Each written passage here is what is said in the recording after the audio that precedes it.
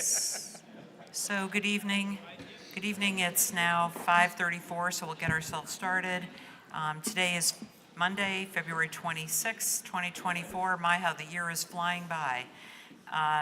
Thank you for joining us both in person in Conchois Auditorium and those of you who are joining us online for the Burlington City Council meeting. The time is 5:34. We'll begin our evening with item 1.1, which is a motion to adopt the agenda. Not too much reading. I will go to Councilor Barlow for a motion. Thank you, President Powell. I move to adopt agenda as follows. Add to the consent agenda item 8.18, communication, CAO Catherine Shad, creation of Mayor Transition Fund. Add to the consent agenda item 8.19, communication, Jackie Madalino, support the neighborhood code as it is written. Add to the consent agenda item 8.20, communication, Marty Gillies, public comment for 2/26/2024 council meeting. Add to the consent agenda item number 8.21, communication, Solveig Overby, 2/26 City Council Agenda Item 5, Gateway Block RFP, no RFP, no 50-year ground lease commitment from Eric Farrell and Joe Larkin. And add to the consent agenda item number 8.22, communication, Solveig Overby, 2/26 City Council Agenda Item 9.17, Burlington FY23 Audit Management Letter, missing second recommendation from FY22 Management Letter. Remove from the consent agenda item 8.8, Parking Management Sublease Agreement with Unified Parking Partners, DPW, and place it on the deliberative agenda as item 9.9 per Councilor McGee. Add to the consent agenda item 8.23, communication, Grace Palmer, please support neighborhood code. Add to the consent agenda item 8.24, communication, Benjamin Cooley, support for neighborhood code. Add to the consent agenda item 8.25, communication, Todd DeLuca, neighborhood code and inclusionary zoning public comment. Add to the consent agenda item 8.26, communication, Karen Long, 11 Weston Street. Add to the consent agenda item 8.27, communication, Taylor Adams, neighborhood code comment. Add to the consent agenda item 8.28, communication, Sequoia Young, neighborhood code. Add to the consent agenda item 8.29, communication, Paul Bierman, neighborhood code. Update for Monday City Council meeting. Add to the consent agenda item 8.30, communication, Nicholas Persampieri, City Council meeting 2/26/24. Agenda items 9.2 and 9.3, neighborhood code and climate policy review. Note proposed amendments regarding 9.4 per Councilor King. Add to the consent agenda item 8.31, communication, Rose Dumas, vote for the neighborhood code. Add to the consent agenda item 8.32, communication, Evan Gould, parking management sublease agreement with Unified Parking Partners. Add to the consent agenda item 8.33, communication, Peter Wyman, neighborhood code. Add to the consent agenda item 8.34, communication, Julia Randall, comment on wildlife corridors and neighborhood code. Add to the consent agenda item 8.35, Jack Tiano, neighborhood code. And finally, add to the consent agenda item 8.36, communication, Jack Tiano, inclusionary zoning resolution. Thank you so much, Councilor Barlow. The easy part is the second. Seconded by Councilor King. Is there any discussion on the motion? Seeing none, all those in favor of the motion as read off by Councilor Barlow, please say aye. Aye. Aye. Any opposed, please say no. We have our agenda. Also wanted to note that Councilor Jang is as a participant or as an attendee, and just if you might be able to just simply promote him so I can continue. So we do have, and we also have Counselor Bergman also joining us at the top of the screen, who is joining us remotely. The second item on our agenda is 2.1, which is a work session regarding Decker Towers. We're pleased to have with us this evening Steve Murray, who's the Executive Director of the Burlington Housing Authority, Kathy Foley, who is the President of the Decker Towers Resident Council, Jane Nodell, who is a Burlington Housing Authority board member, and as well we have Jeff Metcalf, who is the Director of Asset Management for Burlington Housing Authority. Welcome to all of you. Thanks so much for being with us. We have an hour, even though we're starting at 5:40, we will go for an hour. So not to take any time away from this presentation. The four of you, if you can limit your presentation to about 20 minutes, that'll give us time for, I know that CEDO Director Pine would like to offer some comments and then to go to the full council. So I'll leave it up to you how you want to structure your 20 minutes. The floor is yours. Okay, great. So I'm going to lead off, and it's good to be here with you tonight. I've been on the board of the Burlington Housing Authority for about a year, and I'm here just as an individual board member. We will be having our annual meeting tomorrow at which our leadership will be elected, and we can, as a newly refreshed board, be able to really start doing business as a board again. I wanted to just mention the other members of the board. Brian Lowe, who is here tonight, and Kirby Dunn were recently appointed. And continuing commissioners are Bill Schrecker, who works at Evernorth, and also Tony Lewis, who is a Section 8 holder, who is served by the authority. So we are a board in transition, but even though we've been kind of in this kind of limbo for a couple weeks, we've been working hard on the problems at Decker Towers. And we had a site visit a week ago with the staff, and we're getting deeper and deeper understanding of the way that the building works and the way that the building doesn't work. It's quite clear that we're all very concerned about the conditions in which people are living. They are they aren't safe, and they don't feel safe. And we need to really start, I think, coming together as a community, as we're doing here, to elevate the resources into the building. I want to appreciate the council's care and concern around this issue and your devotion of an hour to understanding the challenges at Decker Towers, the experiences of the residents there, and to kind of share with us your ideas for how we could work together, the authority and the city council, to do a better job. I also want to appreciate the engagement of the mayor and the CEDO office in this very challenging issue, and the new ideas that you brought forward that I can assure you the board will be looking at very carefully. We are not here tonight with a plan, because the board will be diving into it as a revitalized board tomorrow. But we want to hear your ideas. We are really getting up to speed very quickly, and we will have, by the end of this week, I think, a plan that's funded that we're prepared to go out to the community with and start to really ramp up the response. That said, I also want to acknowledge that the staff at BHA has been very active, and Jeff is going to tell you a bit about the steps that have been taken to secure the building to date. It is also clear that we need additional resources, additional work. But I think it's important for us to acknowledge that people have been working hard on this problem, and you're going to hear more about that from Jeff. So I want to turn over to Kathy, and I just want to note that we do have some residents from Decker Towers here tonight. It's good to see you, and thank you for being here. President Paul, I want to thank you for all the work you've done over the last 2 weeks. I think everyone except for Ali has had a chance to come and visit Decker Tower personally. So you've put a lot more hours in than just an hour this evening.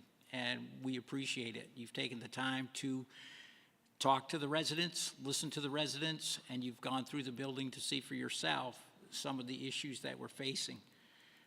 When I first had spoke to Karen a week ago, all I wanted to do was come and get my 2 minutes of public speaking time, and that was really as a board. So earlier this month, we formed the first ever elected resident council in Burlington Housing Authority's history, to my knowledge, elected. And in doing that, it's been several months of the residents getting together to do that. We've seen the hard work that Steve Murray has done. He's only been here for 18 months, and without the resources, there's no way that Decker Towers can be fixed overnight. And I sent each of you a letter about 10 days ago or a week ago, outlining just a few of the things that Steve Murray's been responsible for personally in making the changes that have made things more safe for us at Decker Tower. That being said, until the front doors are secured and we stop the onslaught of homeless people, drug dealers, criminals that come through the door daily, and you saw some of them. Some of you saw fights while you were there. Some of you saw the absolute abhorrent hygiene within the hallways, within the stairways. And again, that's not something that can be blamed on BHA or Steve Murray. And as a resident council, we strongly support him. He's worked with us throughout the year. A year ago, we gave a list of 10 residents that we thought were the major problem in Decker Tower. To date, 9 of those have been evicted. The 10th is in court right now. And there are other people targeted that continue the problems. And again, going back, without securing the front doors, there can be no security at Decker Towers. And the resources aren't there. You can't do something where there's no money.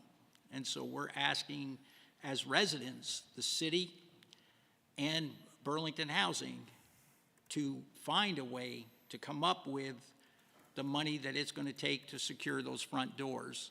And I'm talking about a doorman or security guards. One of the things we've done as our first order of business as a resident council is to form a neighborhood watch. And when we say that, all of a sudden everybody gets scared. Oh my God, what is that going to be? It's not going to be a vigilante group. It's going to be residents who will work at the front door to stop the people who are just surfing in behind residents, because the doors have to stay open a certain number of seconds to allow handicap access. And these people just push their way in. And if you're a 30-year-old man who's strong and you just push your way past a 70-year-old woman, there's not much she can do to stop you from coming in. And there's really not much as a neighborhood watch that we're going to be able to do to stop them from coming in. What we do feel, and very much in accordance with the mayor's proposal, the 6 points that he laid out in his letter, is very much what we're looking for as residents. And that's a guard at the door and a change in policy of how people come into the building. They have to come in with and sign in. We as residents have to take responsibility for our guests, and that should be a requirement, a policy. It actually is in our lease right now. It's in the HUD regulations. It's simply not enforced because there's no way to enforce it. And the neighborhood watch, for a short period of time, we're going to stem the flow of people coming. If we stop them at the door and they know that they're not going to come into the building, they will not walk all the way across town to get there. And I'm not blaming the people who come in those doors. They're desperate. It's cold out. They need a place to stay. But we don't want them in our home. You wouldn't want them in your home. Most of you that were at the meeting in the last couple of nights heard me talk about having a unwanted guest come into your home that you weren't expecting. It wouldn't be acceptable to you. It's not acceptable to us. And just the last week, we had a resident who, because there's only one elevator available, decided to walk down one flight of stairs from his apartment to the ground floor, and he was stabbed 4 times by a homeless person. That was reported to the police. There is a police record of it. Thankfully, he's not injured seriously, but that's just in the last week. There have been other violent crimes. There's been armed robberies in the stairways. People are afraid. And so those policy changes need to happen, as well as a doorman, to make it work at Decker Tower. The evictions that Steve Murray has committed to, and that the staff of BHA are working very hard, have been effective. And they've got to continue, because until the 6 problem people that still let these criminals, and I'm talking criminals, people with felony convictions, walk through the door daily, and they're armed. Make no mistake about that. The first month I lived at Decker Tower, one of these people walked in the door and an automatic pistol fell out of his coat onto the floor. So when they come in, these aren't just people walking in off the street. They're drug dealers, they're dangerous. The last thing I want to talk about is, as part of the resident council, one of the things, the residents aren't looking for give us, give us, give us. We just want a safe home. The building's in pretty bad shape.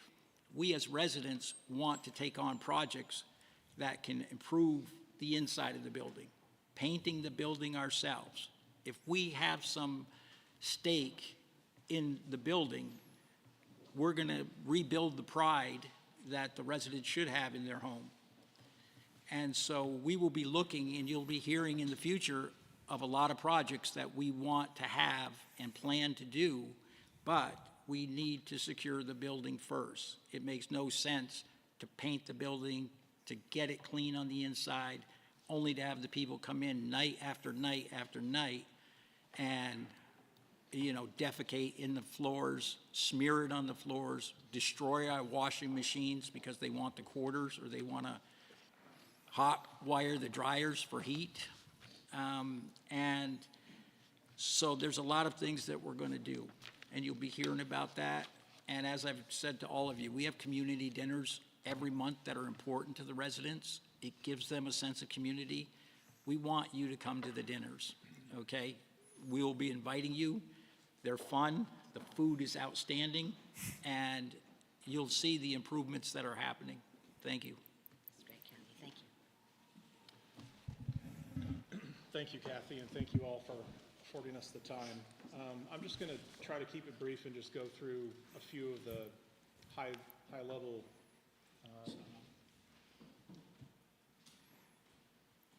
I think if you just speak into it pretty close. Just if you can get close to the microphone. I'm just going to go through some of the high-level improvements and projects that we've done to try to address this problem, which has been a moving target over the last year and some change.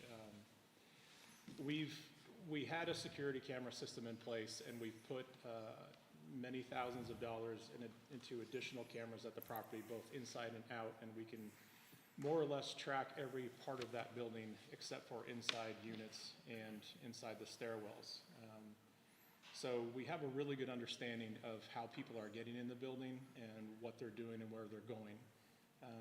We've spent time trying to remove overgrown vegetation to stop squatting and drug use on the exterior of the building. We've locked down all of our exterior gates in locations where you could hide. We've installed new lighting to include new pole lights on the exterior of the building to illuminate the parking lot and the outer skirts of the building and the property. We've had a tremendous problem with people finding nooks and crannies within the building where they can sleep and use drugs. And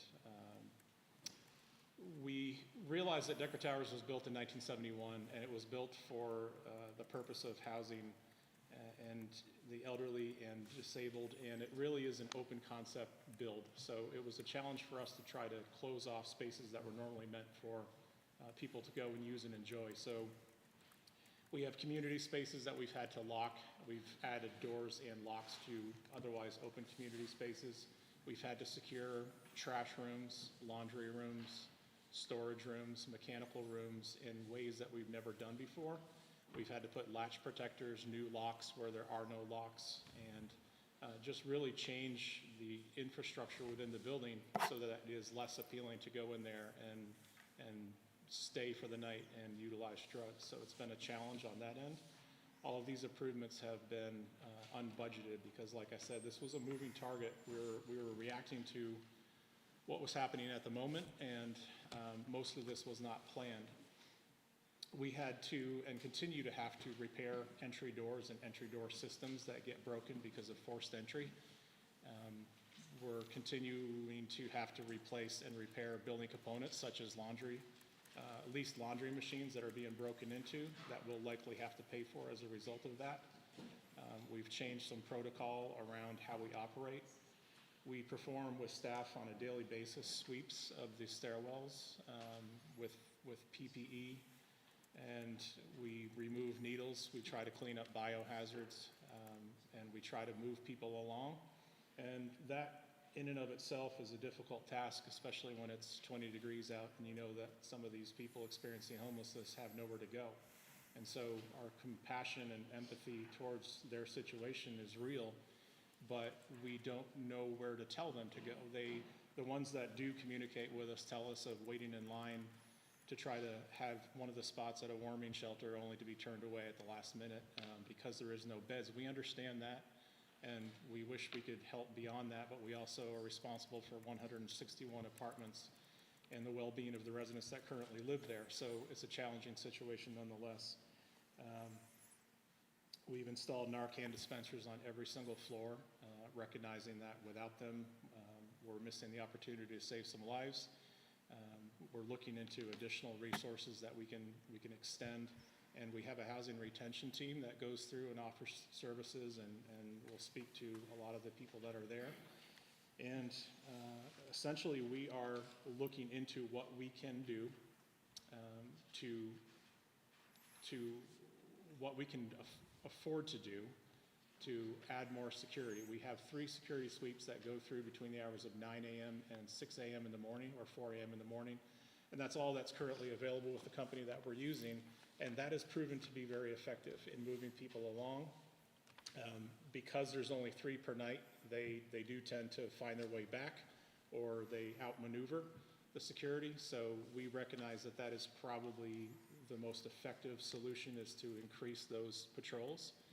But we also recognize that there may be other security measures that we can employ. The entry door system that we have is called Door King, and it does limit entry to people who have a key card and people who have a passcode. So we do have a secure building, but as we will likely discuss, and I'm sure there will be questions asked, we can get into more about how that system works and where there may be some flaws with that system. But we have put probably over $100,000 worth of work physically into the property to just try to secure it, make it function better, and limit the places that people can go and loiter. That's it for our presentation, President Paul. Okay, thank you. Thanks so much. We will, before we go to the council, I will go to Mayor Weinberger. If you want to speak, and then if there's any members of your administration who do, I'll leave that to you. Thank you, President Paul. And we do have CETA Director Brian Pine here, who I think will offer some additional comments. I want to thank you all for being here tonight, and thank Kathy for all the communication with counselors, with me, for hosting the meetings at the building, and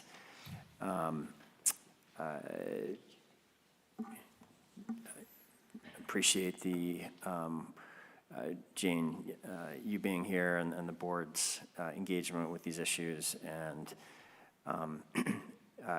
appreciate the meetings that we've had with BHA management as well. I have been increasingly concerned about the conditions at Decker Towers, and these concerns have escalated over the winter months with reports from residents, our chiefs, and I'm confident as we discuss this tonight that there is broad agreement that the public safety issues at DEC are, despite clearly a great deal of work already happening, as has been noted, that more needs to be done, and that the conditions in the building have to be reversed as quickly as possible. The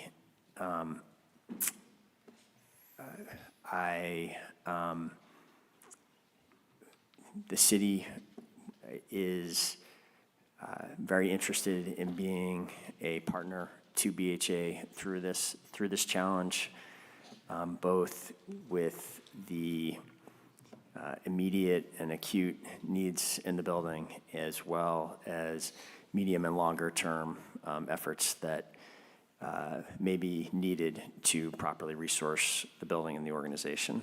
And I am looking forward to further communications from BHA following the board meetings that are planned for later this week, and looking forward to being a supportive and responsive partner to you in the days ahead.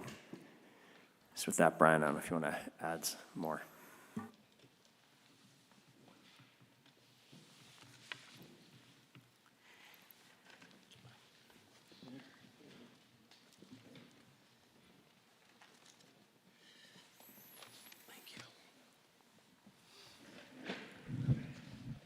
Just for the record, it's Brian Pine, the Director of the Community and Economic Development Office, and I want to really thank the management team, the board, the residents who've taken it upon themselves to try and reverse a situation which has gotten to the point where placing the residents and staff, I think, at risk that is unacceptable, and none of us would expect or tolerate that level of risk where we live. And so I just want to just say I spent some time there last week with the staff team and the board, and at the entrance to the building, and it was clear to me that really what Decker is seeing day in and day out and night in and night out is really some of the failures of our society and our social safety net. It's really quite striking when you stand there for a little while and staff says there's 6 people who just came through here, half of them don't have a legitimate reason to be here other than hoping that they can engage in some illegal, unlawful activity. And the resources facing BHA are very constrained and are defined by federal government as far as revenue for the building, for the property, in terms of rent restrictions, which really make it a very challenging property to generate enough resources to make take the steps that are needed to protect the residents from safety threats, really. And as Stephen has pointed out, that the current rent, which is roughly about $750 a month per unit that comes to the Housing Authority. Tenants pay based on their income, so that's not what the tenant pays. I would just share that in Burlington, the cost to operate housing, just to operate without any other, is about between $700 and $750 a month. So just the basic operations, not setting aside any money for to borrow a phrase, all hands on deck, I think is the phrase for what Decker needs. And I would say that we are committing resources short-term to deal with some of these challenges. If we, for instance, were to use the city's housing trust fund to cover some of BHA's needs for capital improvements on the property that were set aside to make capital improvements, those dollars could be freed up to support increased security measures or increased security at the door, which is really the key thing. As Kathy mentioned, the door is really the place where folks are gaining access and causing problems. So we want to just express that, for folks out loud, that is a resource that is available to affordable housing organizations. And in my 30-plus years affiliated with the city, BHA has been able to do its work without having to come to the city for this type of assistance. So it's really, we're at a really different and unusual time for the organization and for this community. We also want to make it clear that we're in it for the long haul to find a solution to restructure Decker so that it doesn't face this problem on a periodic or perennial basis. And we have a partner in the Housing and Urban Development, U.S. Department of Housing and Urban Development, and Sean Thomas is with us tonight. He's not going to come and speak, but we have the support of our HUD staff to work in concert with BHA and our office, and freeing up some resources again from the Housing Trust Fund, along with the resources that Vermont Housing and Conservation Trust Fund has available to hire someone who has the expertise in doing these types of conversions from after you've gone through a process that BHA has already gone through, but you're kind of stuck in this place where the rents don't cover the cost of really operating a property safely. There are some options for how to raise the capital needed to make the improvements and to build a sustainable revenue model so that BHA has the revenue to ensure the safety and security of residents. And that's about it, but I want to just close by saying that I think we all would probably agree that housing is a human right and ought to be a human right. We've got a long ways to go as a society. But it's certainly important that we not just provide housing, but that housing really must be safe enough and secure enough so that residents of affordable housing enjoy the same level of peace and enjoyment of their homes as all of us would expect. So, yeah. Thank you so much. Thank you, Mayor, and thank you, CEDO Director Pine. We will now go to counselors who may have comments, questions for one of our guests. So the floor is open.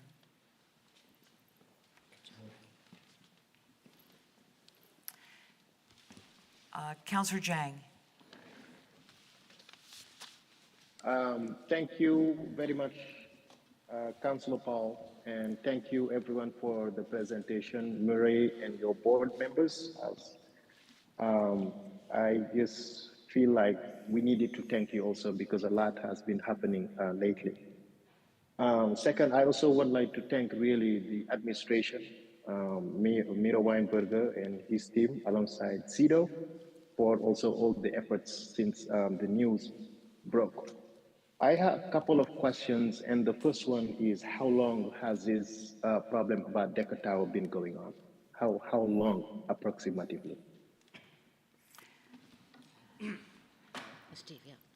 Yes, I'm very loud, so I'll just speak loudly. I'm not sure if this is working. But I came on board March 7th of 2 years ago, and we were struggling with issues, but nothing like anything like we have now. It was basically, I would say, February of last year that we had a town hall meeting with the residents where it really became apparent that we were headed in a very bad direction. And during that meeting, as Kathy referred to, we made a bunch of promises to the residents that A, we would have a zero tolerance for drug dealers, where in prior years we might have tried to determine whether or not we could save their housing, or are they dealing just for their own amount. And we decided that the only way we can really move forward with the tools we had was evictions. And Steve, we also, my apologies. If you don't speak into the microphone, then Channel 17 can't hear you. Thank you. So that being said, it was February of last year that really was the epiphany, or whatever word you want to use. And we did make a lot of promises to the residents at that time. And we've been engaging with the residents ever since. But I would say 2 years ago, we could handle it. Now it's out of control, and it's kind of like a frog in a pot of water being turned up. We had issues, and they just started getting worse and worse and worse. And we did try to address everything we possibly could. And like I said, engaging with the residents was one of our number one concerns. I said a year ago, security guards weren't an option because I had calculated to be about $300,000 a year for one guard. And with a property that makes, that is budgeted a $90,000 a year positive cash flow, that's just you can't get blood out of the stone. But other than that, Kathy May mentioned the other day that they had requested 10 things from us. One was the security guards, but we have accomplished the other 9, I think it was. So it's been a year, and it's been a very long year for us, but it started February. Thank you. Thank you. And why couldn't you implement the mayoral 6-point plan in order to change the course about the issue? We can. We had some concrete disagreements on it. I'll remind you all that we have 100 years worth of property management experience on our leadership team, and some of the suggestions we weren't comfortable with, some of the suggestions we didn't feel would work, and we have no problem implementing anything, but we need to make sure that it was vetted by a lawyer, that it doesn't involve any, I always mispronounce this word, disparate impact. Any decision we make, we have to make sure, especially since it's a building of elderly and disabled, that that decision wouldn't fall extremely heavily on one portion of the people in the building. So it's not a case we don't want to, it's a case we had a disagreement, and we're willing to look at that disagreement.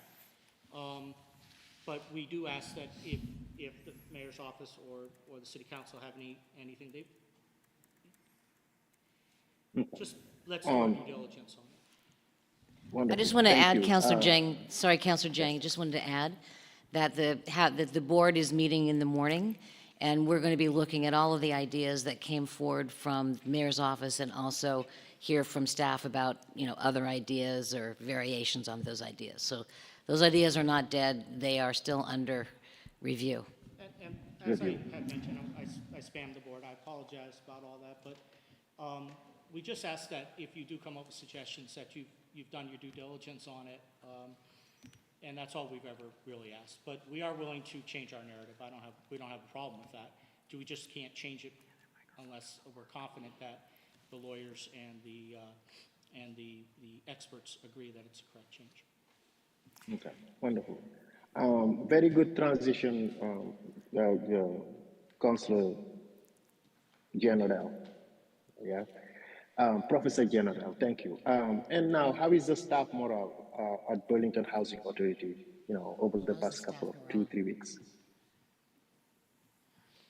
We have an amazing staff. Turnover this year has been under control. We're not losing people left and right, but we are now offering hazard pay for certain of our buildings. We are very much focused on the mental health issues. When your property manager has someone walk up to them and tell them their child's name and where they live, that's tough. When you're throwing people out of a building that have nowhere to go, that's tough. Sorry, what's wrong? My apologies. It doesn't appear as though both of those microphones are working, so only one seems to be working. I'm sorry, I'll just have to share. So Thank you. Y'all asked this, I'm loud. So I'll tell you, the stress and the anxiety is palpable in the building. We have lost 2 employees, one who witnessed an assault in Decker Tower hallways where a gentleman was beating a woman and then dragged her into the stairwell, and that was, she couldn't handle it. Another one had his car broken into, and that was the last straw. And we did have our resident manager at Decker Towers. We did terminate her prior to her overdose, but that's just semantics. She was still our staff, and she died of an overdose at Decker Towers. This is very much, these are great people. No one's at BHA trying to get rich. They're there to help people, and we're stuck between a group of people that desperately need help that we can't help, and our residents who need to be protected, and nobody should be put in that spot. I am very afraid that if a major incident, more major than we've already discussed, happens at Decker, whether it be a murder or whatnot, that the dominoes will start falling, because hazard pay doesn't address the issues. All it does is you're mitigating a risk you can't, you're paying for a risk you can't mitigate. And so I do suspect if we can't get a grasp on this, I do suspect we'll see more people quitting just for their own personal safeties. Okay. One more question, and then I will bring my ideas forward. I think this question is specific to what do you need from the Burlington City Council? Because it seemed that the problem, the council, yes, was aware like a couple weeks ago, and it's been going on for quite some time. There was a lack of communication between Burlington Housing Authority and the City Council, but we appreciated that you've been communicating with the mayor's office, which we really do appreciate. And what do you need from the council, knowing that you are meeting tomorrow, or it's premature to say this is exactly what you need? That's a loaded question, Ali. We want support. I've spoken with Karen Paul. It's time to put our disagreements behind us. If you read the document that HUD sends out about police and security guards, which I sent to y'all, it says in there that if you can't get the patrols or you can't get the necessary policing, you shouldn't just go right to security guards. You should go and vigorously, and that's the first time I've ever seen vigorously used in a HUD document. You should vigorously go talk to every politician you can in order to secure that funding. So I'm not going to talk about how we got here, but I'd like to talk about let's protect our residents. Everything that we've done has been about our residents. It's nothing personal. It's nothing, but I said at the Senate hearing, I'm ashamed of what's going on in Decker. No one in BHA is trying to skirt any responsibility for it. We would like the city council and the city to come in and help us. We do firmly believe that security guards will have a huge impact. But as we've stated, you can't get blood out of a stone. We just don't have the cash flow in that building to pay for security guards. So if we leave with anything, we would like to partner with the city on providing third-party security at the building. Okay. Thank you. Yes, so I mean, I think the Burlington City Council, including myself, Decker Tower is not in my ward. Decker Tower is in Ward 5, if I am not wrong. And what I remember is a Ward 3 City Council is actually the person who brought it forward on a City Council meeting a couple of weeks ago. And when I followed up, I had to Google where Decker Tower is in order to know exactly where it is. And I am appalled that this issue has been going on for a year at least, and it is just right now that we are trying to find a solution. Right? I think what I encountered is just that the city council could have known sooner. Maybe those ward city councils were aware, but I was not aware. But what I'm aware of is the issues that are happening in at Decker Towers. Similar issues also are happening at Franklin Square, Riverside Avenue, not at the same level, right? But they are also happening elsewhere. And from my perspective, we need to step back a little bit, just like what the mayor said, what are the temporary solutions, but what is also the long-term solution. And what I'm interested in is about the long-term solution. And in terms of long-term solution, how do we support and strengthen the relationship between the Burlington Housing Authority and the city of Burlington with a lens of ensuring the safety and well-being of all residents of Burlington Housing Authority within the city's geographic area. From my perspective, it would be imperative that we build a task force or an ad hoc committee where city councils have representation, where board members have representation, where the police has representation, Councilor Jang, you're sort of breaking up a little bit, so we're having a little trouble following you. also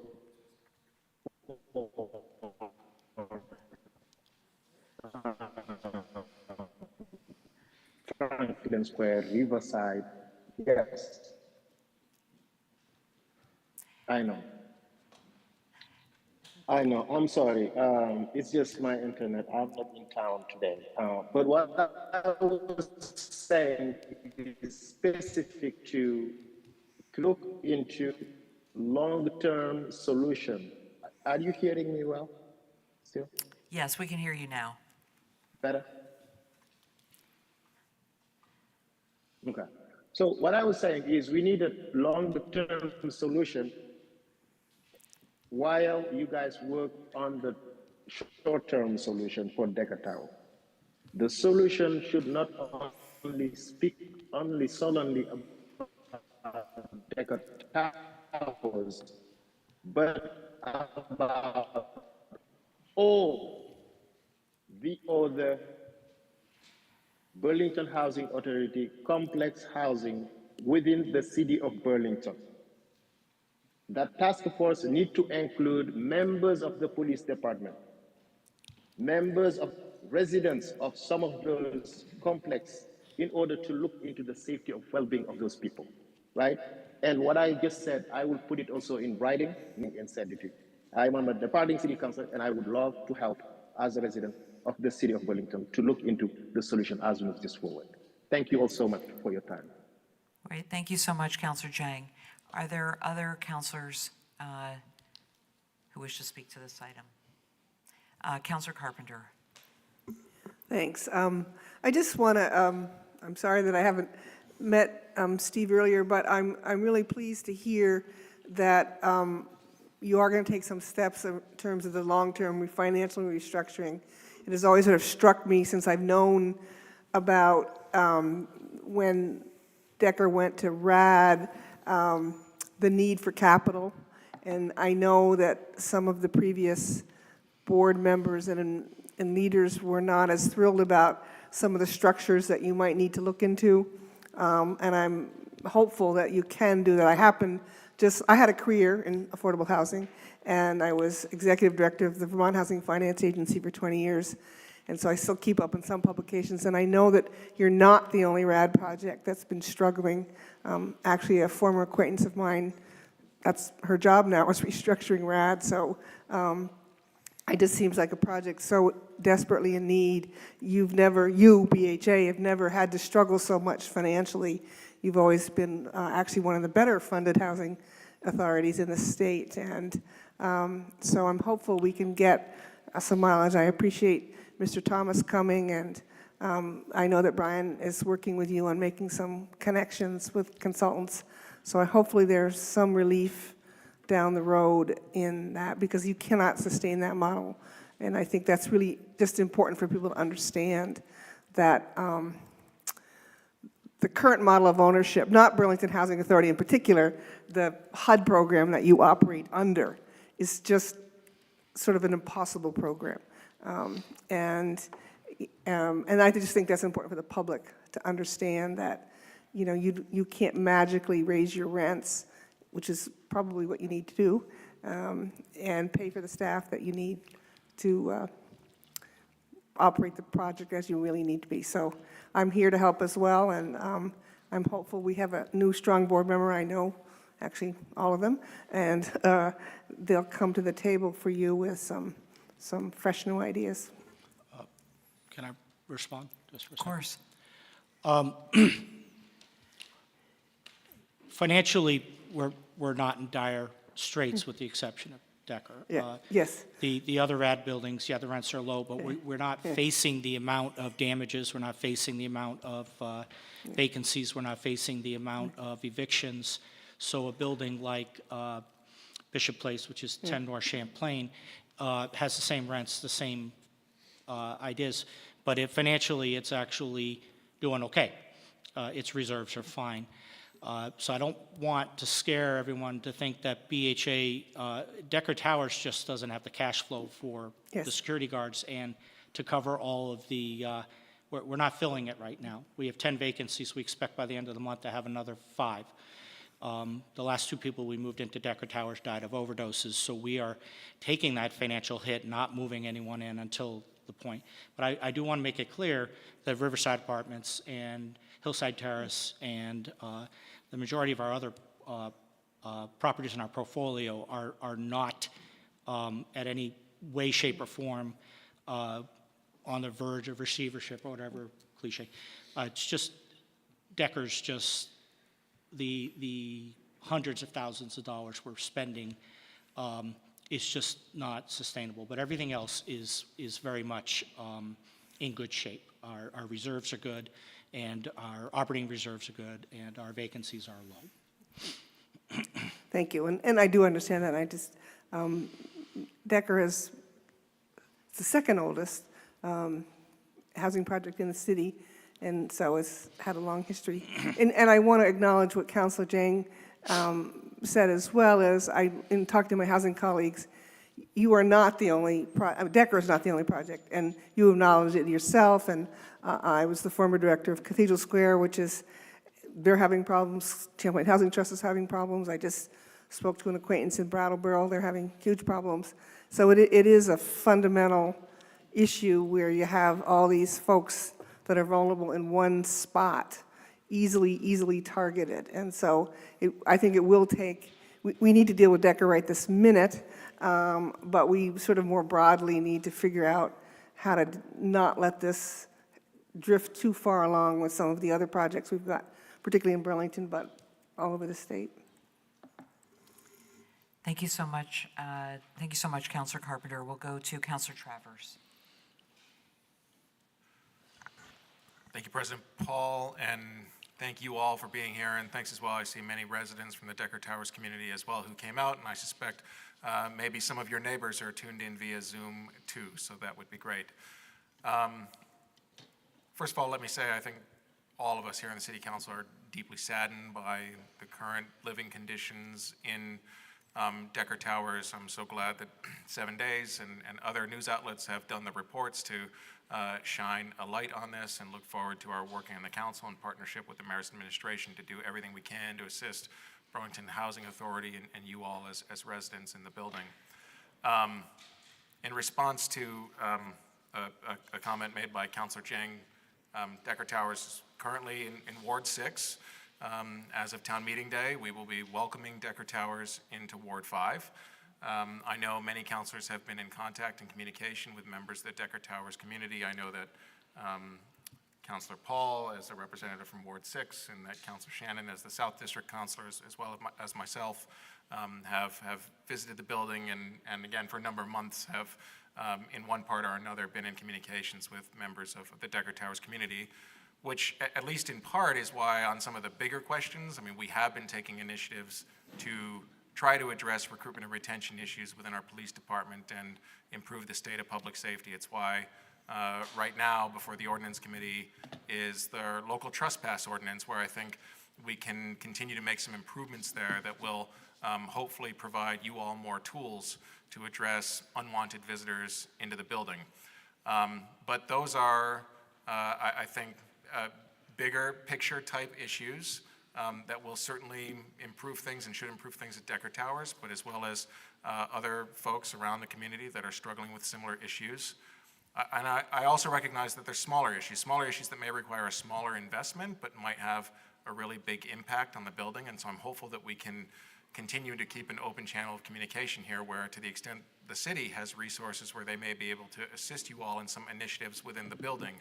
You know, I know, for example, the building has just installed a package cage, for example, right, which a relatively small investment, but seems like it's had a big impact of quality of life for folks in the building.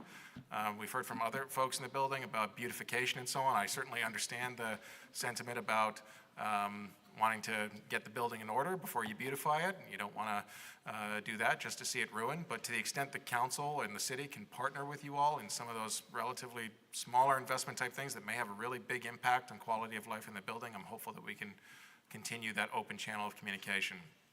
I guess a couple just questions for you, Steve.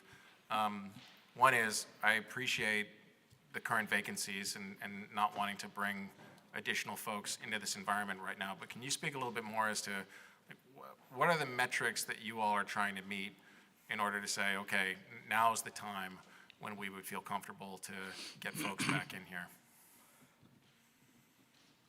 When we feel it's relatively safe again. We can't keep these vacancies forever because I'm already complaining I don't have enough money, so, but we also have a moral and ethical duty. The last 2 people we moved in died of overdoses. We're not allowed to steer. So if we open up Decker Towers to, let's say, people coming in, and they tell us they're in recovery or they have they're suffering from substance abuse disorder, putting them in Decker right now would be a horrible moral, ethical decision, but it's not our decision, it's theirs. And so it puts us in a situation where we're steering, which is against the law. So if we open up Decker Towers and we say, I only want people that aren't in recovery or that aren't dealing with substance abuse disorder, we can't do that. So we're just blanketing, trying to give the residents a break right now. When we're going to open that up, well, is if we get security guards and it turns out to be very effective, we will start immediately. But until we are in a situation where we have a better grasp on the amount of drug dealers in the building or the people seeking to purchase drugs, we're struggling with the ethical or moral dilemma of putting anyone in there. So I don't have a set decision yet. It's going to be soon just from a financial standpoint, but we did feel that we needed to at least get a grip on the just Dodge City, for lack of a better word, before we risk any more people moving in. So I don't have a set date or a specific trigger, but when we evicted, and I can't say drug dealers, we have to be very careful, they were alleged, because none of the people we evicted, from my understanding, have been convicted of dealing yet. We had a moment of beautiful late, what do you think, Kathy, late August, where residents were coming up to us saying, oh my God, what a difference, I'm not afraid to be in the lobby. And then the dealers from wherever, Springfield, Mass, or Pennsylvania came in and found their new victims, et cetera. So it really, I don't have the exact answer to your question. It's going to be when the residents feel that the building is safer and when my staff feels the building will be safer. But down the road, 15 empty apartments is going to hit us with about $150,000 worth of vacancy that we obviously can't budget. So we're just trying to give everyone a breather right now. It's that bad. And I do expect that if we do get security guards and if we have better luck with the eviction of those dealing drugs, that we will be able to let people move in sooner than later. Okay. And when the building is safer and you are ready to act immediately to fill those vacancies, can you speak to what your current waiting list is? I mean, how many folks are out there who are looking for a space in a BHA property right now? That's another loaded question. We have God knows how many wait lists. We have wait lists for multifamily, wait lists for Decker Towers. Decker Towers has a elderly preference. So if you are elderly and applying for Decker Towers, you jump the list above anyone else who might be on the list. So our eventual goal, we were hoping, is that we would open up our we call it a homeless preference or a local preference for the building, which allows you to not wait on the wait list due to your circumstances. We were hoping to open that up to any elderly person in Vermont in order to try to eventually turn the building into an elderly rad, much like our 101 College Street and our 10 North Champlain. That's really one of the thoughts that we are thinking about. The problem with that is we still have to house our non-elderly disabled, but it's already been proven with Decker Towers that we have to be very careful having just 160 people in one building with that much struggles without any services, whether it be mental health services or addiction services, et cetera. But that is our eventual goal at this point in time. Whether we can accomplish that and whether the community is going to allow us to extend our preferences for elderly statewide as opposed to addressing the needs locally, that's a whole nother discussion. And I think that really is going to fall ourselves and the board to make that decision down the road. But right now, our goal is to try to turn Decker back into the elderly rat it was, that everyone refers to back in the day, how Decker used to be great. Well, it was elderly at the time. But we are very cognizant that we still need to house this large population of non-elderly disabled. So that's not the perfect answer. President Paul, may I ask just one more, what I think is probably a brief question here, which is, I know you have very able legal counsel that's been assisting you with some of the evictions of the bad tenants in the building, but I also know that legal counsel is not cheap, and wondering if you can speak to sort of looking at your budget and legal expenses here, how those legal expenses have increased recently as compared to past years, and is that another expense that's coming off of your bottom line here? Okay. Nadine Sybeck is our attorney. I told her the other day she needs to take us on our new yacht she's buying with all the money we're spending. It's actually, we budget up until right before COVID, we budget about $80,000 a year in unpaid rent and damages to apartments. That's what we would budget. Year to date and fiscal year, our year starts in July, we're at $350,000 right now in unpaid rents and damages.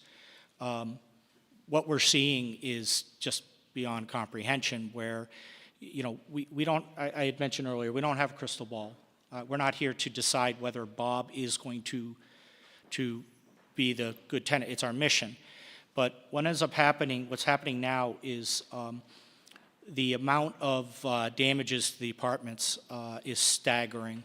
We can use the alleged fentanyl dealer on King Street, right next to the King Street Center. It took us 8 months to evict that person. It cost us about $2,700 in legal fees. The apartment was trashed. Just removing the junk from the apartment was about $1,600, I think. Yes. And then we're going to have to, of course, do all the work to repair the damages to the apartment, including, you know, broken doors, et cetera. So after the legal fees, after the non-payment of rent, because when we went after the eviction, of course, we don't get our portion of the rent, nor do they pay their portion of the rent. That one eviction of that alleged dealer, we're probably hovering around $20,000 worth of damages and legal fees, and that's low. We had the alleged drug dealer at 185 Pine Street that had the execution-style murder in his apartment. We're at over $60,000 for that eviction and damages, et cetera. It's just mind-boggling. Some of it is, before COVID, it cost $1,200 to paint a two-bedroom apartment. Now it costs $2,100. So a lot of that is the increase in fees. But we are seeing damages that historically BHA's just never seen. We can't budget for that. You really can't budget for someone doing $30,000 worth of damage to an apartment. Did I answer your question? You did, and you know, I know that historically pro bono, low bono legal services have been available to more tenants who are being evicted, and that makes sense, right? If they're a party to an eviction proceeding, they certainly deserve fair representation. But I think when we're talking about evicting drug dealers, when we're talking about folks who are clearly doing harm to other folks in the building, from my perspective as a member of the legal community, I think that changes the dynamic, and I wouldn't be surprised if there are members of our legal community who would be willing and wanting to provide you all with assistance as you continue to address this. So just to put it out there, you know, I would look forward to talking to you, Steve, and talking to members of the board as well to see, you know, what sort of support can we find from the Vermont and Burlington legal community to help you in addressing some of your legal expenses you're having to face. Yeah, I believe, and there's so many numbers in my head, but I believe we're roughly over budget, about $90,000 on professional services. The majority of that's going to be legal fees. And don't forget, every time we make a decision at Decker to do something, we're also contacting our lawyers to make sure that that whatever decision, not everything, but the big ones, like locking down the common areas, we're making sure that we're not going to be making a mistake. So our other attorneys are also getting some some added work for the, just the general counseling as opposed to just evictions. Thanks very much, Councilor Travers. Are there any other councilors? Councilor Shannon. Thank you all so much for taking the time to be here, and really special congratulations for the resident board for stepping up and really shining a light on what's happening. I do think that the same thing is happening in other buildings, and I don't want to draw unwanted attention anywhere, but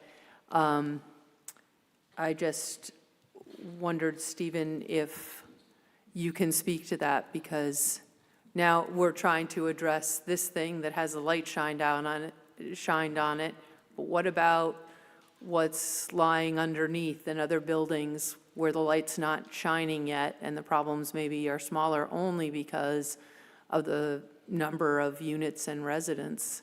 Is it actually different, or is it the same? I always wondered why we were getting beaten up all the time and no one else was. There's the problem is citywide. We run the Section 8 program. We do have some Winooski housing and some Vermont state housing vouchers in town, but the majority of the vouchers in Burlington are run by us, and some of those vouchers are project-based vouchers that you'll see at like COTS or Cathedral Square or CHT, and some of them are private landlords. And what we're seeing across the board is evictions are through the roof. Not just us, but everybody. I think Sheriff Gamlin says that he's often doing 10 evictions a week.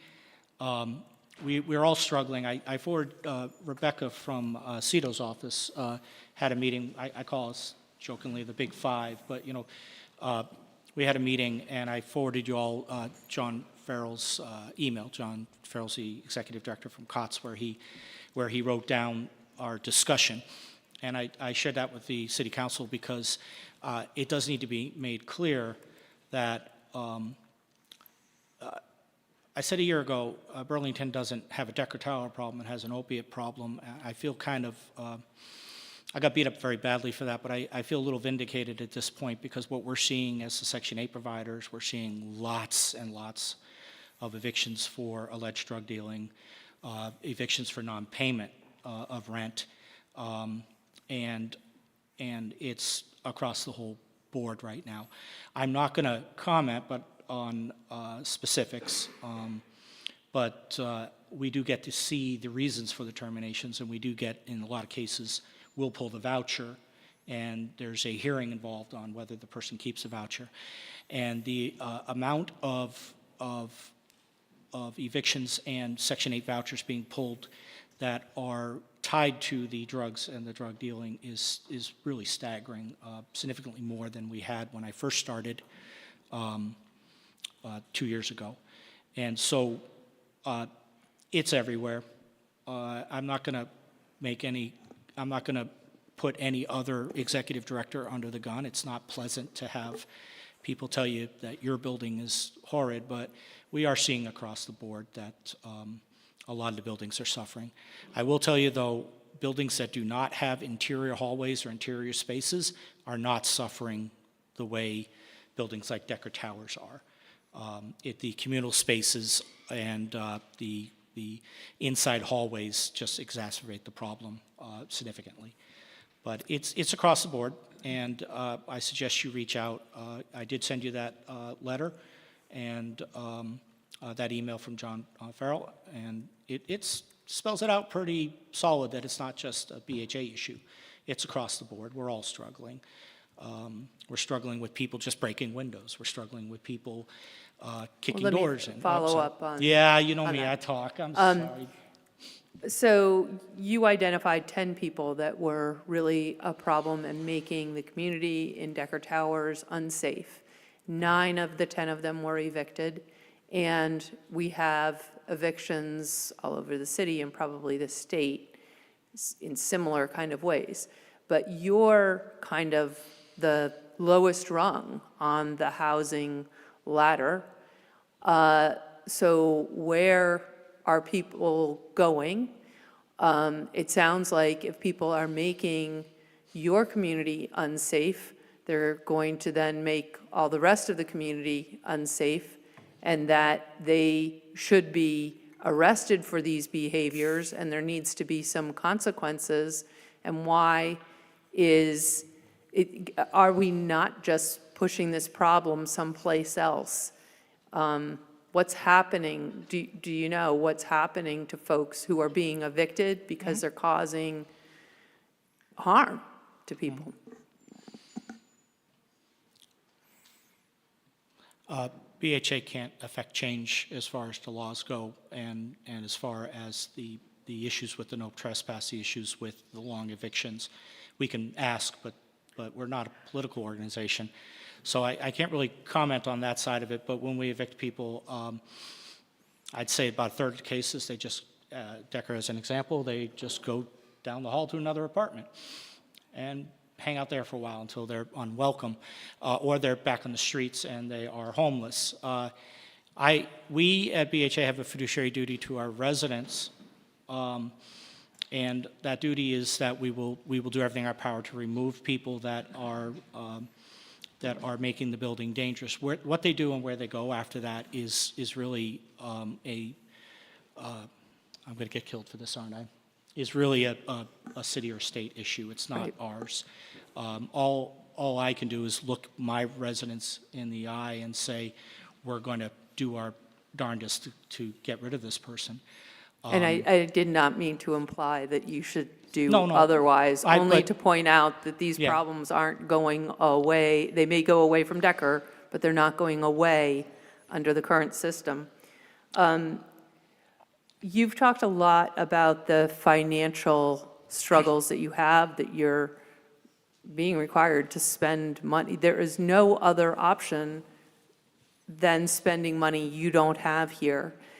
And I don't completely understand the financial structure of your organization, and at the end of the day, who is left holding this debt? And ultimately, what happens when you're spending a lot more than you're bringing in?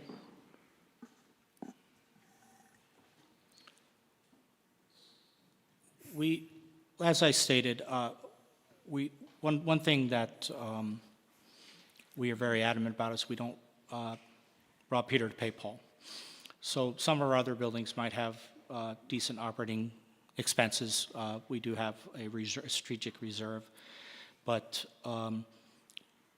HUD and us, I can't even explain our finances. It's like Wizard of Oz. We have what are called buckets, and each building, each program has money that has to be reserved, money that has to be held, and then money that is operating money that we can spend.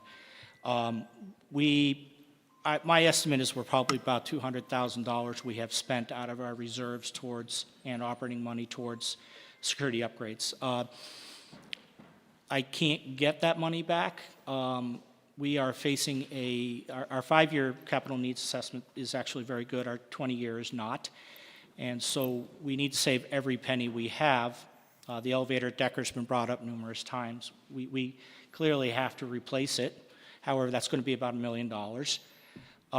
So we have to build the reserves up for that. And if we spend money today from our reserves on security guards, when that elevator finally dies 10 years or 5 years or whatever from now, the city's not going to say, oh, I'm sorry you spent that money on security guards. We have a fiduciary duty to repair it. And so that's our concern, is that we're starting to rob Peter to pay Paul. We're starting to use money that's been set aside for replacing roofs, for replacing boilers, for replacing hot water heaters, et cetera. And of course, that's not where we want to be. But we have no choice. We have to make these changes, and we have to try to spend the money. But when it came up to security guards, that would have crippled Decker Towers for a decade to pay that money out.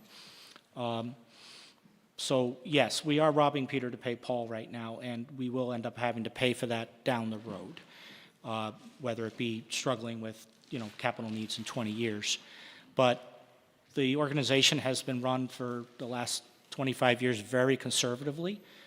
We don't just throw money at things, and if we can get past this hump, we should be able to rebuild those reserves and not be in that situation. That sounded like a very non-answer, but I'm sorry. All right, we'll leave it at that. Thank you. Thank you so much, Councilor Shannon. Are there, Councilor Grant? And then we'll close up this item. Thank you. Where to start? Thank you for being here. Thank you for the information that you provided last night. That was more than I received during my first visit, which was the early AM of January 16th, where I really, for the first time, had an understanding. It's one thing to hear that things are bad. It's a completely different thing to go in and see what the residents are experiencing.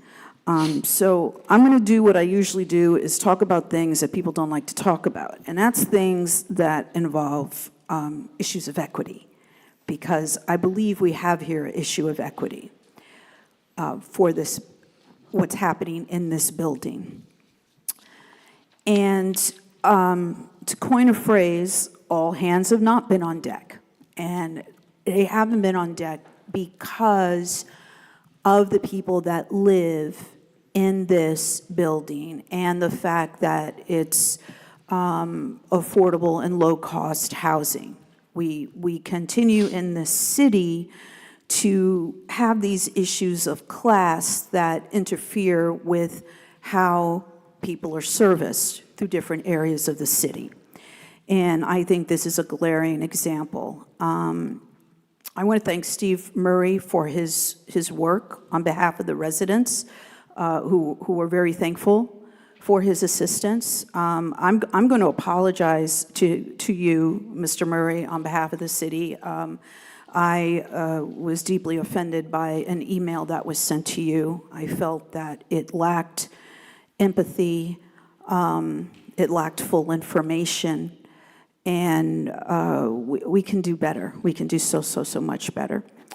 I appreciate the courage of the residents of this building. I appreciate their sense of community. I don't think people really understand the diversity of the community there and the sense of the community and the love of the community. It's really beautiful. And we want to preserve that. We really want to preserve that. Okay, so going to ideas. Decker Towers needs to be a meeting agenda on a regular basis. We need updates, because how we deal with what's going on in this building will also, it will also inform us in terms of how to keep this happening from other locations or how to deal with what's happening in other locations.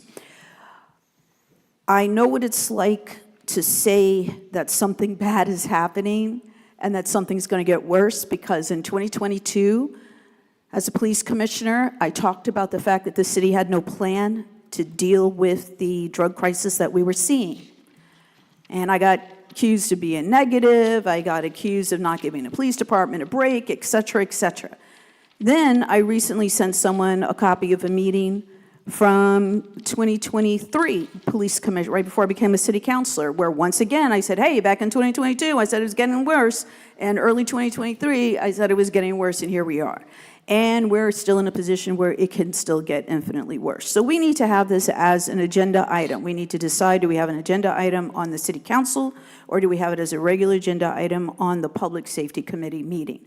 And that was one of the reasons why I gladly accepted the invitation from the fire chief, Chief LaChance, to go in and see what was happening, because I'm on the Public Safety Committee, and it wasn't a matter of, is it out of my ward, out of my district? It was a public safety matter affecting all of the city of Burlington, in particular, the residents of Decker Towers.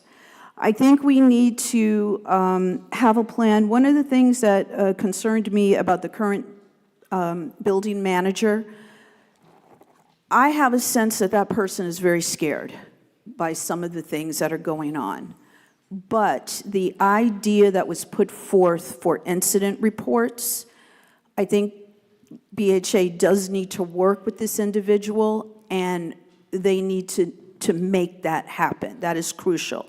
And then there needs to be communication with the police department in terms of how those incident reports will be received, and if not acted upon, at least acknowledged. We've had a chronic problem with the online incident reporting and still trying to get information about that. I don't want to see any incident reports that are being reported in the future from Decker Towers going into a black hole somewhere. So there's going to need to be that coordination with the police department. I'd like to see a mutual aid project. In the Old North End, we have something called the One Mutual Aid Project, and it is something where people they make requests for help. They're having a situation. It started during COVID. Sometimes people are working, but they don't have sick time, and they don't. If they get COVID, they can't work. They find themselves in a situation where they don't have the sick time to cover their lost income.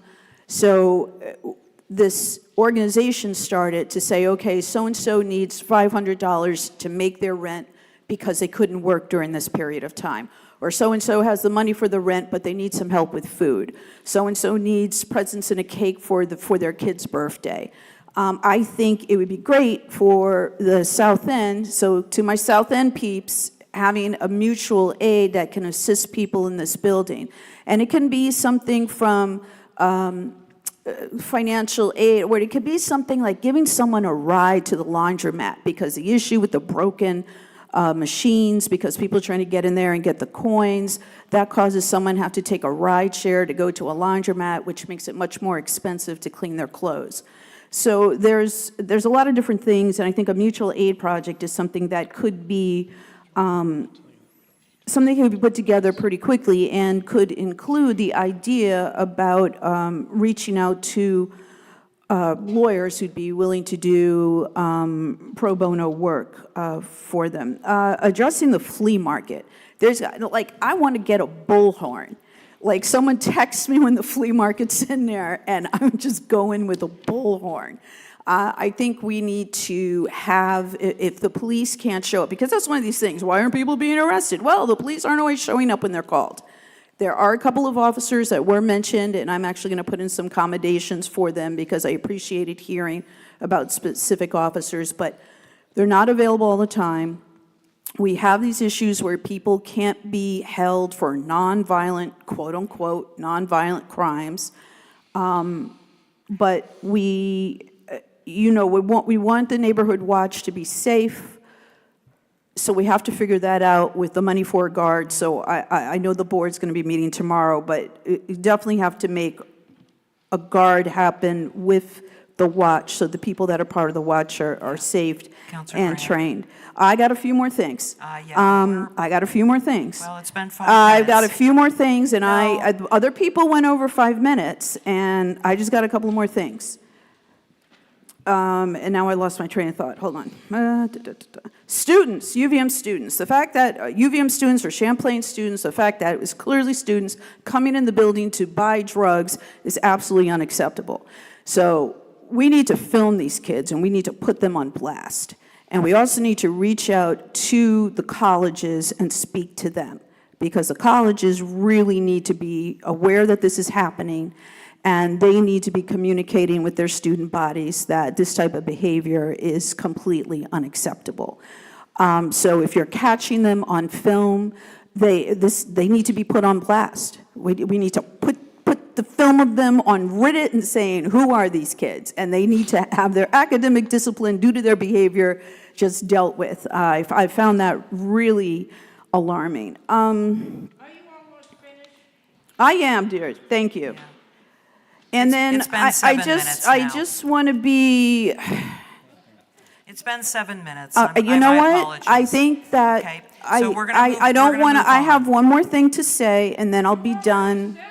I did not, and I'm sorry. I'm sorry, everyone, if you feel I'm taking too much time. I have one more thing to say. I want to say that I also found this term the lowest rung, I found that to be offensive, and I apologize for that statement because I think that's something that should have been avoided. I apologize to anyone who felt I went on too long. Thank you very much. Thank you. And if you have a response to anything I've just said, I'd love to hear it. Thank you. You're all set? Okay. Seeing no other counselors in the queue, Counselor Hightower. Great. I just wanted to express my sympathy and agree with Councilor Travers that certainly anything that we can do to strengthen trespass ordinances or anything that would help you all long-term, we're happy to do. And then, of course, anything that we can do in the short term. We know that security guards are hard, they're expensive, everybody wants one right now. And it doesn't address the root causes, right? It just means there's gonna be a homeless person looking for somewhere else to sleep, and there's gonna be, I do think the issues at Decker Tower, I mean, I think this is like we're seeing it across Vermont, we're seeing it across buildings, we're seeing it across different places, and yet I think you've certainly become a canary in the coal mine for lack of a better expression, and to make sure that we address the issues there in a way that supports Decker Towers, but also supports the rest of the city, I think is going to be incredibly important. And then Kathy and just everyone, I just want to say I'm so flabbergasted by both how you can be, I just can't, I also live in a building that has similar hallways, and we've also had issues with folks staying on after they've been evicted and having nowhere else to go. And I just can't, and not even close, not even a fraction of the degree of what you all are dealing with. And to hear you still speak with empathy for the folks who kind of, we've failed, but then also need to deal with everyday folks that it's really, really, really impossible to have empathy for. I'm incredibly sorry. I'm incredibly just flabbergasted by how you all are talking about the situation, and really hope that the city can step in and be a collaborative partner, both long-term and short-term, and in any ways that you all need. Thanks. Thank you so much, Councilor Hightower. Before we close out this item, just wanted to ask, so that, you know, usually with work sessions, we hear information and then there's a next step. So just looking to either to you, Jane, or to you, Steve, or to the mayor, in your opinion, so that we have a feeling, we have a sense of, you know, that we've spoken and we've discussed this at length, but what are the next steps, and how is the council going to continue to be informed? Well, we'll know more after we have our extensive discussion at our board meeting tomorrow, and we'll follow up with some kind of communication to the city council and to the mayor. So you will hear from us, and I think that idea of having more regular appearances of BHA personnel here in this room is a very good one, and something that we should and can start doing, and residents, of course. Yes, Kathy. Just one very last comment. Again, our thanks to everybody on the council. This is a very serious topic. It really has impact on our life. But to end on a lighter note, Steve, I can guarantee you, representing the resident council, we're not going to ask for hazard pay.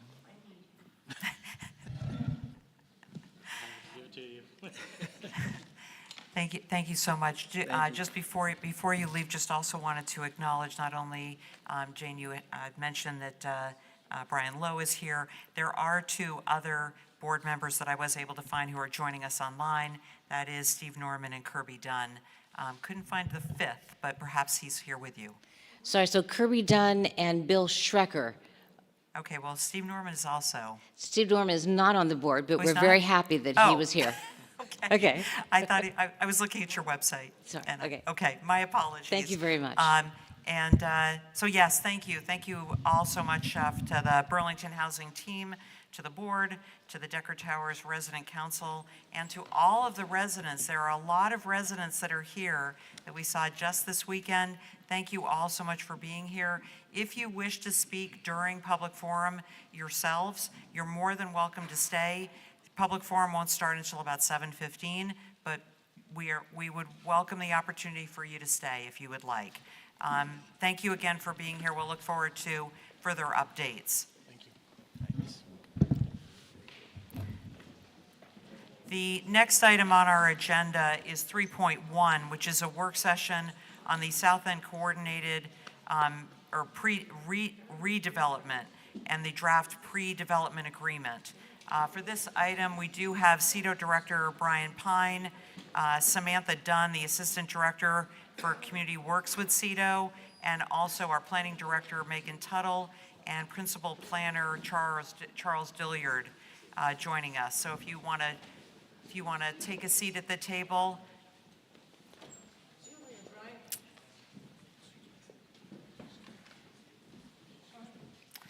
We have allotted 45 minutes for this presentation. I don't know if you have a presentation. This is for the public.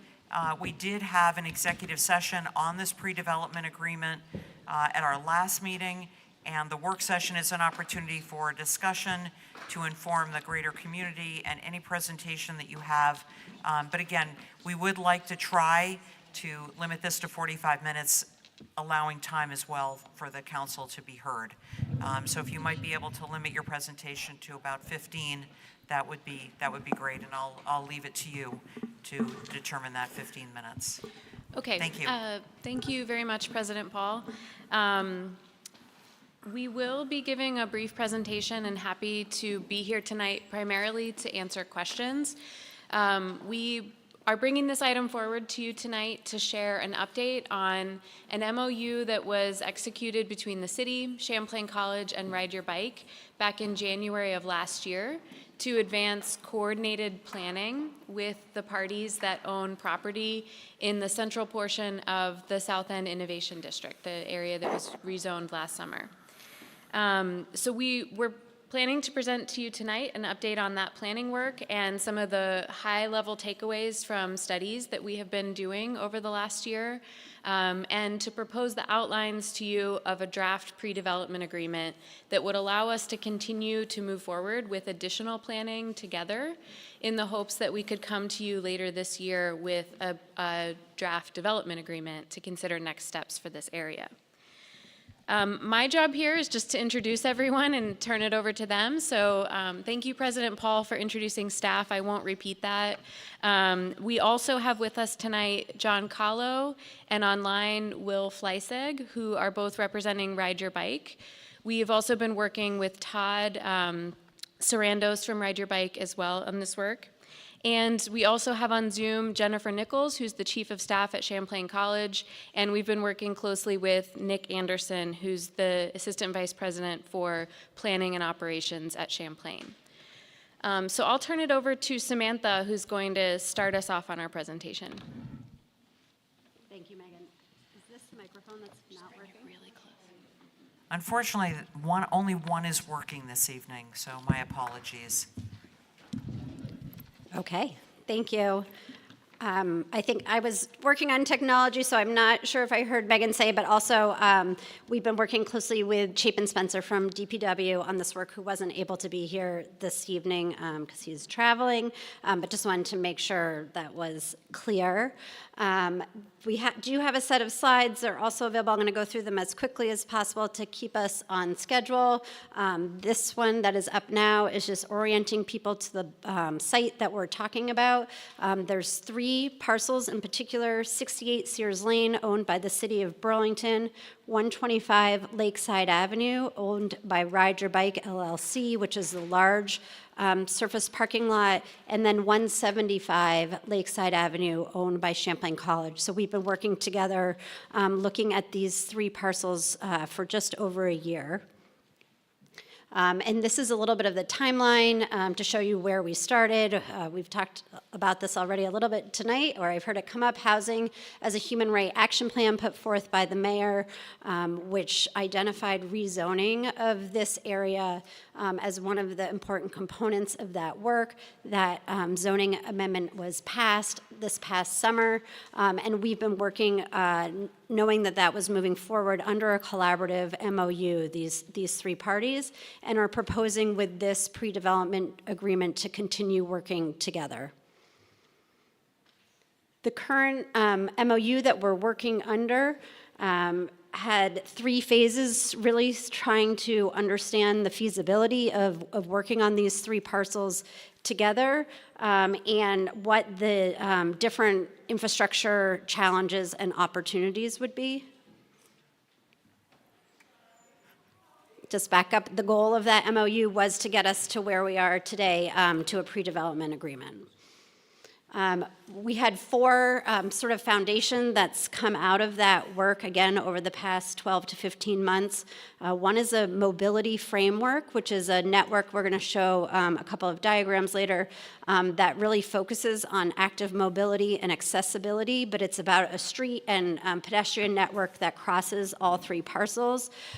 We've come to agreement on a conceptual development program that we're using for analysis that helps us understand what we think the intensity of development could be on these three parcels, that looks at including 1,100 homes and over 200,000 square feet of non-residential space. And we've started to explore what a wastewater budget and a car trip budget across the three parcels would look like. What can the infrastructure bear, and what are some of the opportunities for addressing those challenges?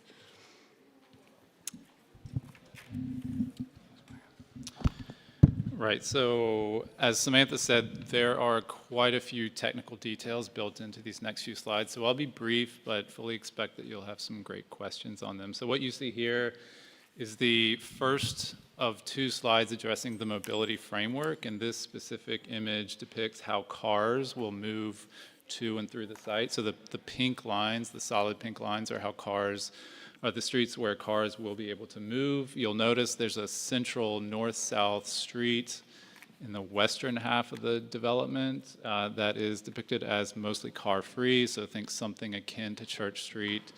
Cars in the morning, certain times, emergency vehicles, but otherwise a sort of world-class car-free street. You'll notice in that slide and this next one a pair of mobility hubs, these orange boxes. So these are not just parking structures, they're also indoor bike parking facilities, transit amenities, other sort of TDM related or transportation demand related amenities to help people move around and within the site and within the south end and not in a car. So you'll see here a thick green line. That's going to be a great connection from the existing bike path to Champlain Parkway and Pine Street. Generally, this mobility framework is consistent with Plan BDP South End and the South End Innovation Zoning District.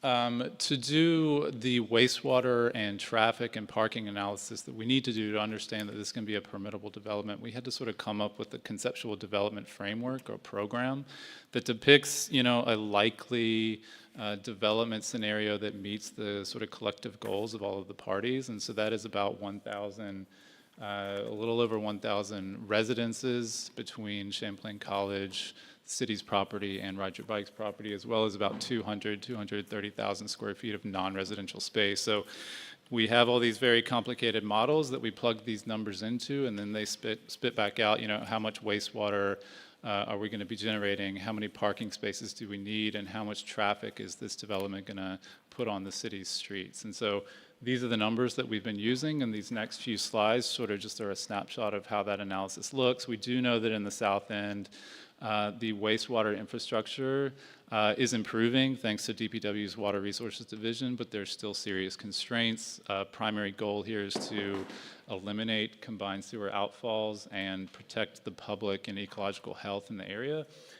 So this wastewater study will sort of help us understand how much we need to increase the capacity of the wastewater system in the area. We already know that DPW was in the process of implementing a storage tank at Callahan Park, and so this study will allow us to know how much bigger that tank needs to be. It will also tell us if we need to build storage tanks on the site on itself, and these are all things I think the development parties are prepared to undertake.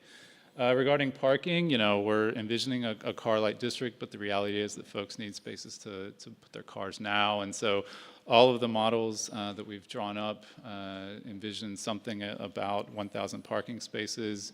You can see in a couple spots this red line is a little bit below the parking demand, so we're working on calibrating this in the next few months as we continue this study to get that to right-size the parking in the development. And finally, traffic analysis. Permitting this for DPW is going to be a really important piece.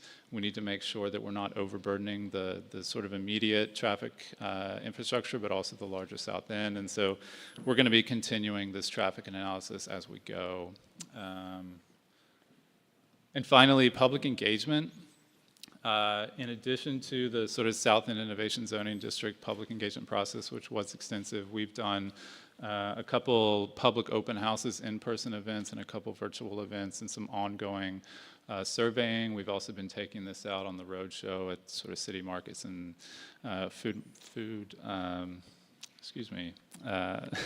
farmers market, that's the word, farmers markets.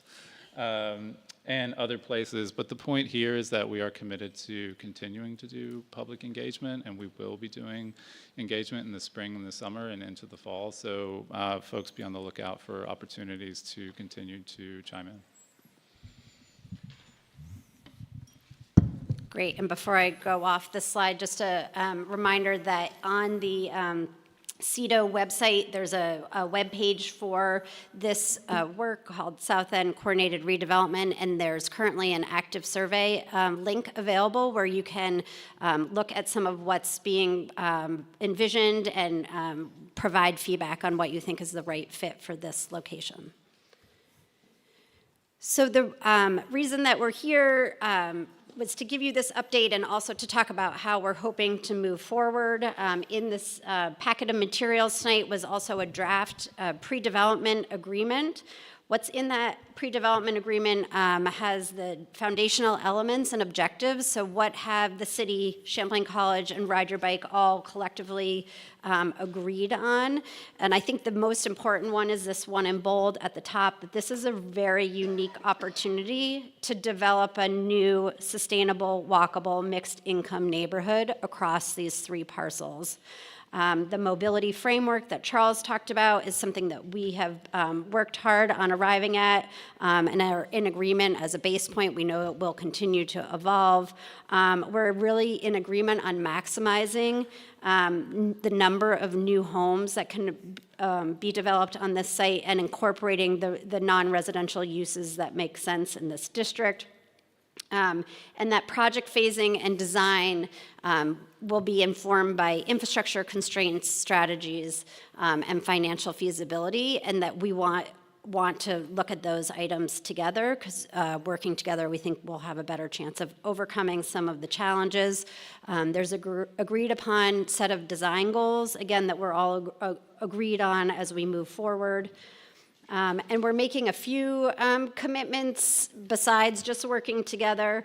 One is to, over the next 6 months, develop a housing plan that achieves a minimum of 20% affordable housing on the site, so exceeding what's required by IZ in partnership with our housing partners in Burlington and at the state. Public realm conceptual design. This is a grant the city has gotten through ACCD to fund the design of the public realm, so it'll have a look and feel across all 3 sites that is inviting and works for everything that we're trying to pursue. The plan is to enter into a joint plan unit development application, again, across the 3 parcels this summer. You notice that the next one here is exploration of future interventions into the Champlain Parkway. If you look closely at the mobility framework diagram that Charles was discussing, you'll see that we're recommending that there are intersections made with the parkway through these sites to create the type of neighborhood we want. Right now, that those interventions aren't possible, so we'll take collaboration with our state and federal partners on the parkway. And again, ensuring that we can use 68 Sears Lane in a way that best serves the goals of the city. There's a portion of that site that has some deed restrictions related to the parkway. And then we're committing to ongoing study of our wastewater infrastructure, what the funding sources and uses might be for this coordinated redevelopment. As Charles mentioned, continuing the traffic analysis and transportation demand management opportunities, and then how does it make sense, if it doesn't make sense for land swaps or parcel modifications within these 3 sites. One at the top of this, the first anticipated next step is to bring this pre-development agreement back to council for action, hopefully at the March 11th meeting, and then we've got work laid out over the next 9 months to meet the goals in the development, in the pre-development agreement, and to get us to a development agreement ideally. I want to make sure we have chance for questions, but also to invite John Kahlo, who's here from Ride Your Bike, to say a few words. And my apologies to John. I was supposed to introduce him at the beginning, but I was flustered with all the commotion and forgot. So thank you for your patience. Hi, everyone. I'm John Kahlo, representing Ride Your Bike LLC, which is the ownership entity for 125 Lakeside Avenue. Also with me remotely is Will Fleissig on the screen. And Will is a planning and development consultant who's we've become acquainted with. His vast experience in working on mixed-use initiatives in larger markets. Resume includes being president CEO of Waterfront Toronto, and he's a former planning director of Boulder, Colorado. And will be available for comments later on. I just wanted to say a few things. One, I want to thank the council for its unanimous support in supporting this initiative, which was last summer, I believe. Yes, yeah, okay. And along the way, I also want to acknowledge the work of Megan and Charles and Chapin Spencer and Samantha. This is a really kind of a forward-looking initiative, and with a lot of parts and pieces, and having, I think the council and the community is lucky to have people with forward-looking professionals at their caliber on the staff. So, just want to know that. So, what I think is important is that we've got, I think it begs the question: why would we enter into an agreement like this? I mean, we've got a private entity owning a 6-acre parking lot and a new set of regulations. Life is complicated enough. Why would you really want to enter into having partners? But I think that what was just shown on the screen, I think it provides a bit of an answer. First, we've got 3 different property owners that, even though they are different, there's more similarities than differences. And I think they share a lot of long-range interests. But perhaps more importantly, I think that there's an opportunity through collaboration to create a unified development plan that can exceed, basically yield a result where the outcome will be greater than the sum of the parts. So I think that's something that's really kind of driving Ride Your Bike's interest. But having said that, entering into a pre-development agreement is no guarantee that we're going to get to the end. I mean, I think despite all our best intentions, any of the partners, including the city, may elect to make a decision that they'd be better off pursuing their own agenda or programmatic objectives and meet it individually. But if that's the case, it's not because we haven't tried our hardest. I think that there's really a committed and passionate team that really want to get this done. So I just really kind of wanted to share that perspective. Will, have I forgotten anything, or is there anything you'd like to add? Oh, you got to turn your mic on.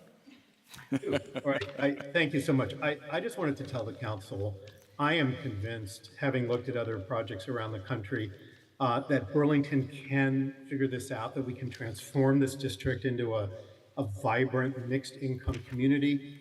You've got all the right ingredients, and I would just encourage the council to encourage the departments and the staff to be we got to think a little bit outside the box and be innovation makers. And I know we can do this and come back to you with a viable set of options, and think about it so we can get out of this urgent housing crisis. We've got to find some new ways to fund and design and come up with these solutions. So I just wanted to stop and say, very pleased to be working with the community and with Ride Your Bike and Champlain College and the city staff. Available for other questions later. Thank you. Thank you very much. I feel badly. I apologize. We are past 7:15, so we'll come to the council, but after public forum. So if you could make a little bit of space for anyone who wishes to speak during public forum. I do have a fairly extensive group of people that wish to speak during public forum. Just wanted to explain, because I know there are a number of you that are here to talk about the neighborhood code. So the neighborhood code is going to be on the deliberative agenda as a public hearing. If you filled out one of these in pink, it says public hearing on it. So those are for the public hearing on the neighborhood code. If you fill this out, unless you want to speak during the public forum time, which will start now, I will call on you when we get to this item on the deliberative agenda, which is going to be a little while from now. If you want to speak, if you prefer not to, if you want to just come forward over here, we'll try to maneuver that, but it will be a little bit of time until we get to the public hearing. If you signed up with this and you're a Burlington resident, then these are the people that will be called on to speak during public forum. So I apologize, it is a little bit confusing. There also were some, because we ran out of forms, there also were people who used a white form. And if you said neighborhood code on here, when I get to you, if you want to speak during public forum, you're more than welcome. If you wish to speak at the time of the public hearing, you have that option as well. And if there, okay, so it is now 7:25. The public forum was set for 7:15, so we're going to get started with the public forum. But before we do, just want to note that we do have a process, and for those of you who are new to our process, I just want to let you know that the full council joins me in speaking about this process because we all share a strong commitment to an orderly process and one that honors all voices, including a very respectful discourse. For those who are in Contois, we have a timer system that is on the table in front of me. It has 3 lights. There's a green light that will shine when you start speaking. There is a yellow light that will shine when you have 30 seconds left, and then there is a red light that will shine when your time is up. Please complete your sentence when the sound and the light indicate that your time is up so that everyone has the same amount of time to speak and we can keep the public forum moving along. If you're joining us online, and there are a number of people who are, the same applies. If you wish to speak during the public hearing, you have that option. I will call on you. If you wish to speak later, you're welcome to do so. There will be a clock that will come up on the screen. When that clock winds down to 0, please complete your sentence so we can move on to the next community member. We do have a hybrid system for public forum. If you wish to speak in person, there are forms, and there will continue to be forms in the back corner of the room to my right. Please bring them. You can just leave them on the table and we will collect them. It's been our practice that Burlington residents have first priority to speak. We will go to Burlington residents who are joining us in Contois, who have submitted a form that I have, and you must submit a form. And then we will go to Burlington residents online who have completed the online form. We will go back to Contois for Burlington property owners or representatives of Burlington-based organizations that are joining us in person, then online, and then we will go back to non-Burlington residents joining us in person, and then finish public forum with online non-Burlington residents. We do have a large number of people who wish to speak, so please honor the 2-minute time. During public forum and also during the public hearing, we ask that you please use respectful language. I'd like to remind everyone who's here and everyone who's joining us online that there are families who watch our council meetings. It's their connection to civic engagement and to our community. Parents use this forum to teach our city's children about city government, and we expect that everyone will refrain from using profanity. As well, it's important to remember that our language reflects a presumption that everyone here is interested in what's best for Burlington, not for themselves or for their neighbors, but for all of Burlington. And we all understand that everyone is going to have different ways of defining those interests, but it's crucial that we not presume or know the motives in anyone and do not impugn the motives of others. To that end, the only other rule that we have is that when you are speaking, that you please face me, direct your comments to me as the chair, and not to anyone else at this table, and not to the audience that is gathered behind you. Please do not personalize your comments. This rule will be strictly enforced. Again, we want to hear what you have to say, and we will listen more intently if you speak respectfully. The first person who wishes to speak is David Foss, to be followed by Abby Wolf. And you're welcome to join us right here.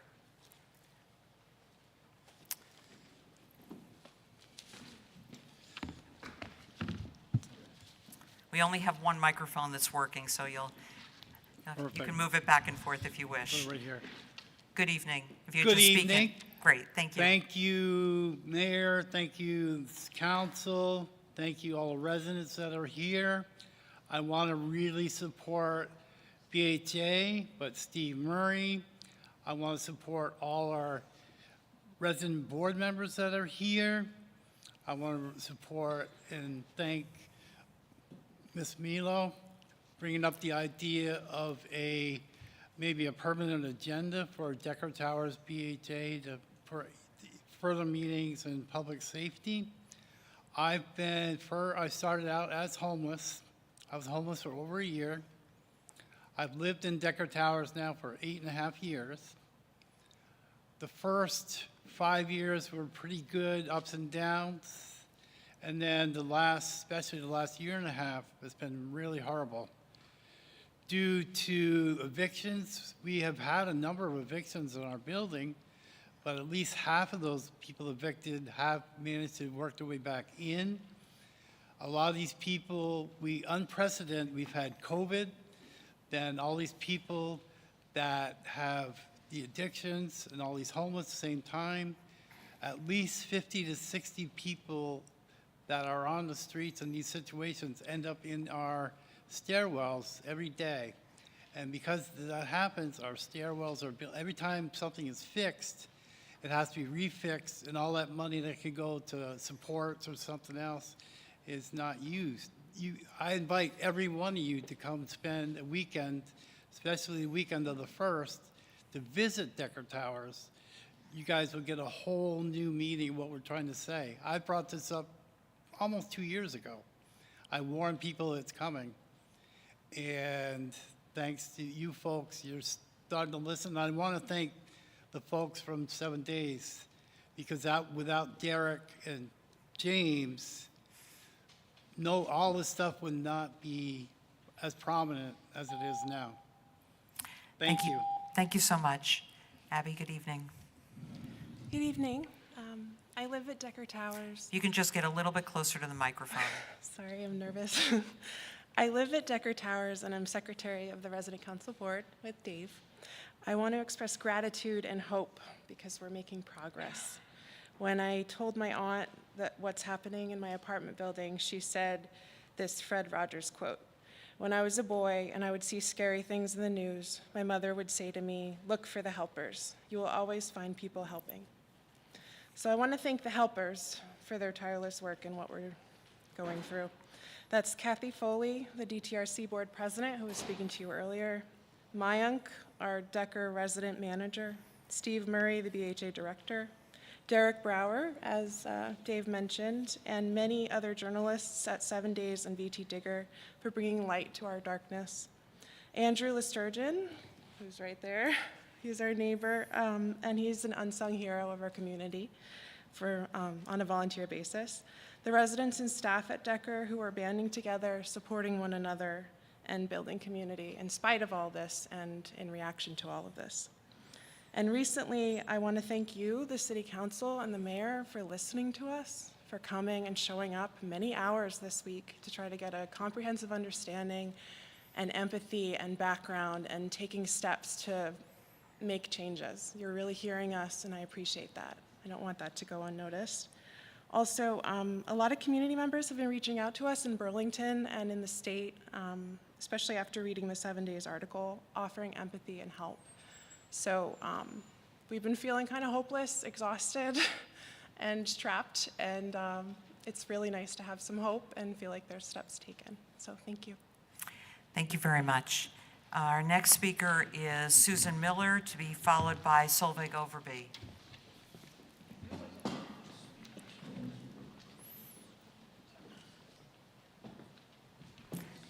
Good evening. Good evening. Thank you, Ms. Paul. I came here to support my other residents and board members. I'm the newly elected treasurer of the board down there. The people that I see here that have come and the smiles, and it made the world of difference to us. But I am going to share something that I think that people outside of, and many of you heard it from me, I felt like Mr. Murray got thrown under the bus. He's the best thing that's ever happened to us. He's the first CEO that could show his humanity and interest and yet maintain his professionalism. And whenever we go to him with a problem with his staff, he takes responsibility. He says he's the leader, and so he's responsible for what his staff does.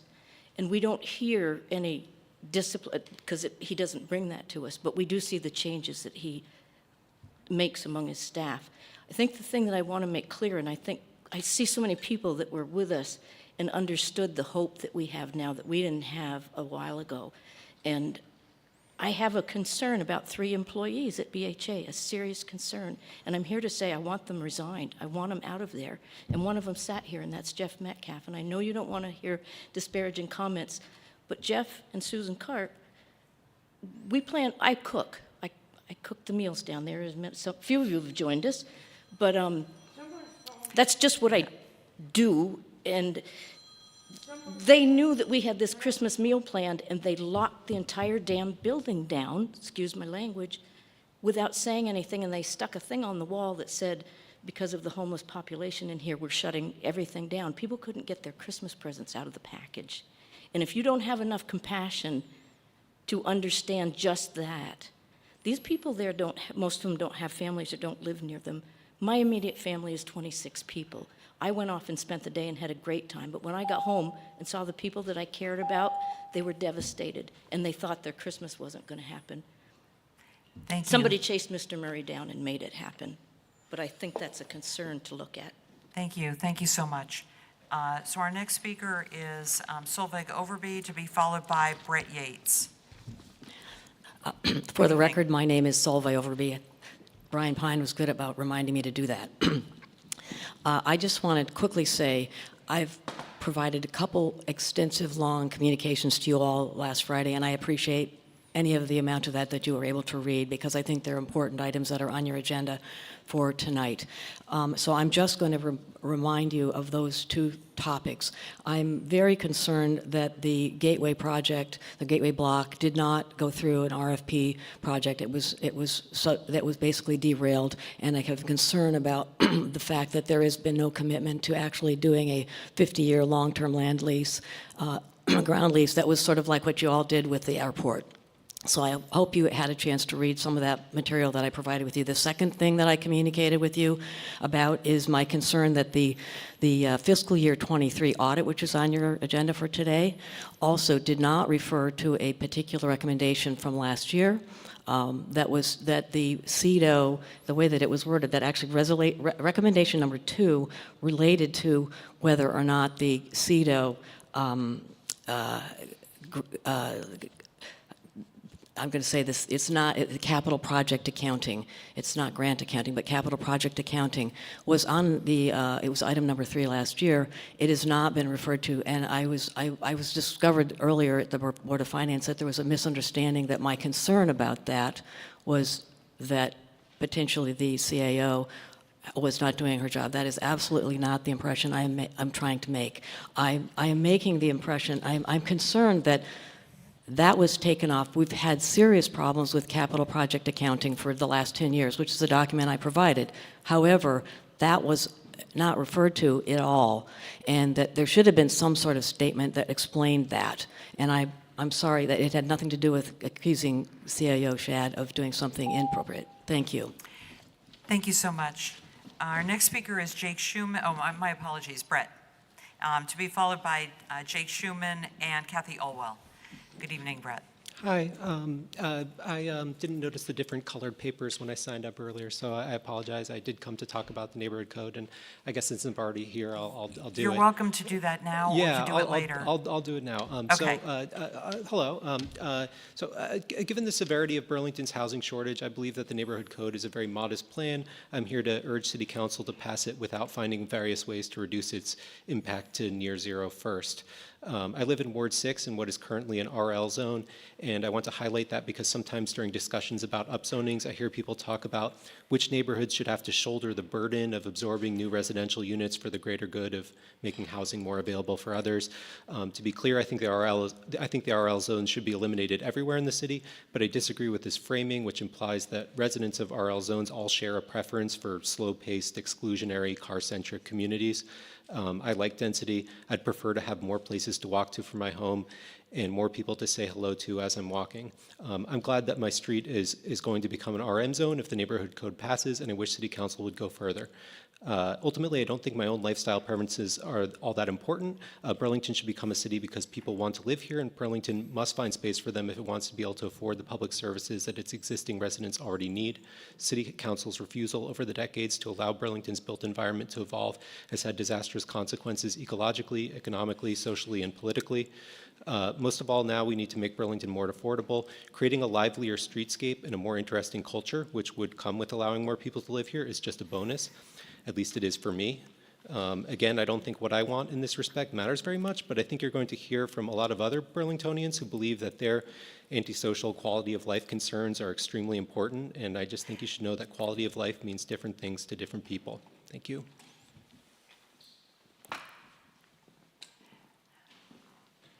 Next speaker is Jake Schuman, and once again, I'll just simply remind you, we want to hear what you have to say in speaking to the issue that you care about and the way that you care about it. We don't need for anybody to call out anybody else or impugn the motives of anyone else. Hi, Jake. Hello. Good evening. I seek to impugn the motives of others. When we suffer trauma, we need closure in order to move on from that trauma. Our community has not had closure from the trauma that we suffered on November 25th, to speak nothing of the trauma that 3 individuals suffered. There's an election before the next council meeting, so you've missed your opportunity. You needed to put some political capital on the line, and you didn't.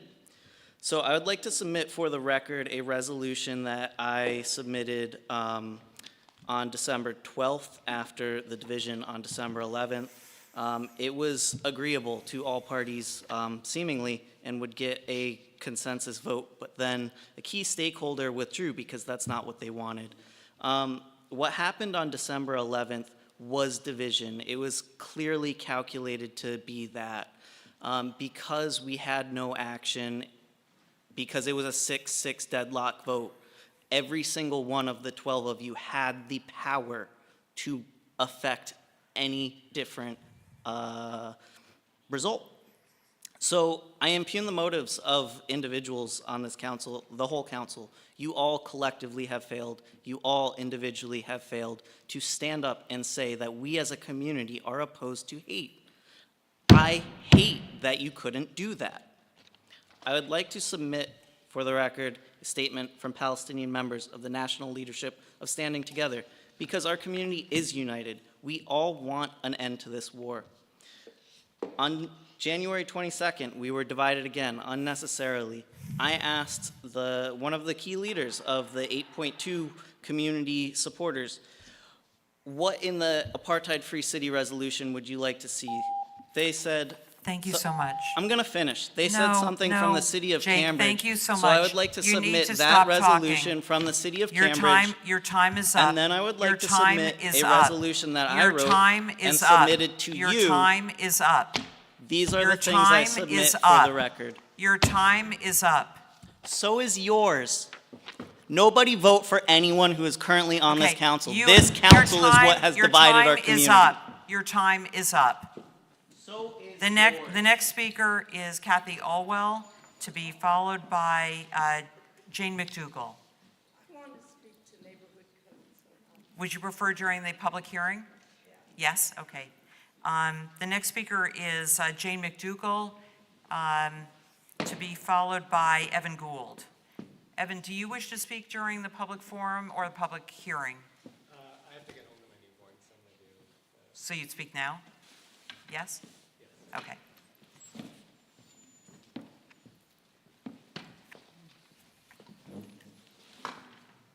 Good evening. Good evening. How are you? I'm good. How about you? Well, you know what I heard? That I heard something about the auditorium. And I was at the auditorium hearing about getting it fixed appropriate. The women said, "What would you like to use it for?" And I looked at all the other rooms. There was a basketball court. There was a place where you can have lunch. There was a place, whatever. And I said, well, why don't we use it for, using it for, what the heck was it? Using it for different things. And I heard that you're going to use it for something and break it down or something. It was on the news. It was on the news Tuesday night, Tuesday or Thursday night. What are you going to do with the auditorium? Well, this isn't an opportunity for back and forth, but our next agenda item will be talking about the Gateway Block, about the Memorial Block. So you're welcome to stay in until that time, and we'll be talking about that. Well, I have a ride catching. You know, the reason why I just question that is because I worked at that place dealing with it. And I just was thinking that I hope to get some sense to it. And that's what I heard about it. And what about the food shelf? How come they're not getting any money?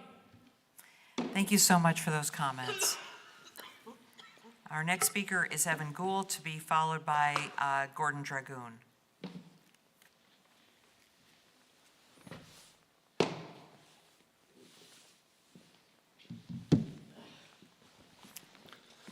Good evening. My name is Evan. I live in Ward 5 with my wife and our newborn. I was going to come today to voice my support for the neighborhood code without amendment, but over the weekend, 2 amendments were added to this proposal, which change it substantially. One lowers the lot coverage in RM to 55% and the number of units to 4, while the other, even worse amendment, keeps a single neighborhood RL, despite it having the highest median lot coverage of all the neighborhoods being upzoned. We're in a housing crisis, and Burlington can't afford to make compromises. I think the scale of this is lost on some of you, so forgive the numbers, but here we go. The median household income in Burlington is $55,461.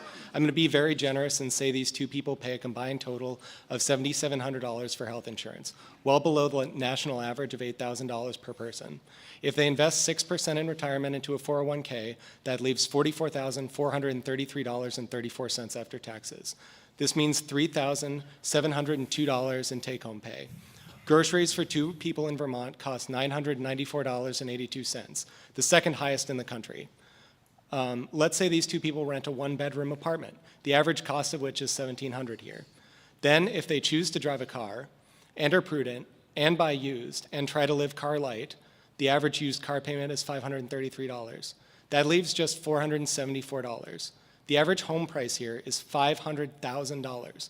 That means it would take the average Burlingtonian 17 and a half years to save the down payment for their first house. 17 and a half years. A college grad today would be 38 before they could pay a down payment for a home here. Never going out, traveling, not counting incidentals, no vacation, no money calculated for gas. 17 and a half years is the best case scenario. This isn't the time for a 5% reduction here, or a 2-unit reduction there, or a walk back of a data-driven decision to placate a small group of people. This is time for action. Thank you. Thank you so much. Our next speaker is Gordon Dragoon, to be followed by Ann Vivian. And again, if you wish to speak during the public hearing, you're welcome to do so. I don't have a newborn, so I'll wait for the hearing. You'll wait? Okay. Okay. So the next person is Nick Persampieri. Believe that you're here to speak for a couple of items. If you wanted to speak now, that probably would be best.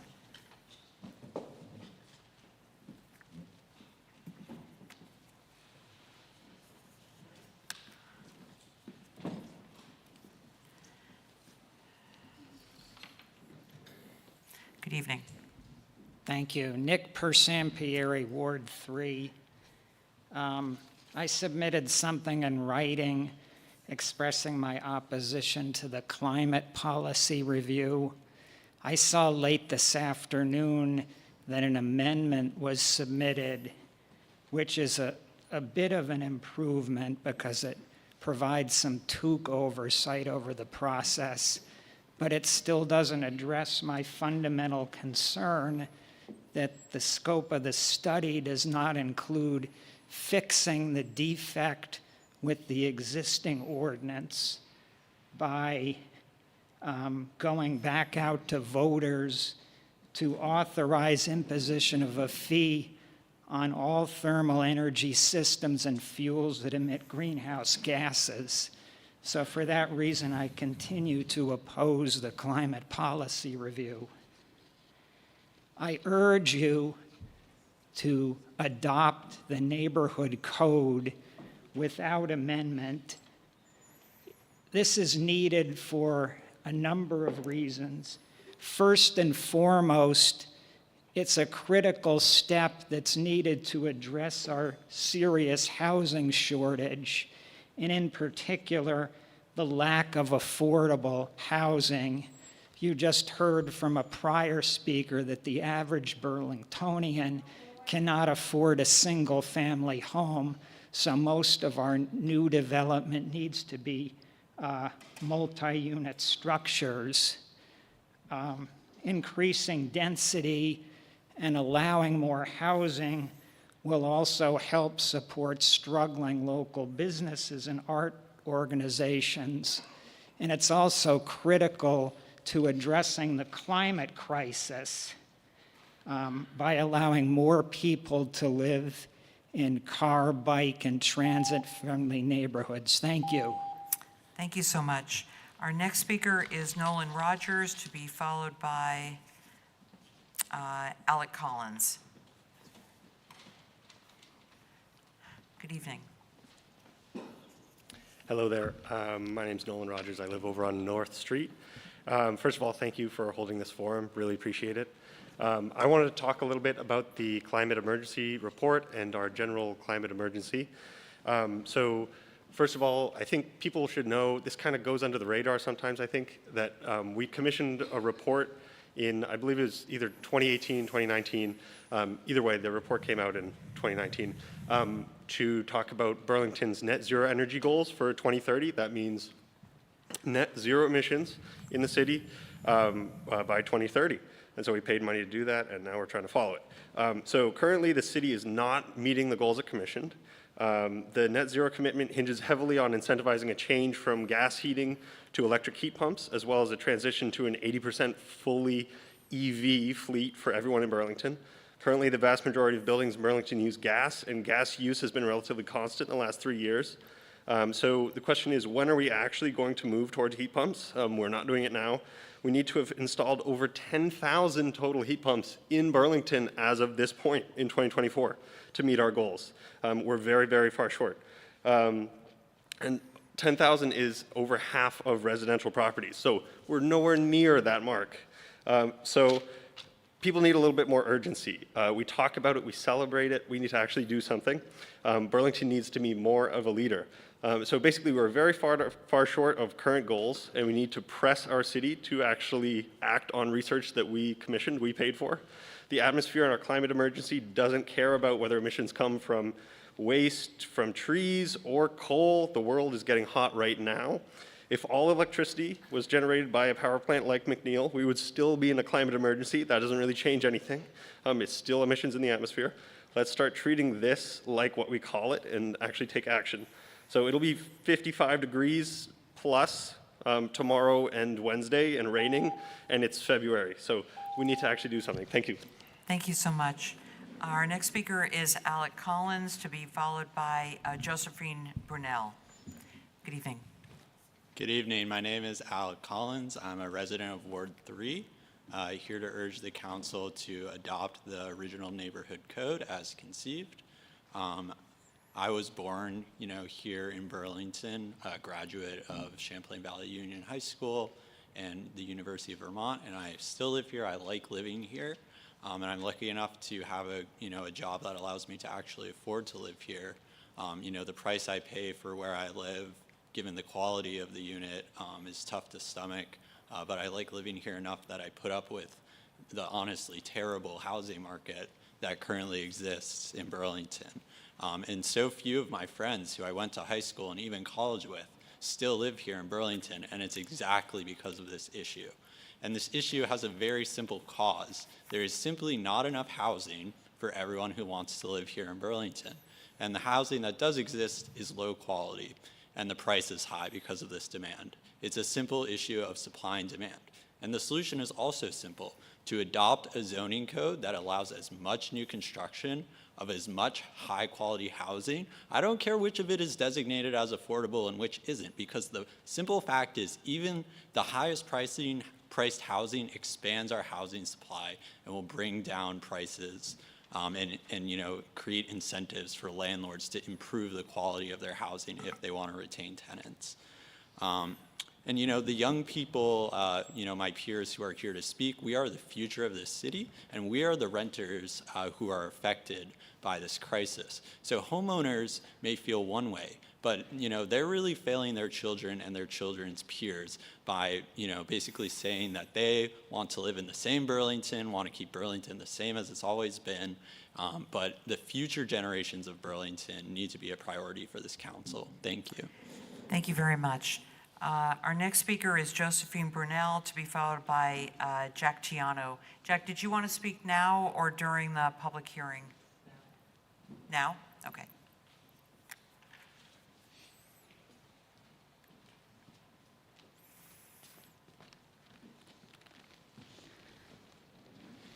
Hi.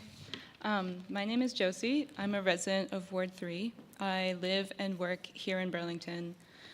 I do not own a home, and I currently cannot afford to buy a house in this city. I am speaking today to remind you of the housing crisis in Burlington and to voice my support for neighborhood code, as this is a step, though small, towards creating a more affordable and equitable city.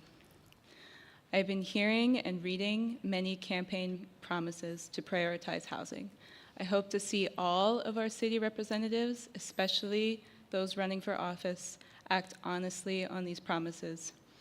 If there are any changes to neighborhood code, it should be to increase housing density, such as eliminating residential low zones in favor of residential medium as the city baseline. Otherwise, the code needs to be passed along as is, not diluted, as quickly as possible. We urgently need to be taking steps to create more housing. I just went to the bathroom downstairs and noticed there was a chart where people can mark which issue is greatest in Burlington. Affordable housing had the most marks followed by homelessness. This is a climate issue, an affordability issue, and though this is only a small step, we need to take this step and continue working to create a more livable city. Thank you. Thank you very much. Our next speaker is Jack Tiano, to be followed by Ryan Frink. Good evening. Hello, Jack Tiano, Ward 5. So 2 minutes is an awfully short amount of time to try and advocate for critical housing policy in Burlington. Instead, I wrote and sent you all an 11-page document that still really just scratches the surface on the history of housing in Burlington, what we need to do to end the housing crisis, how we measure our progress, and how it all relates to neighborhood code. I hope some of you at least had a chance to skim it, and we'll read it in full before a final vote. In it, I recommend that you reject both councilor amendments to neighborhood code on the table tonight, to optionally amend it to eliminate RL and use RM as a baseline, to otherwise pass the neighborhood code as written as soon as you can, and after passing it, to immediately pass a resolution asking the Planning Commission to investigate zoning policies that will enable Burlington to achieve a 1,000 unit per year development pace. The rest of my time, I just want to make some comments. In that longer document, I walk through the math that shows that Burlington needs housing policies that target a 1,000 new unit per year development pace to end the housing crisis within a decade. The neighborhood code is projected to only give us about 10 units per year, or 1% of our goal. My point being that this is not a transformational change, but a recalibration. We cannot let a 1% increment be a battleground. We must forcefully and unanimously pass this code as a promise to a future Burlington with abundant and affordable housing. We have to effectively use data and not just general vibes to make our decisions if we're serious about moving forward. Finally, there's going to be a lot of opposition here tonight, but there's also going to be a lot of support too. I ask you to look at the faces of who is here to support this and who is here to oppose it, and consider who represents the future of this city. I ask you to consider how quickly and easily one person can sow doubt in a process that dozens, if not hundreds of people have painstakingly crafted through analysis, outreach, and deliberation. Some people just hate development, and there's no room for those voices in this city, and there hasn't been for a long time. Thank you. Our next speaker is Ryan Frink, to be followed by Philip Kiefer. Ryan, you will? Yeah. Okay. And as well, Philip, do you wish to wait, or do you want to speak now? No, okay.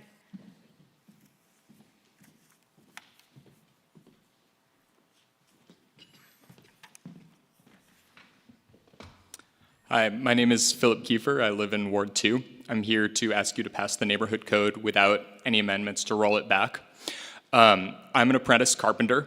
I hear elected officials in Vermont talk all the time about the need for more young people in the trades. The reality is that I can barely afford to rent in Burlington. Without my partner's higher paying job subsidizing our rent, I'm not sure how long I could be here. People want to live in Burlington, and they want to work here. And if the city doesn't build more housing to accommodate that, people like me who maintain your homes are never going to be able to stick around. And again, I'm lucky. I can afford to be here, but that's saying nothing of all of the people who've lost their homes last year to rising rents or floods.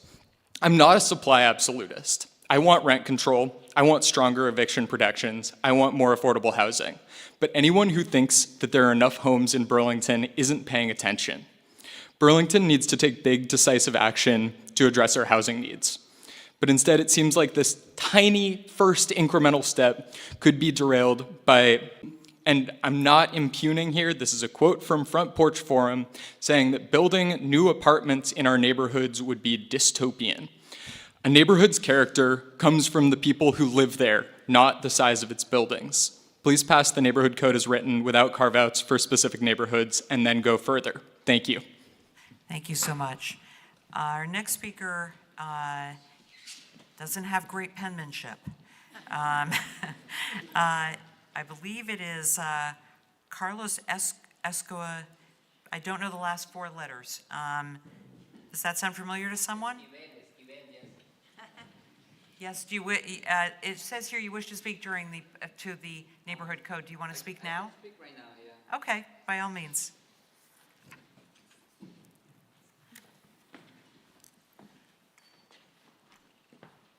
So you'll tell me your full name. Hi, yes, is Carlos Esquivel. Okay, thank you. Hey, so my name is Carlos. I've been living in Burlington for around 4 years now. I wanted to support a neighborhood code also, without any amendments. I also do rapid rehousing for Burlington Housing Authority, which is pretty interesting. I just can't believe that we're putting limits on how much development we can build. Also, just to put this clear, like it's not developments or new buildings that are going to be built. It's just putting a restriction if they can be built or not. And so that's pretty crazy that and I've been hearing this from a lot of politicians that we just need more housing, we want more housing, and we keep talking about housing, but we keep putting barriers to it. We keep putting legal barriers to it. I just can't believe that we keep doing this over and over. So I just want to encourage all of you to vote the same way that you speak about housing, and please pass it. It's just going to allow more density, and that's fine. That's what we needed. We already have the density. We just need a place where to put people. That's basically my job. I've been also telling people that I feel like Sisyphus sometimes, trying to house people that don't have any income, don't have any housing history, and of course there's no places for me to put them. Just been a very hard task that I have, but I just want any possible chance to make it easier for me and obviously for them also. They deserve a place where to live. Thank you. Thank you so much. Our next speaker is Sandy Wynn. Sandy, do you want to speak now or do you want to wait for the public hearing? Now? Okay. To be followed by Richard Hilliard, and the same for you, Richard. Do you want to speak now or do you want now? Okay. Welcome. Hi, my name is Sandy Wynn, and I live on Mansfield Avenue. I want to make sure that you all are clear on the details and the ramifications before passing the neighborhood code. It's something we all agree needs to be done, but let's make sure we do it correctly so everybody benefits. What specific historic development patterns does the code want to bring back and re-legalize? Changing one area with small lots close to UVM from RL to RM, but leaving larger lots in areas for RL seems like inequality and discrimination. We want to make sure we have all the facts, exactly how many UVM students do live off campus, how many rental units are in the city. I hope you are aware that the possible legal nightmare that some parts of this code might cause could be extremely tragic for some folks. Little things like streets or corridors. Well, are all the corridors the same? Let's get it clear what we mean and the details and what makes them different. Do we have sufficient infrastructure to handle the increased housing we all need and want? Do we have sufficient resources to enforce and oversee increased rental units so that they are safe? What about our fire and rescue capacity? And please don't rely only on computer-generated data for things like lot coverage without confirming what is actually on the ground. Please just slow it down so we do get it correctly. There are no unintended consequences, and we can make it right for everybody. Thank you. Thank you so much. Our next speaker is Richard Hilliard, to be followed by Kathleen Donahue. And Kathleen, the same thing for you if you wish to speak now or during the public hearing. Now? Okay. Thanks very Good much. evening. Good evening. Richard Hilliard, Ward 1. Keep on having to amend my notes here, but I'm here to talk briefly about 3 items, all related, that apparently under a city pressure to approve by this mayor and city council mandate. One is the neighborhood code, but we can't review the neighborhood code in isolation. Second is the proposed UVM memorandum of understanding. The third is, only found out about this a couple of weeks ago, the UVM Medical Center memorandum of understanding. So please defer your final deliberations until the newly elected administration. All of these affect Ward 1 comprehensively and disproportionately. The MOU with UVM is too short and unenforceable. The MOU with the medical center, planning wasn't even aware of it until a couple of weeks ago. These should dovetail with the neighborhood code. They shouldn't be all dealt with in isolation. They should be dealt with, as I described in a previous public hearing, as part of a jigsaw.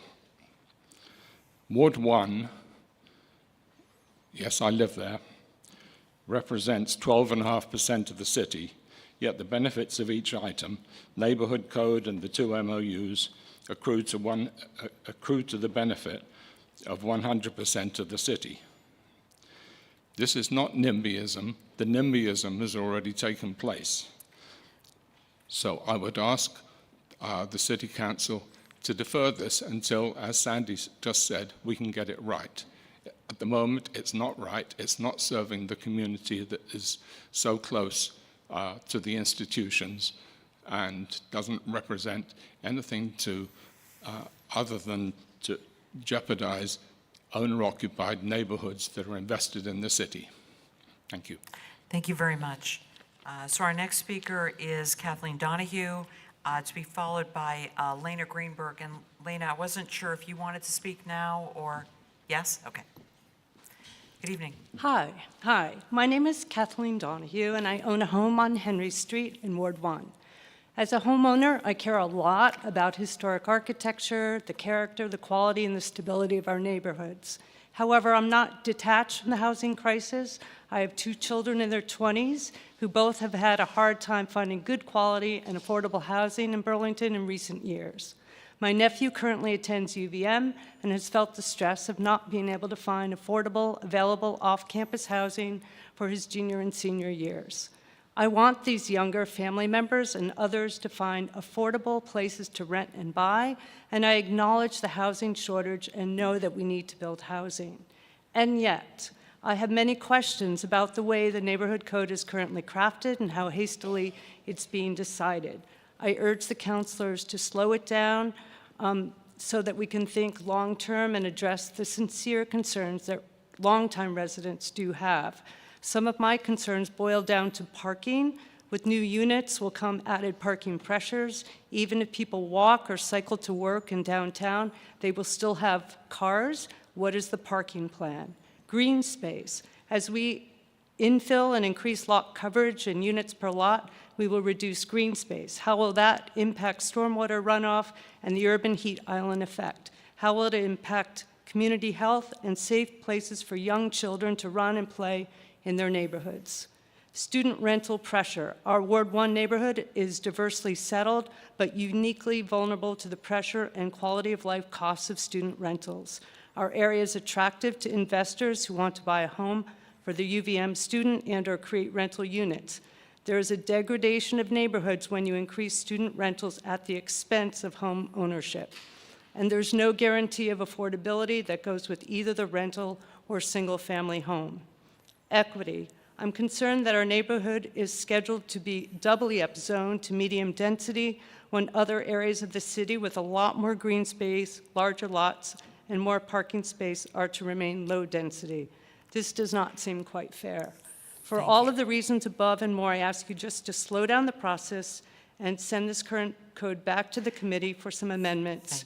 And I thank you very much. Thank you very much. For some reason, we seem to have lost the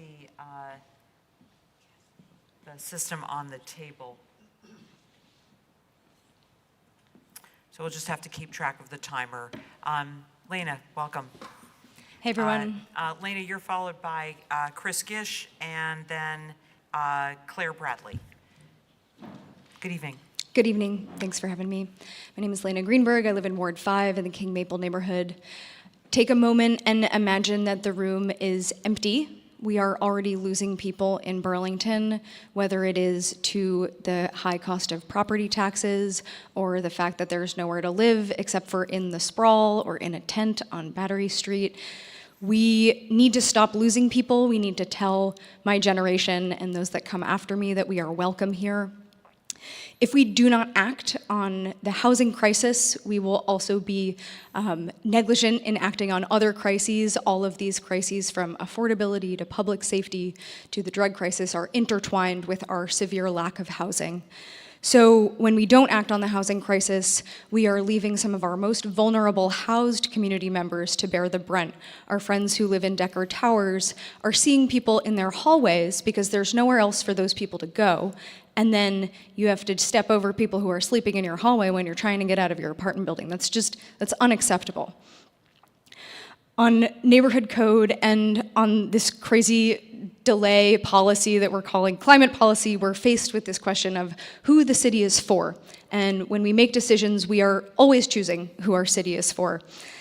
Are we gonna prioritize the ease of people who already have it pretty good now over the ability for those of us to survive in the future? Are we saying, oh, it's your view and your view over everybody else's ability to have a home? I am so lucky to own my home. I was able to spend every last cent of my savings on a 450 square foot apartment for which I will have a mortgage that I have to live my entire life over to pay off. And I am still so lucky. We must change conditions. Please act on the neighborhood code. Please pass it. Please go further. We need RM everywhere to address the equity issue, and we need real climate policy if you want this room to stay full. Thank you. Thank you so much. So our next speaker is Chris Gish. Did you wish to speak now or during? Yes? Great. To be followed by Claire Bradley.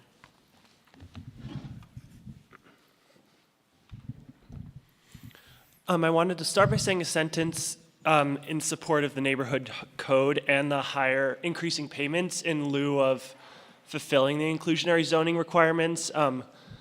We know you've heard how serious the housing crisis is, especially for young people, and these would both be steps in the right direction to make it easier to have more affordable housing. And I wanted to direct most of my time to the quote climate policy review resolution that's on the agenda. Please vote no on this. This is not climate policy. This is like a really frustrating gambit to delay and further confuse climate policy in Burlington. It asks BED, along with DPI, to do a study finished in 8 months from now, and then to follow that up with another study that we don't really need. This councilors had a chance just recently to do something concrete on climate. You could have let voters close a really straightforward and obvious loopholes that incentivizes polluting biofuels. You failed to do that. There's other concrete things that you could do. You can ban combustion-based heat in all new buildings. You can improve building codes to mandate highly efficient new buildings. You can do much more to promote energy conservation. Think about demand management for electricity so we're not dramatically increasing our electricity use as we transition to things like heat pumps. There's a lot you can do. There's been many studies. Just since 2019, I can think of many. There's even been some before that. But BED, I want to say, has zero credibility to lead this quote review. They're the ones who put us in the place where we are right now. They promoted the NZE roadmap that confusingly, wrongly defined net zero as reducing fossil fuels rather than eliminating greenhouse gases emissions. They drafted most of the subsequent ordinances and resolutions and the whole progression of ballot items, and they're the reason we're in the fix we are right now. So please put someone independent in charge of any reviews or studies you're going to do, and vote no tonight. Thank you. Thank you so much. Our next speaker is Claire Bradley, and then we will go to speakers that are joining us online. Good evening. Good evening, council people. I'm Claire, I'm a resident of Ward 3. I'm here tonight to urge you to vote no on the climate policy review. I know that it's the safe thing to do, and let's create a report, buy some time, and I know it makes a great talking point to say that you're taking on the climate crisis by making sure we know exactly what to do and how, but it's really not the safer option. The climate crisis is here. There is nothing the report will find out that's not already known. We need these next 9 months to become more serious about meeting our city climate goals, and we can't let our electric department run the changes we make. By definition, there are some conflicts there.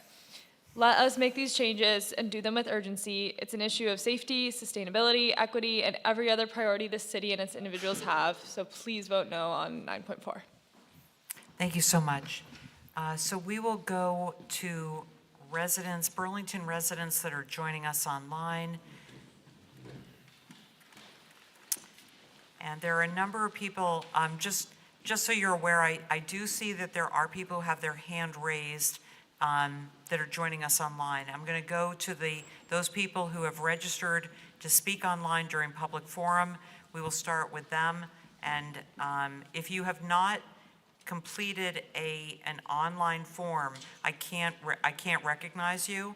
So if you're waiting to speak, you did have to have registered for public forum. The first person is Romeo von Herman, and Romeo, I have found you and enabled your microphone. You should be able to speak now. Thank you. Can you hear me? Yes, we can. Thank you, Madam President. Mr. Mayor, Councilor, City Administrative Team, fellow Burlingtonians, and the wonderful folks from Decker Towers. So I welcome today's City Council work session regarding the ongoing safety issue at Decker Towers. And I do understand that the Decker Tower residents, neighbors feel that their quality of life is eroding due to ongoing safety issues. Illicit activities in and around the city and municipal centers are becoming a common occurrence in our city. They are happening in plain sight. While the focus on Decker Towers is crucial, and I welcome it, it's imperative that the city equally takes a keen interest in other key locations, such as the Downtown Transit Center, where similar problems do persist. I thank Councilor Barlow for visiting the Downtown Transit Center and seeing firsthand on how emerging issues are dealt with vigor and compassion. Thank you, Madam President. Thank you so much. Our next speaker is Sharon Busher, and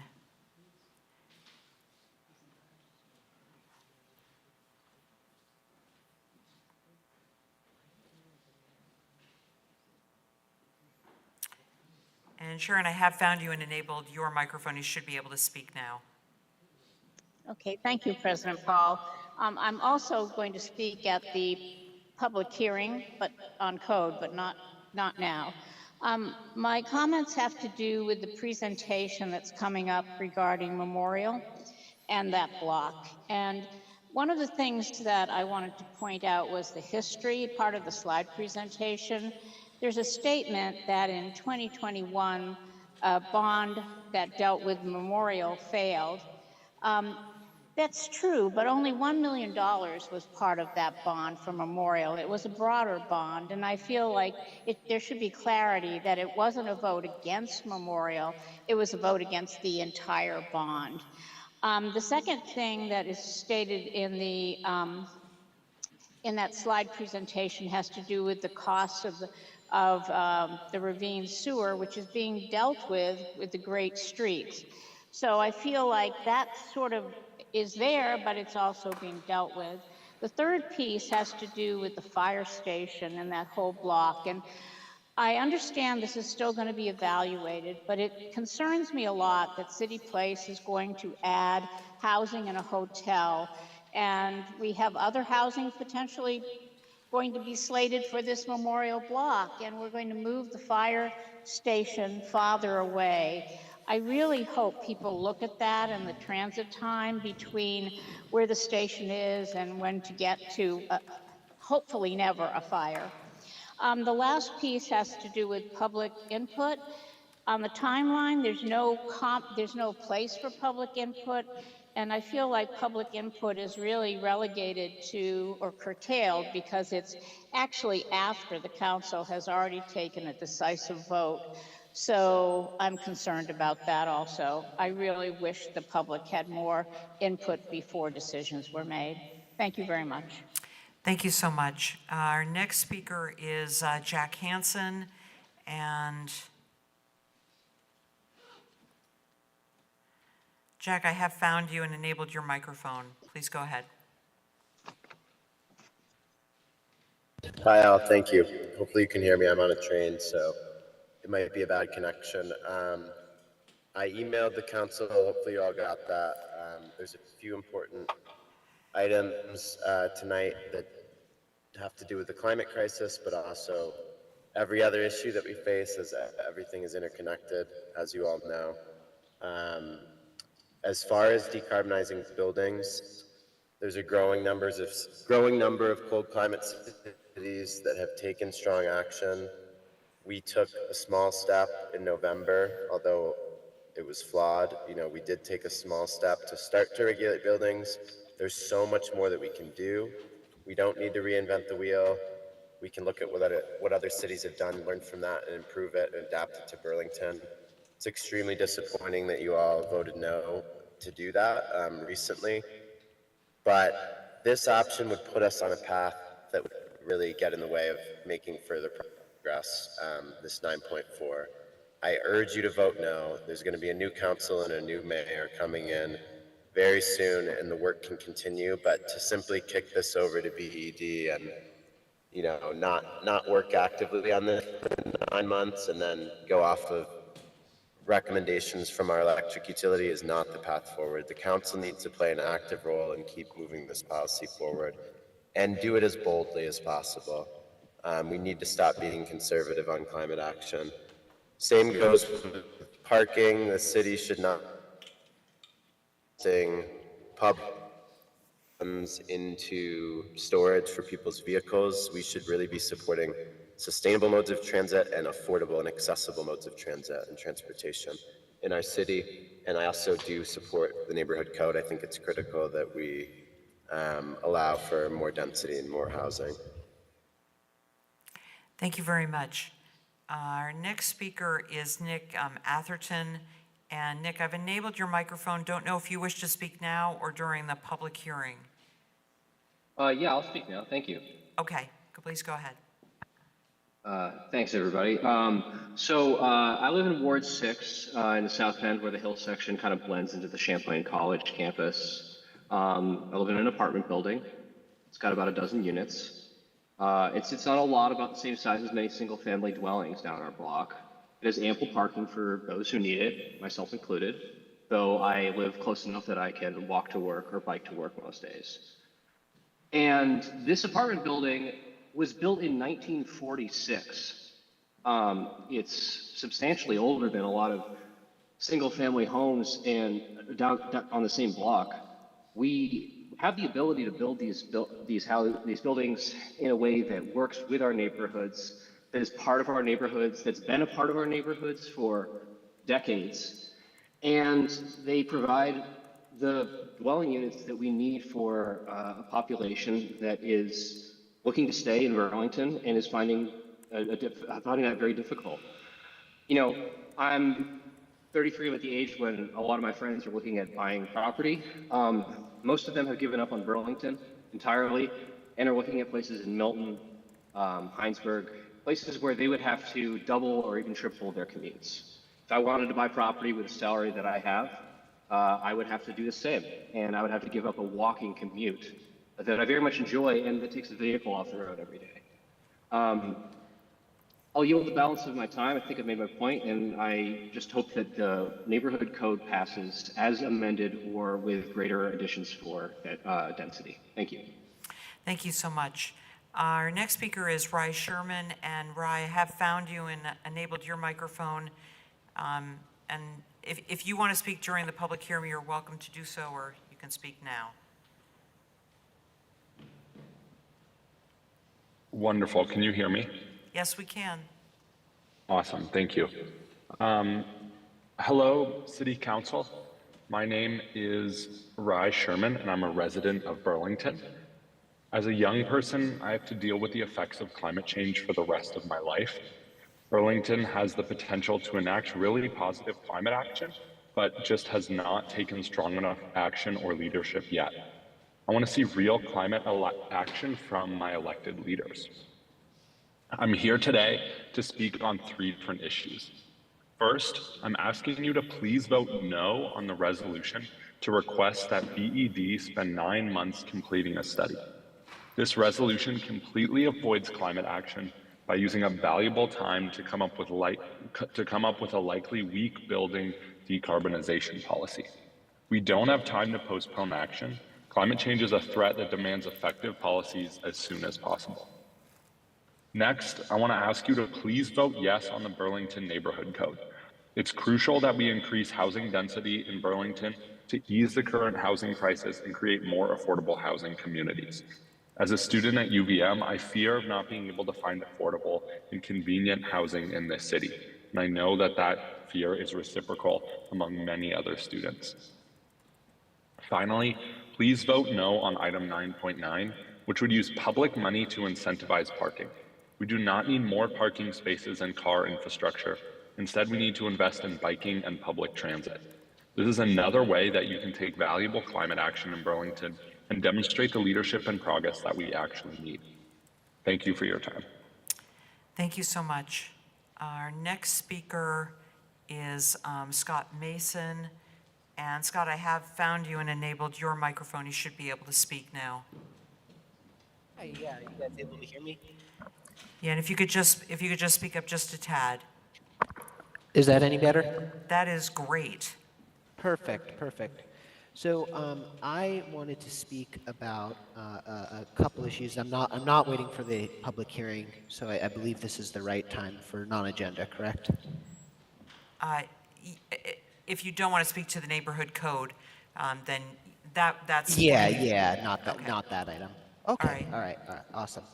So I wanted to start with a quote that I've heard. It's from Stephen Wise, and it's some may call it communism, but I call it what it is, Judaism. So every single aspect of communism is. The next speaker is Wiley Dulmage, and Wiley, I have found you and enabled your microphone. You should be able to speak now.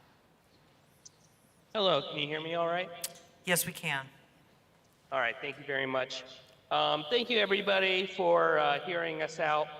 My name is Wiley Dulmage. I live on North Willard in Ward 3. I'm speaking in support of the neighborhood code. I work in alternative transportation advocacy. I'm personally obsessed with leaving the world better off than how I found it. I believe that I have lived in Burlington more than long enough to assert myself regarding this particular issue. It's my opinion that the vitality and livability of Burlington is in great peril. The truth is that Burlington is growing, whether we want it to or not. And in order for us to accommodate this growth and the needs for the future, we have to embrace more dense housing everywhere here in Burlington. This is not a bitter pill for us to swallow because it'll make life much easier upon Burlington residents. One good example is right now, it's pretty much impossible to start a business here because no one can afford to live here. How are you going to staff it? You're going to have a heck of a time. The people who work in Burlington and make up our service industry are being financially crushed in a housing crisis that is not being addressed. The only way we can move forward and make our city as good as it can be is to embrace density. It is a city that is growing fast, and it's time to stop living in denial and act like it. Time to stop messing around, stop pretending. Burlington's growing. Thank you. Thank you so much. Our next speaker is Amy Malinowski, and Amy, I have found you and enabled your microphone. I was Please so go nervous. ahead. Good. Amy? Hello, can you hear me? Yes, if you can just get a little bit closer. Okay, great. Hi, my name is Amy Malinowski. I'm living in the part of Ward 1 that will soon be Ward 8. My partner and I are new homeowners of a townhouse in Burlington. We're very, very, very grateful and extremely privileged to be able to have this little home. And so my promise to myself that is if I get to have the security of a home, then I have to keep fighting for others to have access to that too. Keeping a low-intensity residential zone serves no real purpose other than to maintain economic segregation in the city and cater to the preferences of those who already have the most wealth and stable housing. Folks being unhoused is a direct consequence of not having enough homes to meet regional demand. We can't humanely make progress on housing the unhoused without meeting that demand, and we should use all possible avenues to increase housing production. So tonight I'm adding my voice to the chorus that is asking for the following. 1, eliminate the residential low zone and to use the residential medium as the baseline citywide in order to more equitably share the burden of new development and simplify the code. 2, while I support the neighborhood code as is without any amendments, I think it's just a small first step, and I'm asking that our city pass this as it is and then move swiftly to bigger and more transformative upzoning changes. And then 3, lastly, please vote yes on the resolution to update our inclusionary zoning. Thank you. Thank you so much. Our next speaker is Paul Bierman, and Paul, I have found you and enabled your microphone. You should be able to speak now. Can you hear me okay? We can hear you great. Great, thanks. So I want to take the time to urge the council to take up the amendments that are proposed to the neighborhood code and to refer the entirety of the code back to committee. I ask you not to be swayed by any vocal minority with particular agendas, be those people protecting specific neighborhoods or those encouraging housing production at any cost. I think changes to zoning are critical right now in order to increase the number of housing units in Burlington. But those changes must be considered in the broader context of first equity, second lake water quality, and third climate change. And in my view, this version of code does none of these well. The need for housing in Burlington is really clear, but the current proposal does not consider unintended, but I think really critical consequences. So I ask you to consider the data. First off, that the lot coverage that many of these judgments are being made on is based on demonstrably incorrect data derived from remote sensing models and not ground truth. It's wrong for our house, it's wrong for most of the homes nearby that I've looked at, and it almost always overestimates lot coverage. Second, in terms of equity, the wealthiest neighborhoods are left as lowest density. I don't see how that can be right. And third, there's been no consideration of the stormwater runoff increases that will follow these infills and the reduction of permeable grass and trees. The elephant in the room that a couple people have talked about, but not much, is UVM. Our students take up more than 5,000 bedrooms in this city, and that keeps working people out of those homes and out of those apartments. So I ask the city government to step up and demand UVM house those students and free up those units for others. It will go so far toward adding more housing units, and it will provide a huge opportunity with renovation to improve energy efficiency and potentially reduce costs. So in summary, I think we need to get this code right so it encourages responsible development that equitably provides affordable housing while protecting the environment. Slowing the process down and listening to citizens will not only generate a better outcome, but it will generate more public support. The current version of the neighborhood code is really well-intentioned, but I believe it's flawed, and I know we can and must do better. Thank you. Thank you so much. And the last speaker, Burlington resident who's joining us online, is Bob Duncan. And Bob, I have found you and enabled your microphone. Please go ahead. Thank you, Councilor Paul, for the opportunity to speak. I want to go on record as supporting the neighborhood code as it was originally written. But I also want to say that I'm really very impressed with the level of support and passion that particularly the younger people in the audience have expressed tonight. Having moved here 50 years ago and participated in my first zoning amendment, maybe a year or two after I moved here, it was uncommon for a young person to be heard or to be listened to by the city council at that time, when it seemed as though you needed to have been a member of the community for 50 years to be heard. So I really encourage, I'm very impressed with the people that are speaking out, and I really encourage you to listen to them. They are our future, and they have a lot of good things to say. Thank you. Thank you so much. We will go back to those people who are joining us in Contois. And there are two that wanted to speak during public forum. The first is Kyle Blake, to be followed by Karen Sita. I'm coming back. I'm going to miss the bus if I wait for the hearing, so could I go at the end of these three? No. So you've changed your mind? Yes. And we don't allow that. Oh. I'm only kidding. I'm only kidding. Go ahead. Kyle will wait for you. Thanks so much. Hi, everyone. Good evening. My name is Gordon Dragoon, and I am a resident of Ward 4. I would like to speak to keeping the neighborhood code in its current form or expanding it, and how the core arguments on the Hightower and Doherty amendment are flawed. I'll note that the following points are based on the determination that we must build drastically more dwelling units in order to meet the demand in which your offices have stated is necessary. If we are concerned with wildlife corridors, then we must be focusing on increasing the amount of dwelling units per lot as much as possible. Watering down the code will not fix corridors, it will push sprawl outwards. For those truly concerned with wildlife and not merely weaponizing it to keep the status quo, the ideal state for Vermont's wildlife would be to allow Burlington to handle the burden of density and to prevent sprawl from spreading outwards. The environmental benefits do not stop there. According to the EPA, multifamily homes result in a 50% reduction in home energy usage compared to their single-family detached counterparts. Increased density enables walkable and bikeable communities, which further reduces transportation energy usage.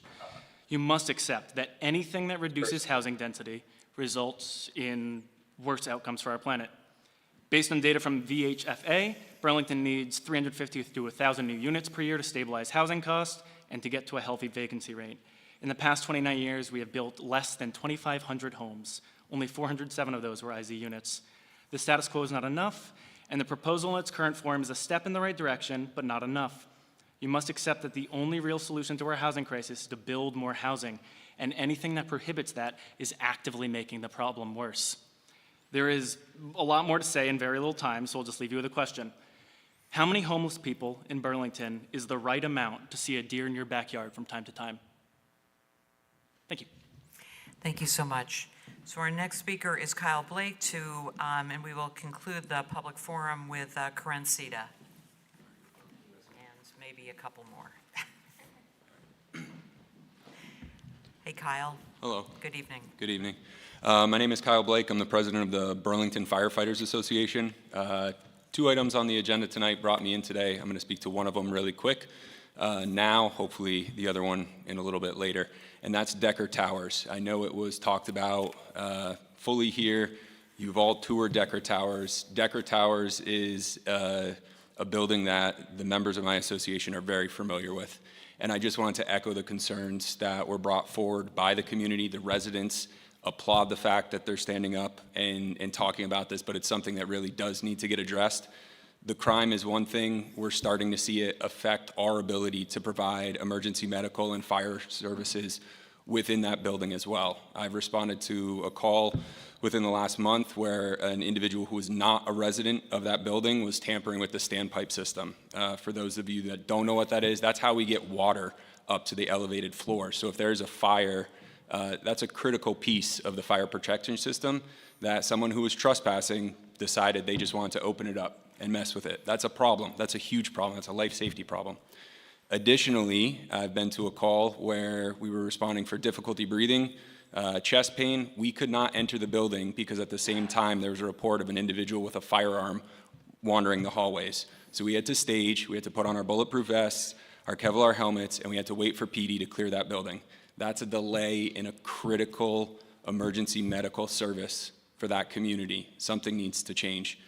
The elevator that's been spoken about a lot this evening, I'll echo that as well. That elevator is the larger of the two elevators that safely fits our stretcher that we utilize to take people who are sick, injured, have mobility issues in and out of that building. So whatever needs to be done to get that fixed, I think is critical. The residents have put up with far too much for far too long. It's great to see it being focused on, and my membership fully supports any initiatives that you guys are trying to take to solve that crisis. Thank you. Thank you very much. So our next speaker is Karen Sita, to be followed by Karen Long.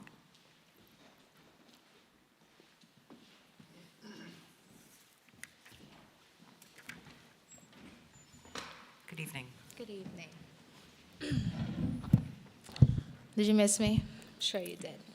I didn't show up last week because I wanted to see who would speak about Black people on Black History Month, and nobody did. Once again, I continuously fight for black people. I'm continuously, mostly only the black person here, constantly. The reason why they don't want to label me as a black leader is because I don't go around making white people feel guilty so they can donate thousands of dollars to my organization. I just speak the truth, and I just want citizens to recognize harm that's being done to all citizens, black, white, Asians, whatever. I do want to speak that a lot of people are now claiming that I'm against the homosexual community, and that's wrong. To my homosexual community, I love you more than you'll ever know. I am against Emma because she's not a real one. I support people who are Okay, authentic. we're not gonna get into that. Okay, I'm well, I'm allowed sorry. to speak the truth. Okay, then I'll say something else. I'm sorry, no. Well, you're going to end me once again? One is allowed to speak Next in free speaker. speech. One is allowed to, okay, then Section 83 of the Vermont lawsuit, expect that. Because once again, one has the right to speak the truth, and people come here talking about their elections all the time. I'm just saying that I'm not against Emma. I'm just saying that I want an honest person. No, I'm allowed to file a 1983 lawsuit. A black person came here last time and yelled at the mayor's face, and she wasn't told to leave. Did anyone tell her to leave in August when a black woman came and yelled at our very handsome, very good-looking mayor's face? No one told him to leave, so why can I not speak the truth? I'm just saying we want honest people, honest people.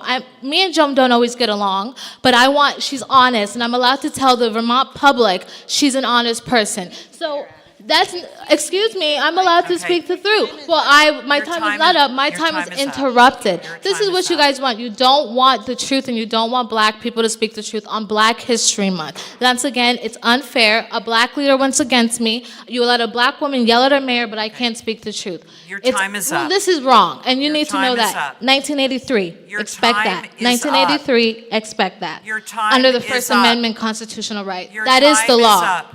Just Your expect the time is up. lawsuit. Just expect the lawsuit. Your time is up. Just expect the 1983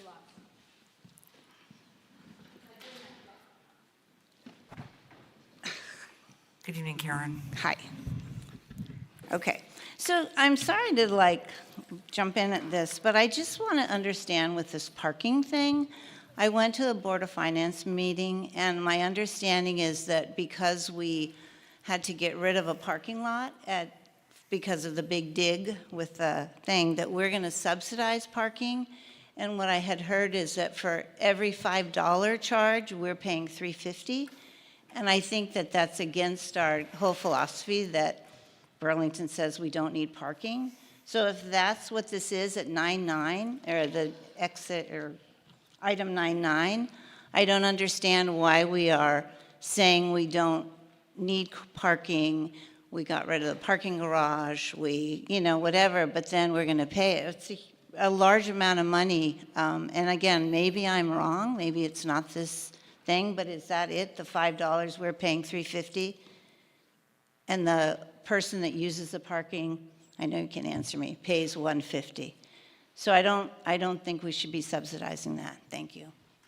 Thank you so much. So that is the last person who wished to speak during public forum. For those who filled out the pink form or asked me to skip and come back to them, I haven't forgotten about you. I will come back to you. That will conclude our public forum at 8:46, and we will go back to where we left off. Thank you also as well to everyone who is here to speak during public forum. We greatly appreciated what you had to say. We will go back to the work session that we interrupted on the South End Coordinated Redevelopment Draft Pre-Development Agreement. I believe we had Planning Director Megan Tuttle, Principal Planner Charles Dilliard, and Samantha Dunn, Assistant Director of Community Works for CEDO. And I apologize. I think you had given your presentation, and we were going to get to questions from the council. Is there anything that you didn't get the opportunity to say before we open the floor to councilors? No, I think we're ready to take questions from council. Wonderful. President Paul, I was hoping to. I'm sorry, what? Oh, yes. I've been trying to get recognized on this. I was hoping to just say. Of course. Yeah, great. Thank you. And thank you to the team for the presentation tonight and our partners here. I just want to say briefly and give a high-level point for the public as to what we're doing both with this and us give similar comments when we speak about the agreement before the council with the Gateway Block. We have been working for a couple years now on what I think is one of the largest housing opportunities the city has to redevelop these acres and acres of underutilized parking lots in the South End as a new neighborhood. We don't have many opportunities like this in the city. This is one that we can't miss this opportunity. We've taken one very large step to make sure that we do capitalize on this by rezoning this section of the South End after a lot of debate and a lot of work, and some of the pro-housing voices that we're hearing from tonight were also critical in that key decision, and I welcome that. But with this particular opportunity, that is only part of the city's job. We have done our job to put the right regulations in place for there to be major investment and hundreds, more than 1,000 new homes potentially to be created. We now have to get an agreement right in our role as a significant property owner in this part of the city, and in our, with respect to our responsibility to make sure that the city's infrastructure is sufficient to handle this kind of investment in this part of town. And that's what fundamentally we are trying to do with this agreement. I want to amplify the point that the opportunity here is maybe in some ways in addition to making sure we meet the basic responsibilities of those roles as a property owner and as an infrastructure provider. There is an opportunity, we think, as the other partners think, to have an outcome that is more than the sum of the individual parts if we can get to some kind of master plan, and if we can have some level of coordination amongst these three property owners. So this is work that is not going to be done in my limited remaining time in this role, but it is my hope that we can work with the council to approve a preliminary agreement in the next couple of meetings after tonight's work session that while not locking in city commitments, and while certainly not doing all the work that is going to need to be done in the months and years to come to actualize this, does serve as a key checkpoint with the council where we confirm that we have consensus about how we are moving forward, and that does, by having a formal agreement to mark this moment, serve as a good handoff from one administration to the next in terms of how we pursue this critical, important, and very optimistic project that, if we get it right, will address some of the serious issues that we have been debating week after week and heard again tonight about our current housing and related challenges right now. So thank you, President Paul, and look forward to the councilors' questions. Thank you, Mayor. Thank you for flagging down. I sometimes Understood. little bit And too thank you looking for ahead. recognizing.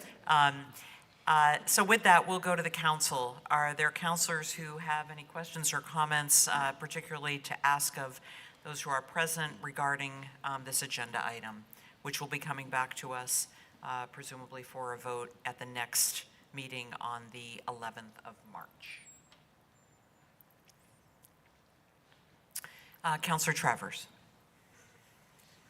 Thanks, President Paul, and thanks very much for this presentation. Obviously, as the Ordinance Committee, we're very involved in seeing through the zoning amendments to the South End Innovation District, and so excited to see this moving forward, and thanks to all the partners who have been participating in this. The one specific question that I have, and I know you've heard it come up, is from individuals who are concerned about not just the capacity of our wastewater infrastructure, but also what the built environment in this space will do with respect to stormwater and lake health. And you spoke about it briefly, but I was just wondering if you could expand upon it a bit more. I mean, my understanding is that pretty much the entire area that we're designating here is surface parking lots at the moment. And just wondering if you could speak a little bit more as to what we're thinking about in terms of a future state, and in your mind, how a future built environment would compare to sort of existing surface parking lots in terms of specifically stormwater and lake health. Thank you. Yeah, this is a good question, and one that we got a lot in the creation of the South End Innovation District zoning. So the SEID is far and away the most aggressive zoning district in the city with regards to stormwater infrastructure. It requires pretty extensive green stormwater infrastructure on the site. So yes, these sites that today are primarily surface parking lots will be vastly more pervious than they are today. So how does that impact lake water quality? So there is a stormwater pipe that leads into the area around the barge canal. To the south of the site, there's also Inglesby Brook. Most of the stormwater on the site will sort of be retained in the green stormwater infrastructure. Of course, in heavy stormwater events, that water mostly goes to the north into the barge canal. So what this GSI will do, it will help sort of clean some of that water before it gets into the barge canal and the lake, but it will ultimately, improve the quality of water coming from the site. Today, all of that water sort of just like drains in a sheet into the barge canal area and sort of accentuates the sort of negative ecological conditions there today. So yes, I think we can anticipate, and I think our development partners are with us on this, that there will be large amounts of green stormwater infrastructure on the site. I don't know, John, if you want to add anything to that? Well, the state law, Act 64, I believe it is, which is a new Stormwater Act enacted a couple of years ago, basically will require us all, for a project like this, the treatment to occur on site before stormwater exits the site, especially in the key watersheds like Champlain, Lake Memphremagog, Connecticut River Valley. That's my understanding of it. And as Charles said, there's sort of a lava flow of pavement on this site that has very minimal stormwater treatment, even catch basins. So really doing, there's going to be a vast improvement just anyway, but there will be, because of local and state regulations, a market improvement.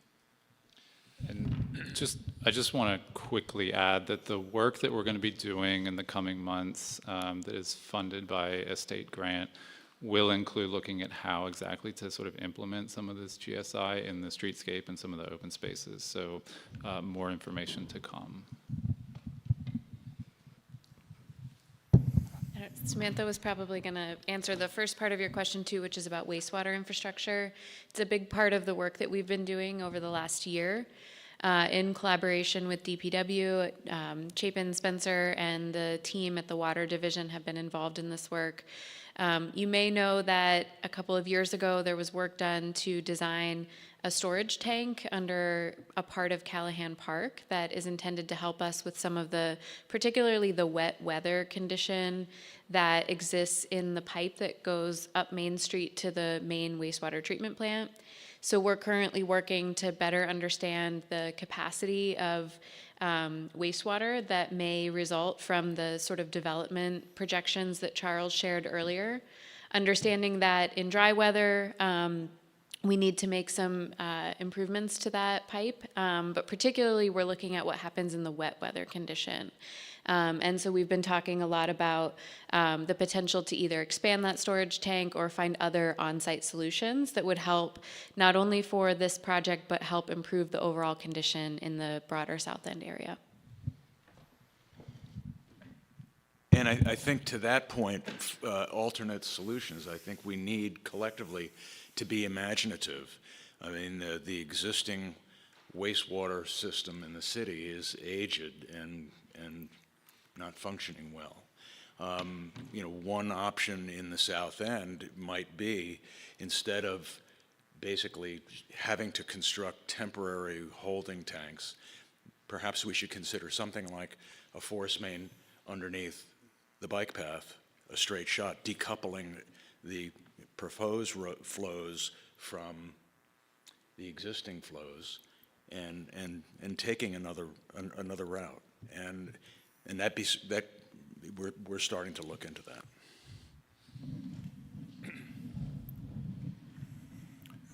Thanks very much. I appreciate how mindful you have been of all these issues. I think it's very important to point out that growth does not necessarily have to mean something negative for something like stormwater, especially in the case of a project like this. So I'm looking forward to moving this forward, to tearing up those parking lots and moving forward with this new neighborhood, this new community. Thank you. Thank you. Thank you, Councilor Travers. We'll go to Councilor Shannon. Thank you, President Paul, and thank you for this presentation and all the work that you've all done together to get us to this point. It's actually very exciting, and I hope that we can continue. I don't take what John said lightly. I know that it is hard. It's going to be hard to bring this to fruition. I don't want to go too far down the rabbit hole of exactly where the stormwater is going, but was just a little bit concerned by what you just said about the tank under Callahan and rerouting water from Main Street over there, if I understood. No, okay, that's good. I misunderstood that. I was just concerned because we have so much water coming down the hill there into what some call Lake Cumbie and I've called Lake Public Works, to make sure that if there's capacity there, it addresses the problem that's right there at that intersection. That's correct. Great, thank you. Thank you, Councilor Shannon. We'll go to Councilor Hightower. Great. Probably nobody will be surprised that my questions are about parking. I'm a little bit, I guess, confused because it says total spaces is 1,005, but then when you add up the spaces in the diagram, it's 1,115. Is the 1,005 non-street parking and the 1,115 is? Yes, so there's multiple parking, and I just want to be happy to answer your question. Just like the numbers we're using are very conceptual right now because we have to use actual numbers to do analysis. So the exact numbers are not final in any way. Right. Well, I will say that the vision of having 1,100 homes and 1,100 to 1,200 parking spaces is not a vision I'm excited about.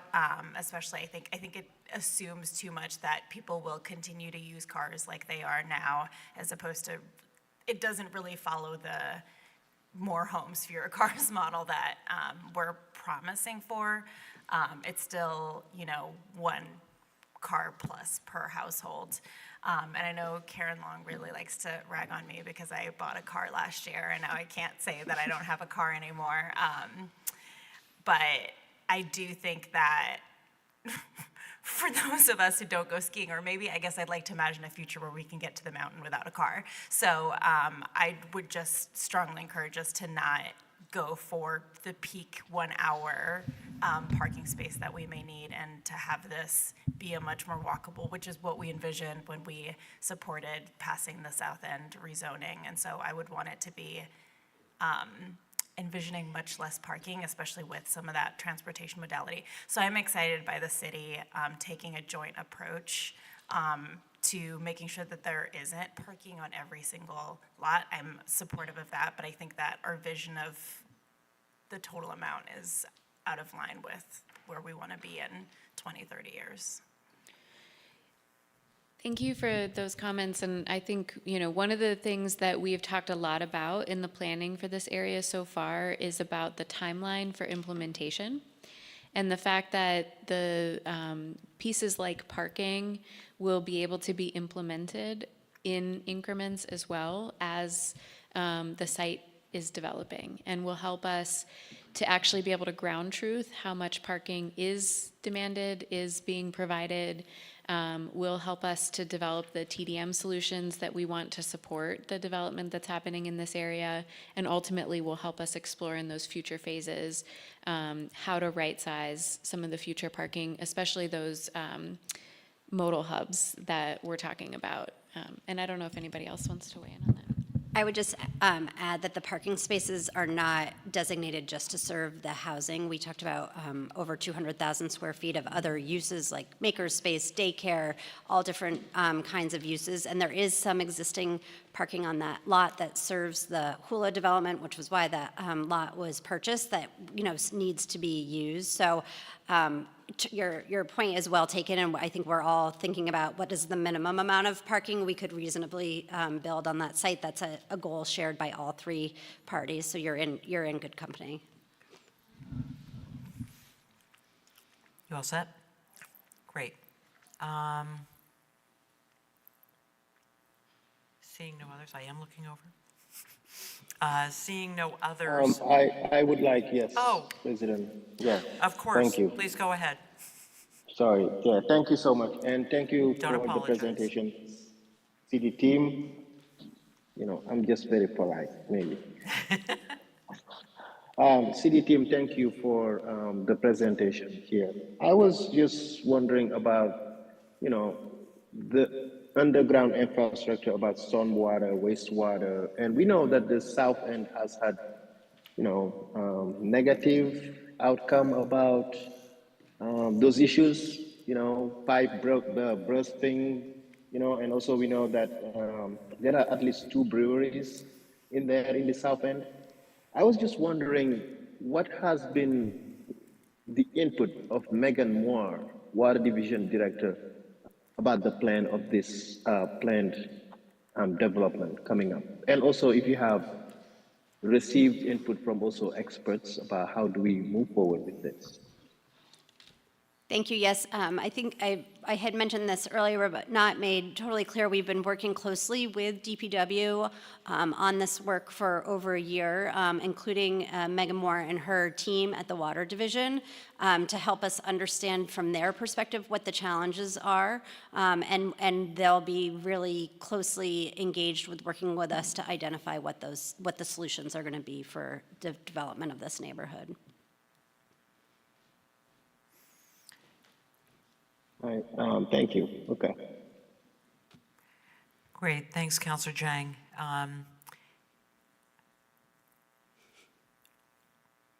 If there are no other councilors, we will close out this item, move on to our next agenda item. And again, the plan for this pre-development agreement is to come back to us at our next meeting on March 11th for a vote.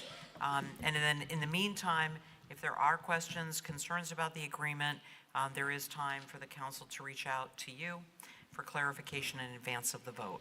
So we'll see you in a couple of weeks. In the meantime, several of you are probably going to be staying for the next item, which is item 5.1, a work session on the Memorial Block update. And for this item, we have CEDO Director Brian Pine. Samantha, you're going to be staying with us. And then we also have consultant Jeff Glassberg, and very fortunate to have also the developers of this proposed project, Joe Larkin and Eric Farrell, who are joining us as well. We've allotted 45 minutes for this. That doesn't mean you have to use it, but we have allotted that amount of time. And Brian, my understanding is you wanted to make some initial remarks, and then Samantha, you wanted to speak to, you have a series of slides, and then thank you, Jeff, for being here, and then Joe and Eric are also available if there are questions, correct? Great, perfect. Okay. Thank you. The floor is yours. Thank you. It's Brian Pine, the Director of the Community and Economic Development Office, and you just saved me some time by sharing that information, so I'm really glad we did that. You may recall early November, we brought to you a resolution seeking your approval to engage in a letter of intent, and that letter was signed shortly thereafter. And so after nearly 4 months of work, due diligence, negotiation, we are here to discuss tonight another sort of preliminary step. And it was envisioned then, and it continues to be the plan, that we're bringing forward the pre-development agreement, which I've described to coworkers and others who've been interested, is really a pledge to work in good faith to try to reach an agreement. It is not in and of itself a binding document that ensures or guarantees that this idea is going to come to fruition. So I think it's really important. I think there'll be some folks who don't share that view, but that is entirely what we intend, and we believe that's what the agreement as proposed will accomplish. It doesn't obligate the city to approve a future agreement or contract. Really what it does is it spells out the roles and responsibilities of all the parties and puts us on the same page from the beginning to endeavor to reach a mutually beneficial outcome. So it's also been raised, is this the gateway block? Is this a memorial block? And I'll just say this council, several of you, and the public has said, let's move more towards the memorial block. So we've just started using that term, if you will, as a memorial, as a way to, really commemorate what it is that has been defining much of this block since the county jail burned well before my time in Burlington, which was on the corner that's now a parking lot. We're going to go through some slides just to orient folks that when we refer to the memorial block, it's primarily the properties that face Main Street. So starting where the auditorium is listed here on the corner of South Union and Main Street, adjacent to that are two privately held parcels that are shaded in what I think is purple, a municipal parking lot, and the central fire station that is labeled fire station there. There are also certain visions, if you will, that include work that would take place at the adjacent properties, which we'll get into a little bit more, involving the church and the library. So it really does, in one way or another, include the entire block. And we'll go to the next slide. So just to hit some quick background, as you know, I don't like to do these types of presentations without a little bit of history. So I'll go back to the 90s, and we failed as a community to support the bond. It was $1 million to do all the improvements that were needed in 1994 to shore up Memorial Auditorium. It did not secure enough votes, so it did not go forward, and we've continued to struggle with that property both before that and really ever since. We are also looking at some more recent processes, the Plan BTV, which really laid the groundwork for notions of creating a more urban downtown and not having properties, especially city-owned properties, continue to host surface parking lots. And so that's been a priority to move away from that and really focus on redevelopment of underutilized sites, in addition to some private properties like the VFW and various others. There was an initial look at whether the YMCA could basically take over Memorial and literally put the pool down in the basement and put all their other programs in the building. They looked at that concept with a student housing developer, and they determined it was not feasible. That actually included the block going down to the parking lot as well. UVM Arena was explored with a hotel on the Gateway block.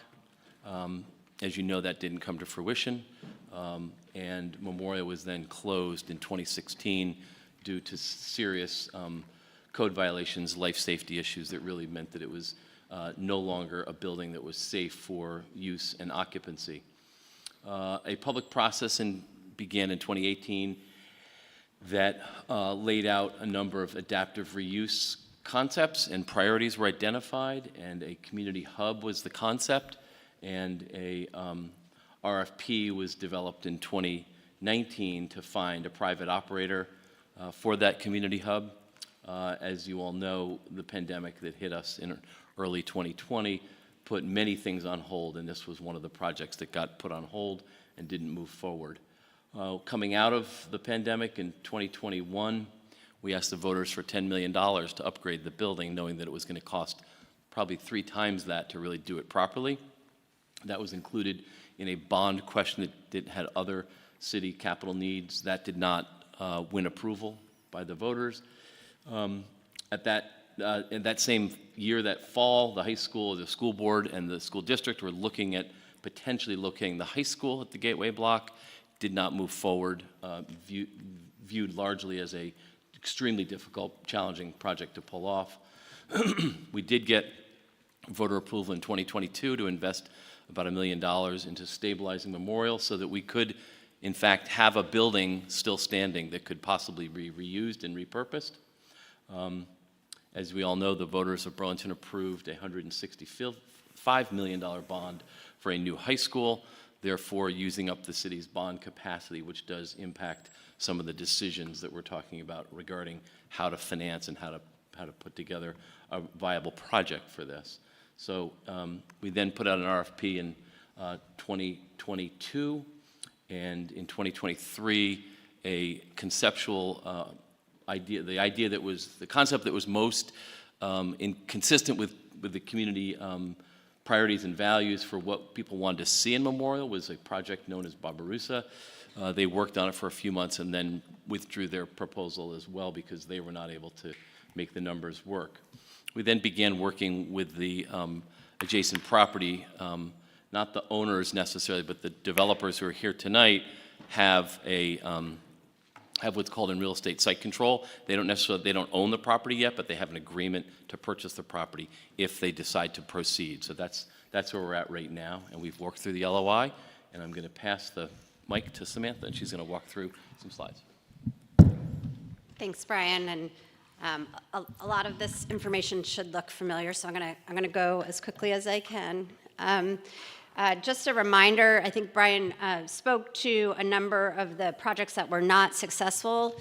This is a list of some of those barriers, and we're sharing these because the proposal that we're bringing forward this evening is really, we have an opportunity to address all of these barriers with this proposal. So it's important to understand these. As we move forward, again, this is a repeat. These are the key priorities the city administration has put forward. This is the short list. As you'll remember, in the LOI, there was quite a long list of values and important priorities associated with the project that city councilors had a chance to speak to and were amended, and those are repeated in the pre-development agreement. But these are kind of the big picture priorities. Creating a welcoming entrance in this location to the downtown, making sure we're adding mixed income housing, preserving, of course, the memorials to the veterans that exist in the building, making sure there's substantial civic space on the block, even if it's not the same civic space that was being offered by Memorial Auditorium, that there continues to be some public parking as currently provided in the parking lot. And then we are increasing our grand list on our property tax revenue for the city and bringing long-term economic benefit to the community. Another item that we heard when we were speaking with council about the LOI was the importance for community engagement. Following that meeting, invited ourselves to all of the NPA meetings and were able to meet with 4 of them over the past couple of months to share this proposal and this project. The common themes that we heard, you see here on the right, there's a lot of support for taking a comprehensive approach, so looking at the whole block, not just one building, a recognition that we do need to address the liability of Memorial Auditorium, the support for maintaining the memorial on site and for having the civic space on site. The 2 main questions that we heard were about the Burlington Fire Department relocation that's alluded to in these documents, and how the public will have an opportunity to continue to make comments, which we'll get to tonight. And this is just a reminder, it's sort of the short history of how we got here.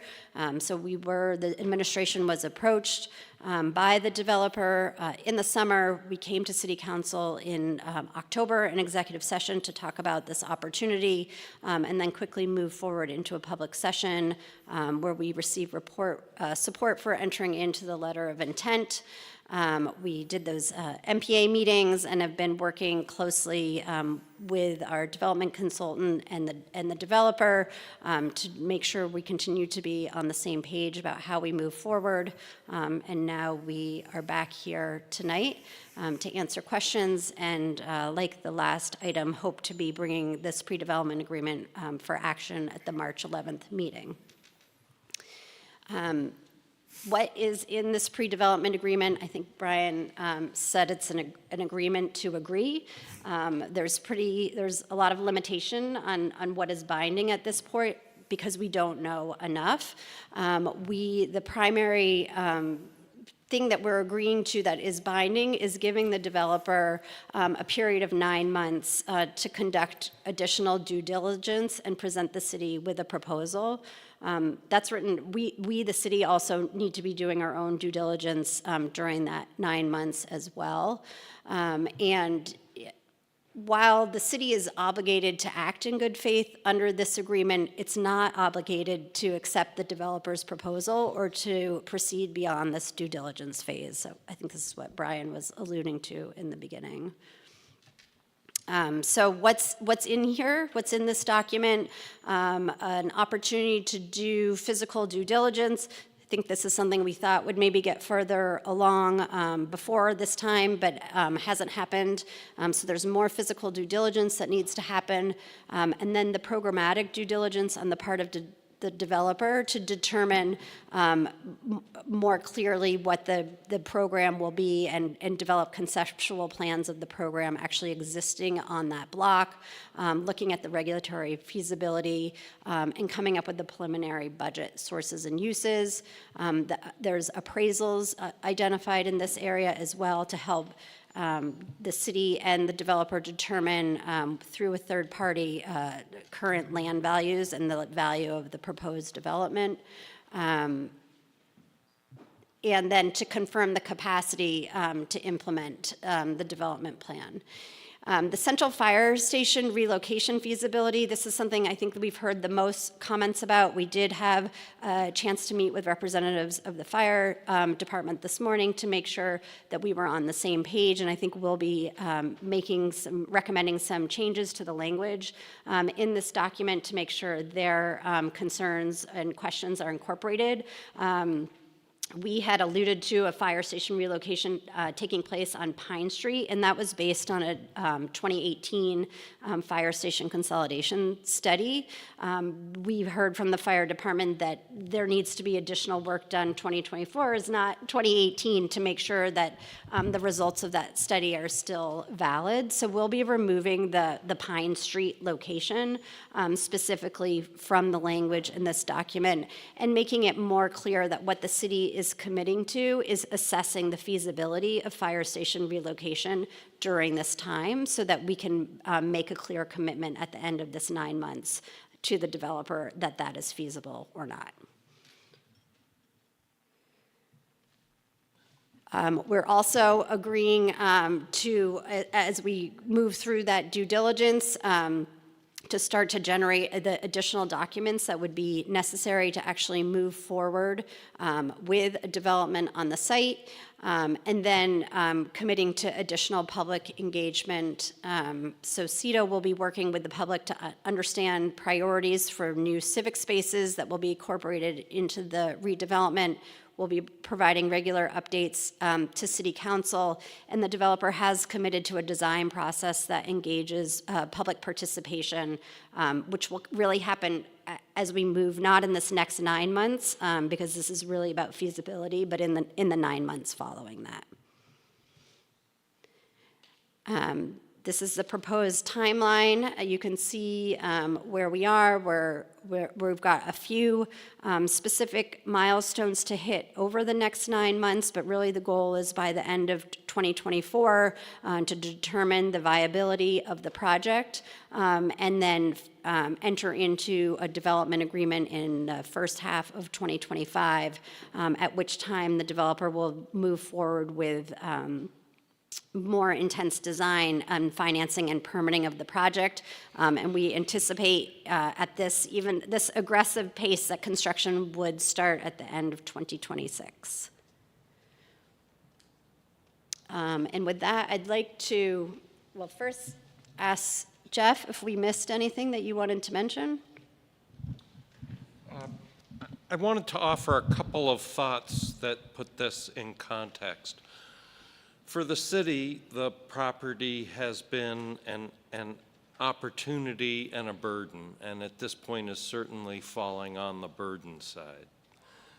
The opportunity that's in front of the city now to work with parties that control the in-holding, privately held properties that are right in the middle of the block, that those parties are known entities with a track record of responsible development in Burlington, performance under development agreements with the city, places this in a way that this is a low-risk endeavor for the city and is a highly responsible action to take at this point. It engages the private developers to expend their time and money proving the feasibility of a plan that has been called out in Plan BTV and will be subject to other public input. I think it's also important to acknowledge that there has been significant public process, including RFP processes, within the last 6 years or so, as Brian ran through those bullet points. The point being that RFPs have occurred, a broad variety of parties have had an opportunity to respond, and in the words of Chip Hart, whom some of you know, the market is never more eloquent than in its silence. There was not overwhelming demand to deal with these properties. So what we have in front of us now is an opportunity to engage in the kind of master planning that's comprehensive for the whole block, that does include the privately held properties, and is based on working with known parties with established relationships. Thank you. So with that, I would like to invite Eric Farrell and Joe Larkin, otherwise known as the developer in this document, to join us.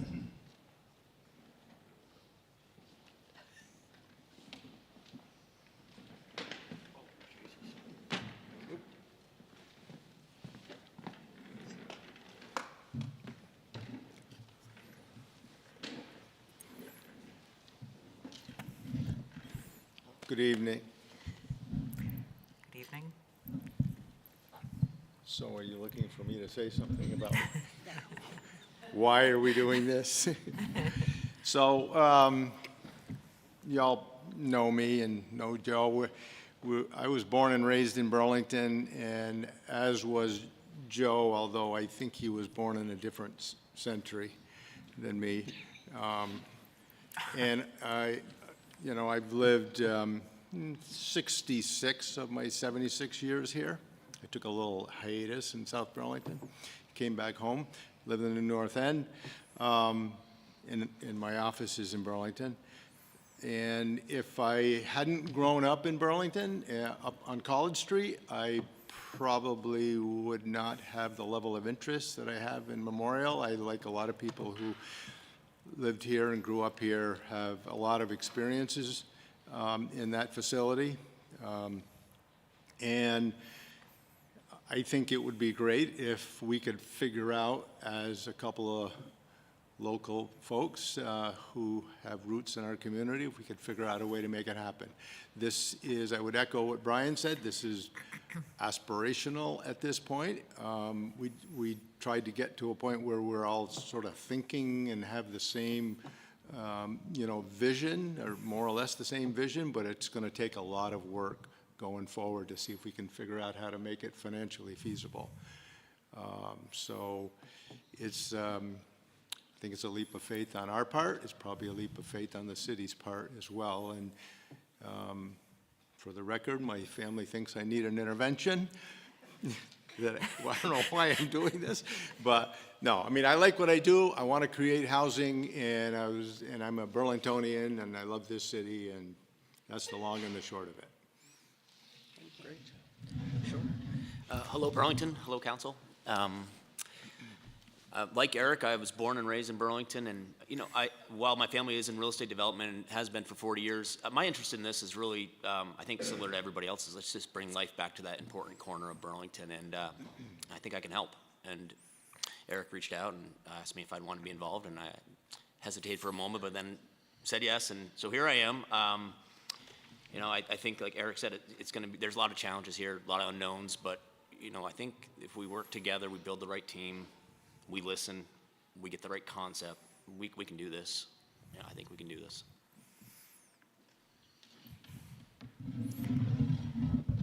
That's the end of our presentation, so we're happy to take questions. Great, thank you. Before we do go to questions, we do have with us Kyle Blake, who is the president of the BFFA, the Burlington Firefighters Association. Kyle, did you want to, would welcome your thoughts if you wanted to speak at this time, or? Happy to do it now or after questions are asked. Well, Now's the time. now might be good. Perfect. Thank you. Of course. So thank you for giving me this opportunity to speak. When the news, WCAX ran the story, you can only imagine how quickly my phone blew up with all the members of the fire department being like, where are we going? What's happening?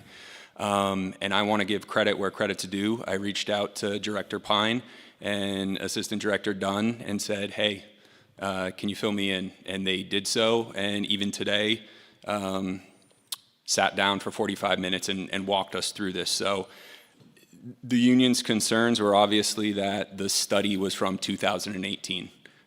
We had a really productive meeting about the fact that that is outdated data, and we want to make sure that whatever moves forward is done so with the idea of public safety being important. Like former Councilor Busher said, why are we moving a fire station from, when you look at the heat map, the central locations? That doesn't mean it needs to stay there, though, right? There are response times, matrices that we can still hit from being in different locations, but we want to make sure that it's investigated thoroughly, and that's really important to us. The other thing that I think I wanted to speak to about this project is Central is crumbling. I don't think it's a secret. It's a very old fire station that is no longer really meeting the needs, probably, of the employees that work there, the city.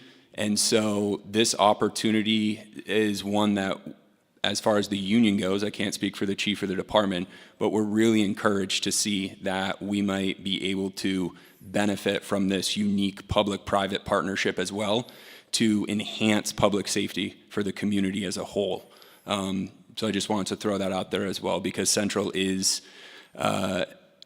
we were convinced that when they were digging up for the ravine that we might lose the back wall of Central. It didn't happen, thankfully, and it's great to see that the sewer system is being taken care of. But yeah, we're encouraged by it, we're excited about it, and the level of participation that Director Pine and Assistant Director Dunn have offered for the fire department, I think, is very important for this process as well, and it speaks to the concerns that the community had related to the fire department. So I just wanted to offer that up. Thank you. Thank you very much, and thanks for staying and being here with us. Mayor Weinberger. Thank you, President Paul. And thank you to everyone. Thank you, Kyle. Thank you to everyone who's spoken so far on this. And thank you to the council for taking this step 4 months ago, as Brian noted, to endorse the LOI that we've been working under in recent months, and for considering taking this next step. Again, kind of where we are in the process, the public is clear. We have had executive session discussion about another agreement. Now we're having this work session. It is our hope that the council will be ready to act in a March meeting to move forward with this. As Director Pine's history laid out, this is a project, this is a building and a part of the city that there have been many past attempts to redevelop.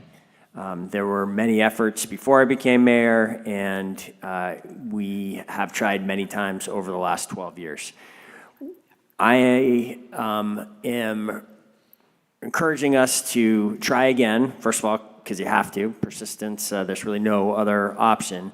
But I do think there's a real possibility that this effort may be different than in the past for several reasons. And some of them, this is a similar list to what Jeffrey Glassberg just went through, but I think it's worth amplifying several of these points. Why is this effort possibly going to be different? First of all, unlike past efforts, we have the possibility of site control for the entire site. That has been a critical deficiency of some past efforts that has gotten in the way. Our partners here have addressed that. Secondly, we haven't always had the right partners in the last efforts. As Jeffrey pointed out, we have in Joe and Eric, two individuals who have deep roots here and who have delivered and gotten a lot built in this area and are getting a lot built right now. And that's what we need here, are problem solvers, people who understand this community and are able to get things done. Thirdly, the zoning now is much better than it was at times during the long history here, much more supportive of investment. There may need to be, as this agreement points out, some additional tweaks to the zoning. It may not be everywhere that it needs to get for this to happen, but it is now a form-based code. It is a pro-housing code. It is a code similar to the code that we have seen make it possible to get buildings built at City Place, at the Nest, at City West. This is now part of the downtown zoning district that is working and that encourages investment and the creation of new housing. Fourth, the TIF district that is in place there has already, it's happening right now. You can see it up the street. The infrastructure that is happening is fundamentally changing what the opportunity is on this site. It is addressing this more than 100-year-old issue of a ravine flowing through the site, making it very challenging to build on and creating a lot of risks that are going to be controlled and addressed and are being done so right now. And that might not be everything that we can get out of the TIF district. It certainly will take future work to get more infrastructure investment, but I do think it should be something on everyone's mind who is continuing to work on this going forward, that even though our opportunity for investments from the downtown TIF district are currently over, you could look to City Place as the precedent, where if there was a clear development opportunity that was going to generate lots of future taxes, that the legislature might be open to us going and revisiting whether on this particular parcel within the downtown TIF district some kind of extension might make sense for both the state as well as the city and the project.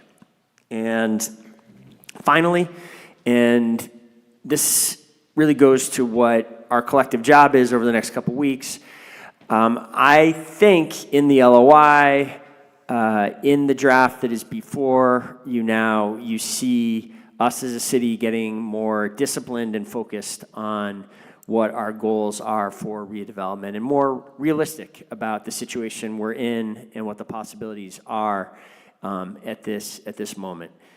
We have tried the ambitious, and we have tried making a massive public investment in this site work, and it hasn't.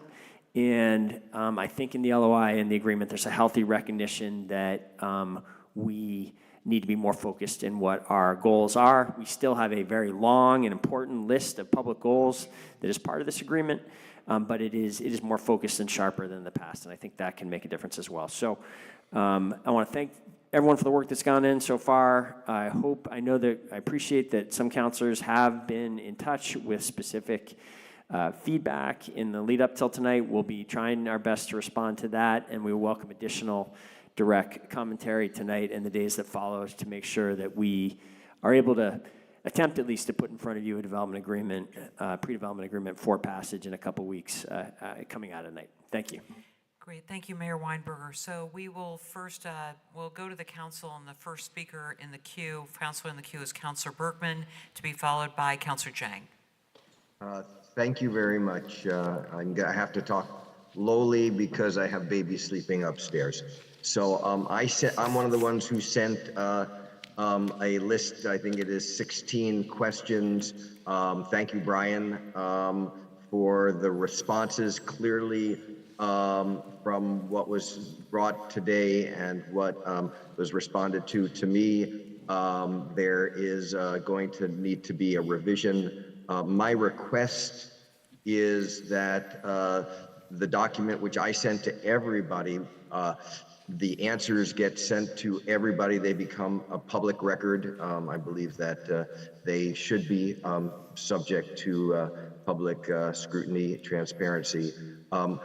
I am concerned about us having to vote on what will clearly be an amended pre-development agreement on the 11th, considering that that's in 2 weeks. We've got an election in between. So I'm hoping that either a revised agreement can be put out into the public so everybody can see it, and it not be something that comes out either late Thursday or on Friday before the 11th, or we maybe have a work session again and then vote on it so that there's sufficient time. So those are my my two requests, the one that the information is shared and then people get a chance to follow up and do their own. I think that is what I have to say, except once again, thank you to everybody who's worked on this this project. This is a tough nut to crack. Thank you, Councilor Bergman. Did you want to respond to anything in there, or is that just simply? We'll be revising it right away based on the feedback we have so far. So I think we can meet a pretty aggressive timeline. This is one of our top priorities. Great, thank you. Councilor Jang. Thank you, Councilor President Paul. My first question, before the question, I want to really say thank you so much, Mr. Mayor, and your administration for all the work that you have done, because it's clear that you have never been discouraged about this. RFP after RFP, you know, we have hopes and then it doesn't work out, but you still continue to believe that something needs to be done. I really want to say that. Thank you. And my first question is going to Jeff Glatzberg, and was just wondering if you can let us know, when was the last RFP closed? When was it closed?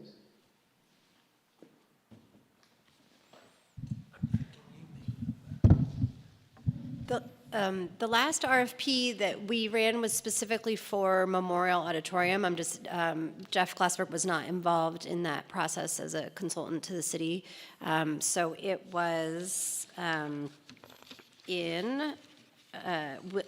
we put it out in 2022, and at the end of 2022, and selected a proposal early in 23. And just as we were getting ready to bring that proposal forward, as Brian mentioned, they pulled their proposal back due to financial infeasibility. Thank you. But the question was, was it officially closed at a specific date, or was it still open? No, it was closed at the end of 2022. I don't know the specific date off the top of my head, but in December of 2022.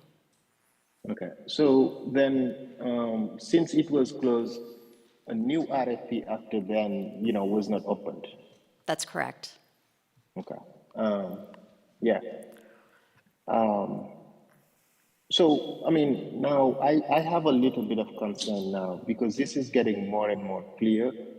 And the fact that we have no RFP, and it seemed that the city reached out to both Mr. Larkin and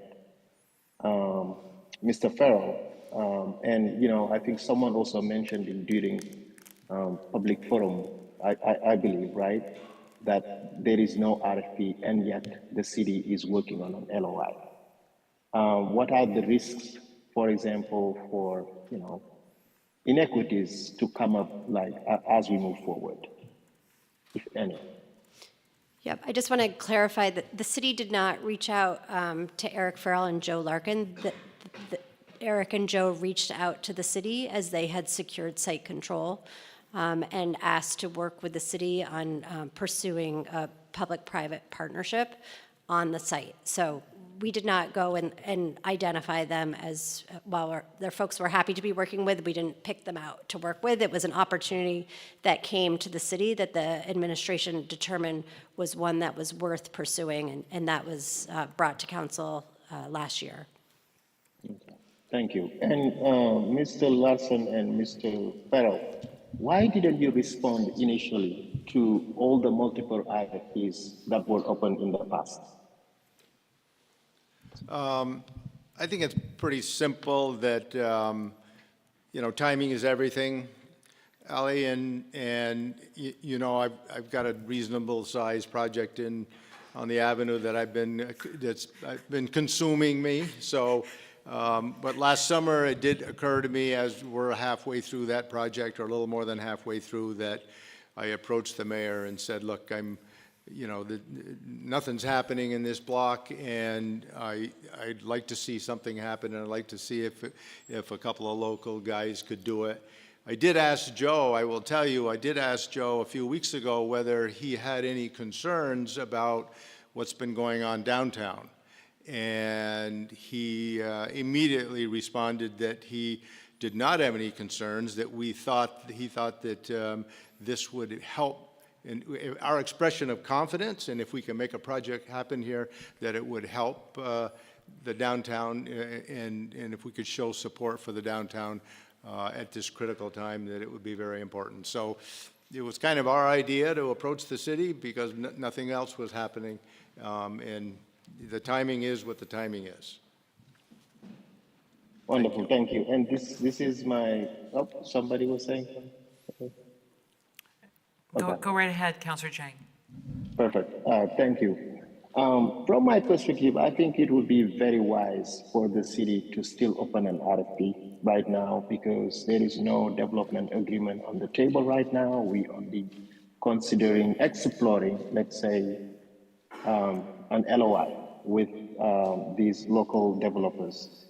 And it would be very wise for the city to open an RFP, leave it open, as we continue to work with the local developers, just in case that this doesn't go through. So at least we have an option of maybe encouraging other people to come in. I think it would be very wise for us to open an RFP and also continue to work on developing this. But my hope is definitely for this to work. But at the same time, we've been here before, many times, and it would be wise for the sake of the city to continue to have, to welcome other opportunities as well, in case this doesn't work out. And I hope that it works out. Thank you. Thank you so much. So we'll go to... So I'd like to comment on that. Okay. I would just say that we're going to put our heart and souls into this, and if the city wants to put out an RFP, then you can, this is a good faith agreement. We're going forward, both parties in good faith. If the city decides to put out an RFP, then I think we would probably step back.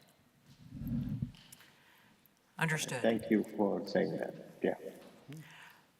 Are there any other councilors who wish to, Councilor Grant? Not really a question, but it is a concern to some in the community about the lack of RFP, and when you were so gracious to meet with me and kind of talk about the project, I don't know if you remember it, I just said, you want to be careful about looking like it's a backroom deal, because that is a concern. And when we first entered into this initial agreement, it was kind of thrown upon us, and I know I personally felt backed into a corner because there hasn't been activity there, and people want activity there, and we're going to be losing that building because of the condition that it's in. And we have to have something different. We have to get away from all this blight that we have in the city that's affecting our vitality. But I just want to say the more transparent, anytime you have an opportunity to be more transparent than less, that would be greatly appreciated. And just a quick question for Kyle Blake. So are you saying the first time you heard about the possible plans for the fire house down there in Winooski Avenue was from a news story?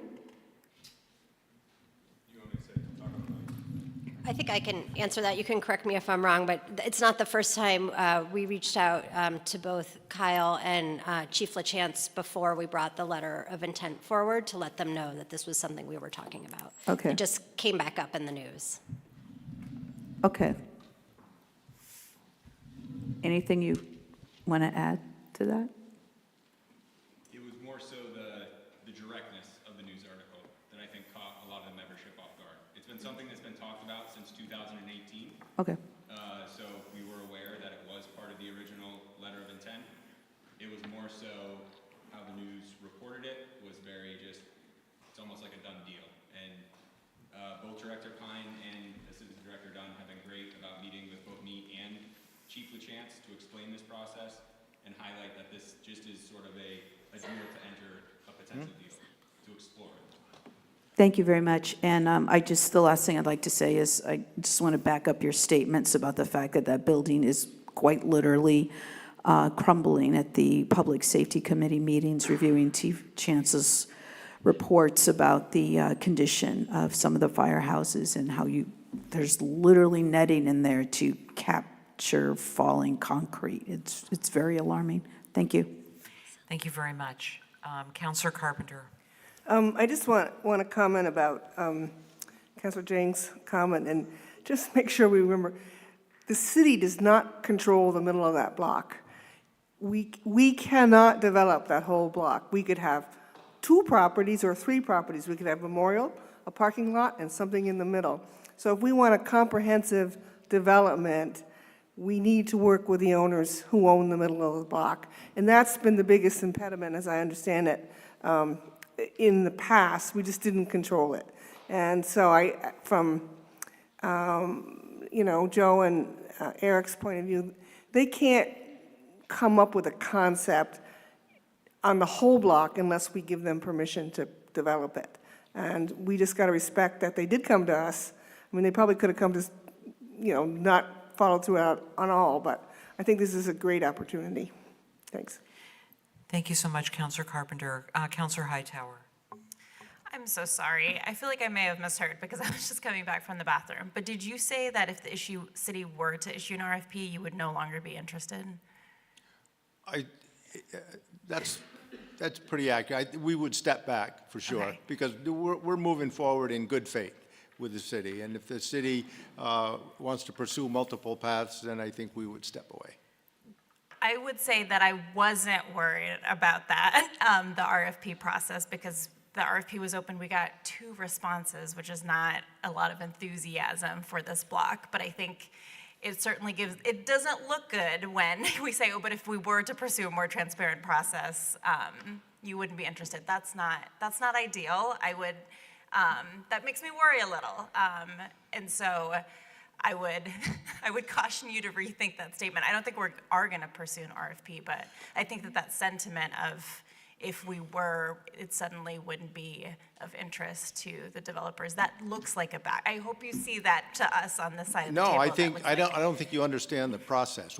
If we make this agreement, we have to invest a considerable amount of time and money pursuing that block. Am I going to pursue that? Am I going to spend a lot of money and energy doing that if there's parallel tracks and the city's talking to every Tom, Dick, and Harry out there? Not going to happen.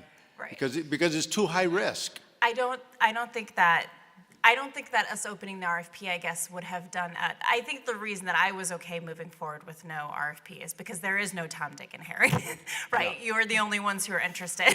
And so that's the reason we're excited to do this proposal, but I would just, in order for us to do that, I think we do have to say like, hey, we're moving this forward with you because you're the only one who's interested. And I think if we were to say like, hey, we just want to make sure one more time that nobody else is interested before we move forward, I understand the no parallel. That would be a lot of commitment. I just would hope that a good faith partner wouldn't say, well, we would shut that down immediately and then you might not ever see us again. No, then go ahead and explore. If there's anybody else out there, and if you don't find anybody, call me. Great, thank you. That's the long and the short of it. I think that's a more reasonable response then. Okay, fine. Thank you. Thank you, Councilor Hightower. Are there any other councilors, keeping in mind we will be moving this forward to a vote on the 11th of March.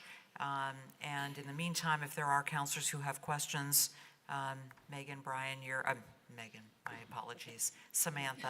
I've seen a lot of Megan tonight. Samantha and Brian are here, as well as thank you so much for taking the time, Eric and Joe, to be here with us this evening, and as well to Jeff Glassberg and anyone else that I am missing. What an amazing project this is. We wish you the best.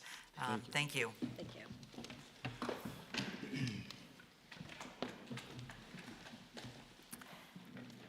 So that moves us to the next item on our agenda, which is item 6, the climate emergency reports. Is there any counselor or the administration who wishes to offer a climate emergency report?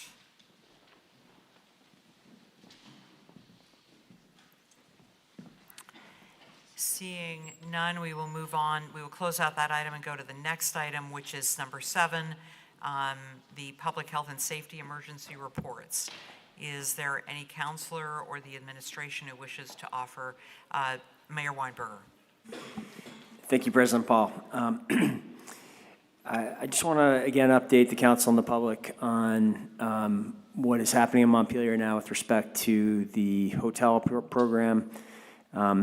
As we have looked back at the challenging year we had in 2023, I think there's consensus now that one of the most significant things that happened over the course of the year is that the state put 800 Vermonters out of shelter on June 1st without a plan for adding to the shelter in sufficient ways. And the city of Burlington really bore the brunt of that for the rest of the summer. We did various things to respond to that. Most successfully, we advocated successfully to keep 2,200 Vermonters housed through that program and not have them also turned out on July 1st, which would have made the problems even, substantially worse. But nonetheless, that was a decision that was made at the state level that hurt us badly and hurt many individuals badly. There is a very real chance of that mistake being repeated on April 1st of this year. The Agency of Human Services has consistently advocated to to exit in their verb, something like 500 to 600 Vermonters statewide who remain in the hotel program. And again, there is talk of a shelter plan to house those folks. It is hard to imagine that shelter plan that is being discussed coming together by April 1st, which is now just weeks away.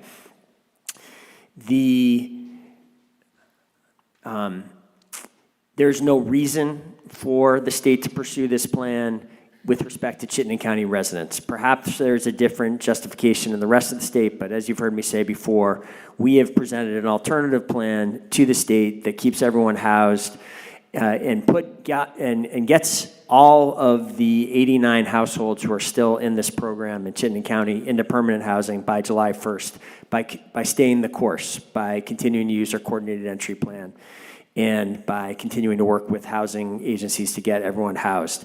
And it will do it at about half the cost of what the state has proposed for new shelters. So it shouldn't happen, and the legislature has responded to this both the Senate and the House have now passed bills in a Budget Adjustment Act, which would seem to avoid this outcome. But what I want to raise here, and what I want the council to know and the public know that we have been communicating with the legislature about, is that we are very concerned about a kind of backdoor effort to bring this program to an end on April 1st, not through an explicit end, which has been rejected by the legislature, but through a very low per night cap on the amount of rent that the state will pay to keep this program going. There is a cap of $75 currently in the legislation, and if that is not raised, there is reason to believe that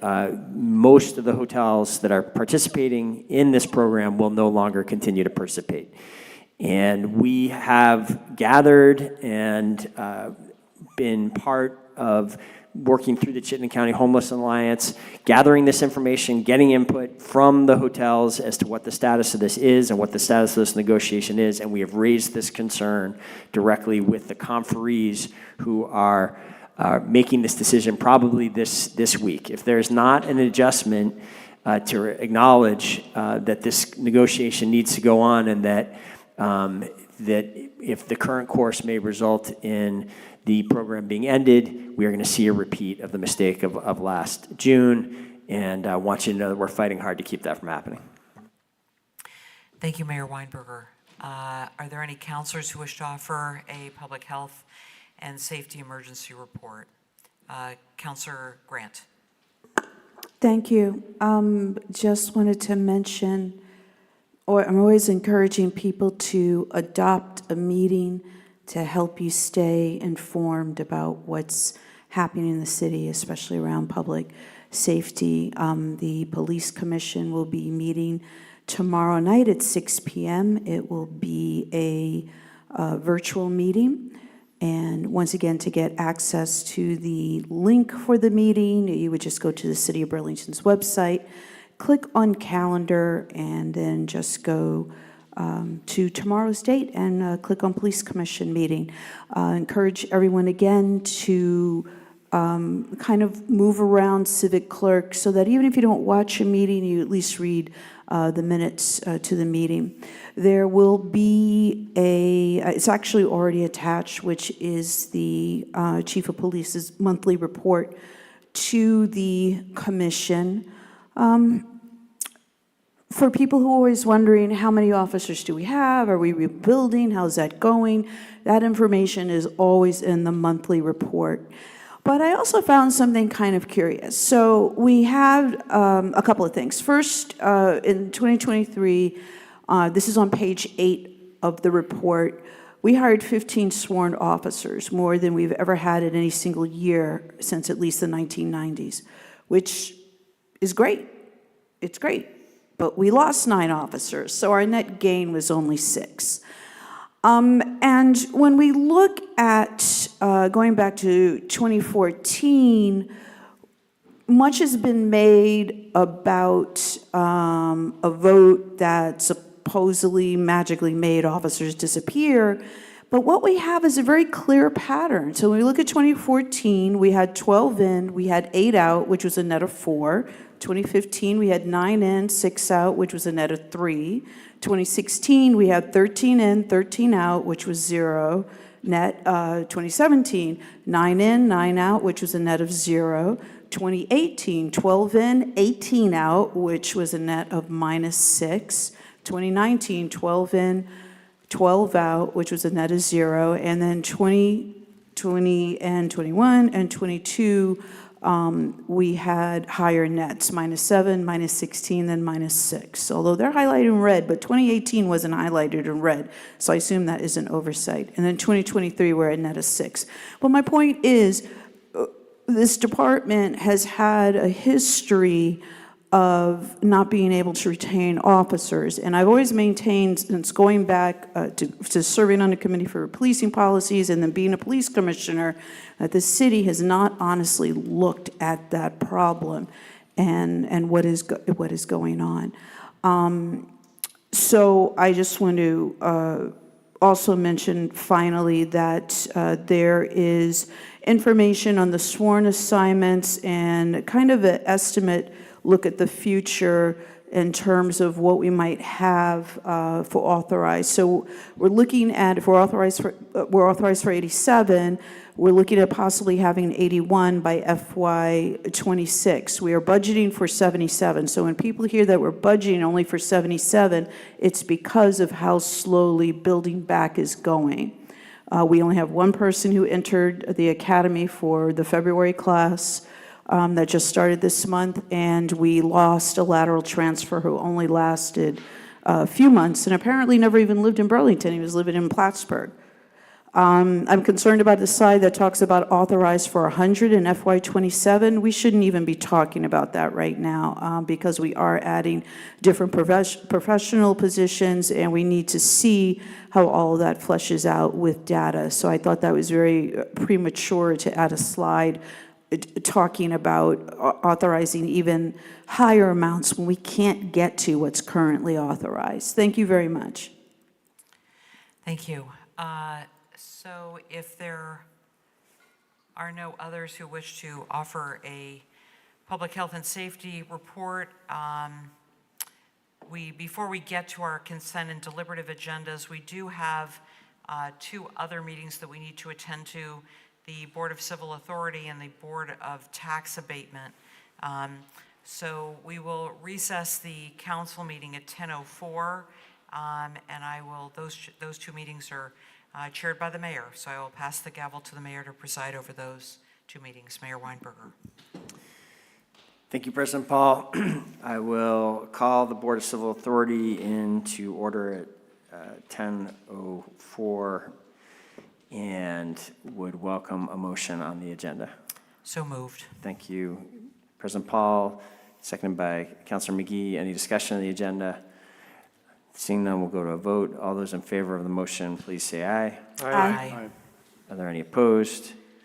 The motion carries unanimously. The full business on that agenda is the consent agenda.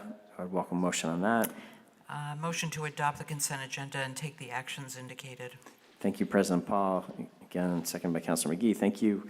Any discussion of the consent agenda? Seeing none, we'll go to a vote. All those in favor of the motion, please say aye. Aye. Aye. Are there any opposed?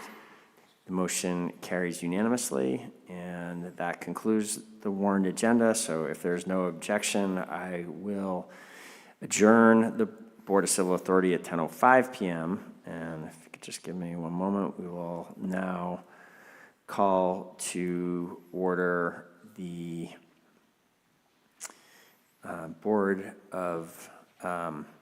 the full Board of Abatement of Taxes meeting. And I would move the adoption of the agenda, Mr. Mayor. great, thank you, Councilor Bergman. Is there a second for that? Seconded by Councilor Travers. Any discussion of the agenda? Seeing none, we'll go to vote. All those in favor of the motion, please say aye. Aye. Are there any opposed? The motion carries unanimously. Here we have three items, the consent agenda, and then 2 items on the deliberative agenda. So can I have a motion regarding the consent agenda? Are we ready for that? I would move the adoption of the consent agenda and to take the actions indicated. Thank you, Councilor Bergman, seconded by Councilor Doherty. Discussion of the consent agenda. Seeing none, we'll go to a vote. All those in favor of the motion, please say aye. Aye. Aye. Any opposed? The motion carries unanimously. And that brings us to item 3.1, which is a request for abatement of taxes for Vermont House Condo Association, 120 King Street.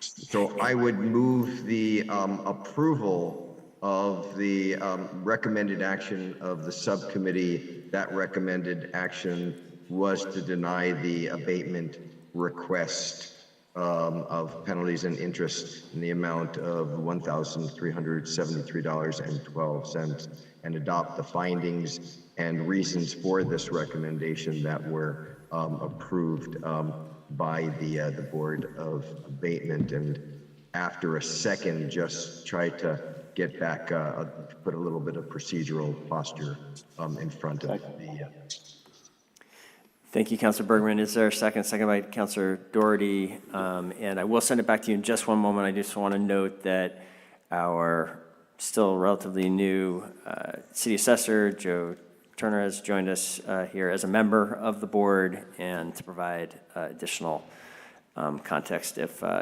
necessary. But back to you, Councilor Bergman. Great, and I'll be brief on this because our committee, and I believe the board's attorney on this, Attorney McClanahan, is here, and so I would really defer a lot to her. But just to say that this and the next item were heard by the committee. There was a split decision, as the information indicates, and you have got two pieces of, or two files. One is the decision of the subcommittee that we made with our findings and hearing and decision, and then a recommended decision. And you also have a second folder that has all of the information that we considered. And I think that the action speaks for itself, at least at the onset. And yes, and we'll let other people speak. And if Attorney McClellan wants to add anything, I think that would be great. Sorry. Thank you, Councilor Bergman. The floor is open for discussion. Mr. Mayor, if you could just allow Attorney McClellan to speak if she has anything to say, that might. Okay, very good. Go ahead. Thank you. Thank you, Mayor. I really don't have all that much to add. I think the two decision letters speak for themselves. It was a 2-1 split. There is a dissent in there noted by Councilor Shannon. We had extensive testimony at the subcommittee level, and certainly if either party wishes to be heard further before the full Board of Abatement, I would recommend that opportunity tonight if either party is there and wishes to be heard further. And of course, I'm able to answer questions that the board may have. Okay, thank you very much. Now the floor is open for discussion. Councilor Shannon, go ahead. Is the taxpayer here? Is the owner It's a management company. the management company present? Can you tell me who I'd be looking for, and I'll look? Does anyone know? Maybe ask for. There are Alex Eaton. It would be Alex Eaton, Apple Tree Property Management. Okay, if there is anyone who's joining us by Zoom, if you just want to use the raise hand function, I am looking at the list of attendees. Thank you, President Paul, for doing that, since I don't have that in front of me. So, I can speak to, and while we're waiting, if you want. okay, I'll recognize you, Councilor Shannon. But yes, President Paul, please let me know if the management company does arrive. The committee reviewed this a while ago, and I don't remember all of the details and circumstances that this taxpayer was experiencing at the time, but the taxpayer did make, this happened during COVID, during a time offices were shut down, and they claimed that they had never received this notice. We did see one notice that was sent, but then it was like 3 years before a second notice was sent, and all the while, the taxpayer was making all of their payments, but didn't know that none of the payments got applied to this missed payment. And it seemed to me that the city has a higher obligation than that to notify a taxpayer that their payment hasn't been received for 3 years. And I won't speak to the second one that's on our deliberative agenda because it is the same case. I mean, it's the same circumstances with the same taxpayer. And Mr. Mayor, I'm having a hard time looking at my raised hand. So if anybody else wants to speak, but I would like to just address this a little bit myself. Okay, Councilor Bergman, thank you. Let me see if is there any other councilor who'd like to speak before we go back to Councilor Bergman, or any other questions at this point? Go ahead, Councilor McGee. I guess just a point of clarification in terms of the tax bill. Would the tax bill that followed that lack of payment in 2020, would that not appear on subsequent tax bills?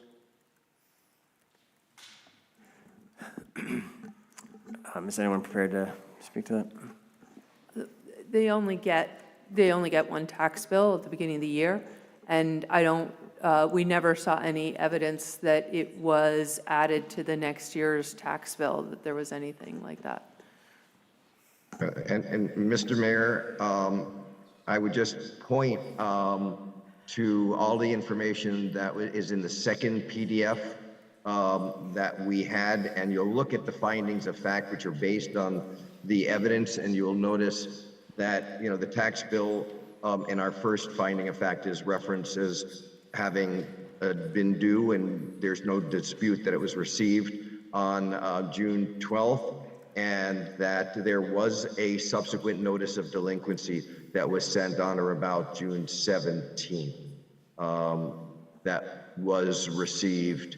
And it's also, I believe, significant in that finding of fact is supported by the evidence that this person who was the property manager was not at the office until September, I believe it was, and therefore,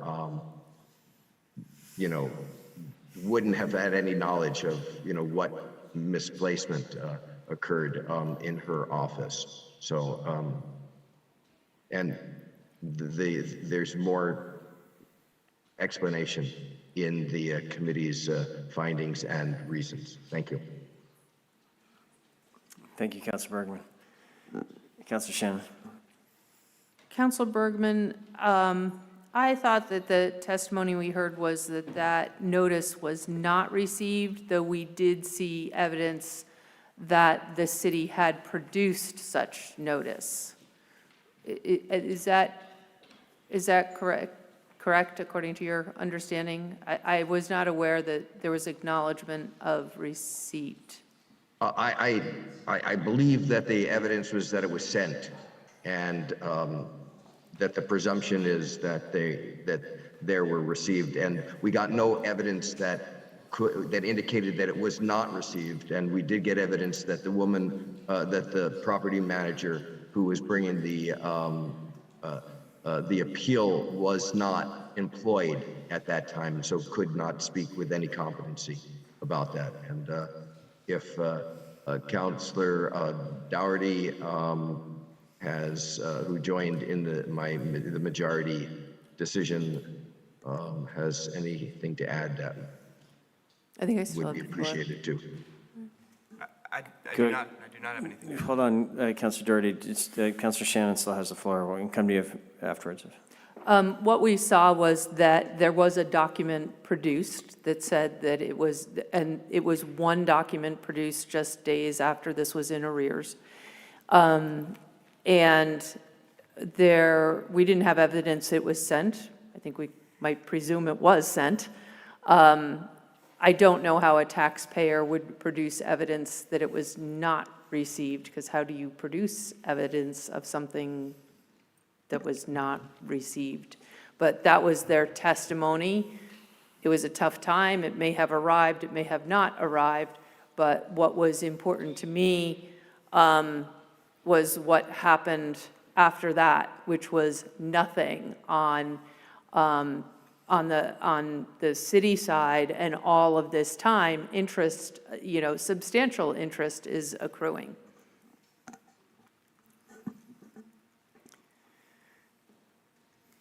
Counselor Doherty, you're not wishing to be recognized at this point, right? The only thing I would add is that I think there was a finding that the notice was sent to the correct address. I don't think that was in dispute, and I think that was a principal piece of our decision-making here. Okay, go ahead, Joe. Yeah, to my knowledge, there was no return mail on that, so typically that means it made it to where it was going. We're not required to certify these things or send them out to make sure they receive them, under statute and charter. So I think we kind of did our due diligence here in getting this bill out and the delinquent notice. And there is some responsibility on the taxpayer to pay their taxes. Even we need to notify them, and we did that. But they do have some responsibility associated with paying their taxes. Okay, thank you. Is there anyone else wishing to be recognized before we go to a vote on this motion? Seeing none, I think I believe this will not be a unanimous vote, so we should call the roll. Is that something you're able to do, Jason?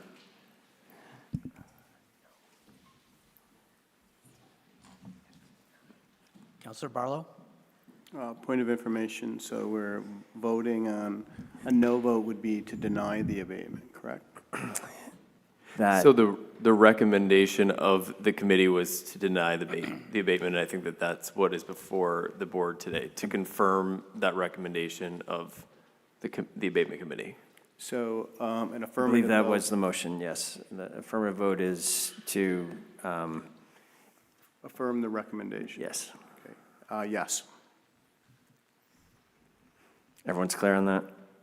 I see everyone nodding. Okay. Can you please repeat? It wasn't clear. The committee has recommended that the abatement request be denied, and the motion has been made to, for the full Board of Abatement of Taxes to confirm that, that action. So a yes vote denies the abatement request. A no vote would result in granting the taxpayer their abatement request. Thank you. Okay, with that, back to you, Jason. Okay, I'll restart it. Councilor Barlow? Yes. Councilor Bergman? Yes. Councilor Carpenter? Yes. Councilor Jang? Yes. Councilor Doherty? Yes. Councilor Grant? Yes. Councilor Hightower? No. Councilor King? Yes. Councilor McGee? Yes. Councilor Shannon? No. Councilor Travers? Yes. Council President Paul? Yes. I think in this case, it may be confusing, Jason. I believe I'm a voting member as well, and I believe Joe is a voting member as well. So I appreciate the debate on this, and it's a challenging vote, but I will vote yes as well. I'll recuse myself from this since I did testify in front of the committee. Okay. So that's 11 ayes and 2 nays. Okay, so the motion passes. Thank you, and now we will go back to you, I believe, Councilor Bergman, for the second item of business.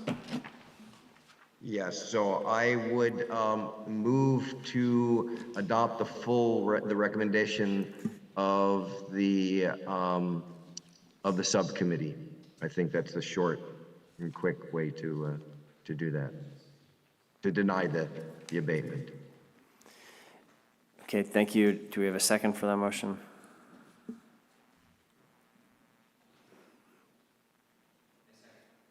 Thank you, Councilor Doherty.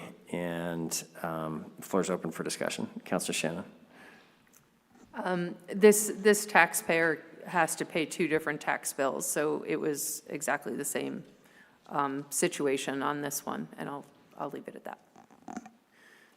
Okay, thank you for that clarification. Counselor Shannon, any further discussion? Seeing none, let's go to the role again. And thank you, Jason, for stepping in a role that we don't often put you in, so thank you. Counselor Barlow? Yes. Counselor Bergman? Yes. Counselor Carpenter? Yes. Counselor Jing? Yes. Counselor Doherty? Yes. Counselor Grant? Counselor Hightower? No. Counselor King? Yes. Counselor McGee? Yes. Counselor Shannon? No. Counselor Travers? Yes. City Council President Paul? Yes. Mayor Weinberger? Yes. 11 yeas, 2 noes. I believe we should note the same recusal as well Correct. on that vote. And again, thank you, Jason, for stepping into this role on short notice. With that, we have completed the full agenda for the full Board of Abatement of Taxes, and without objection, I will adjourn us at 10:24 p.m. Thank you very much, Mayor Weinberger. So we will reconvene the council meeting at 10:24. The next item on the agenda is our consent agenda, item number 8.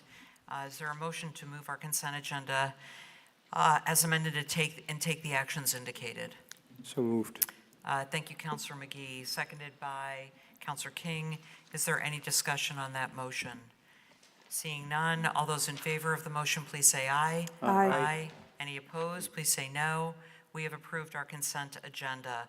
That brings us to our deliberative agenda. We do have a lengthy agenda with 9 items this evening, and we have two public hearings. Just a reminder regarding the 5-minute rule. I will be following everyone, and please self-monitor and be mindful of the time. And I will need to, Councilor McGee, yes? Thank you, President Paul. Yeah. Given the hour, I think it would be appropriate for a motion to suspend our rules to complete. Yeah, what I would like to do before we do that, because we do have a couple of minutes, is there are a number of items that may not be time sensitive. If you are the sponsor of a resolution that is not time sensitive, I think maybe what we could do is just take a very brief 3-minute break. Please come to me and let me know if you're willing to let this roll to March 11th, so that we might be able to shorten up our agenda before we make that motion. So we'll be right back in just a couple of minutes.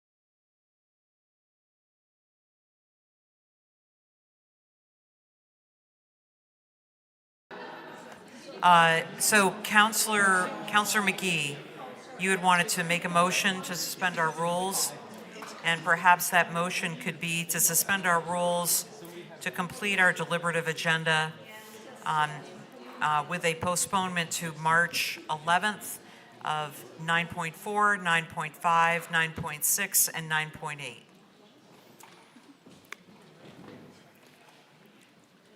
Can you list those numbers one more time so I can write them down? And Yes, a motion to suspend our rules to complete our deliberative agenda and postponing items 9.4, 9.5, 9.6, and 9.8 as they are deemed non-time sensitive to our March 11th meeting. Okay. Got that? That feels like an adequate motion, so I will just say so moved. Okay, all right. So why did I have to repeat it? Well, I'm only kidding. Don't worry about it. All right, thank you very much. Is there a second to that motion? Seconded by Councilor Carpenter. This requires 2/3. Motion to suspend our rules to complete our deliberative agenda with the exception of 9.4, 0.5, 0.6, and 0.8, which will be postponed to the March 11th meeting. All those in favor of the motion, please say aye. Aye. Aye. Any opposed, please say no. We have suspended our rules to include the remaining items on our deliberative agenda. So without further ado, we will get on to the first item, which is 9.1, the March 5, 2024 Annual City Election Public Information Hearing. This is, as per state statute, the City Council must hold a public hearing within 10 days of the election. This hearing pertains to the 3 non-charter ballot items that are on the town meeting day ballot. That is the school budget, the public safety tax, and the BED item. If there are members of the public who wish to speak to one of those ballot items, ask questions, get information, now would be that time. I will look online to see if there is anyone with their hand raised and do not see anyone. Are there any members of the public who wish to speak at this time?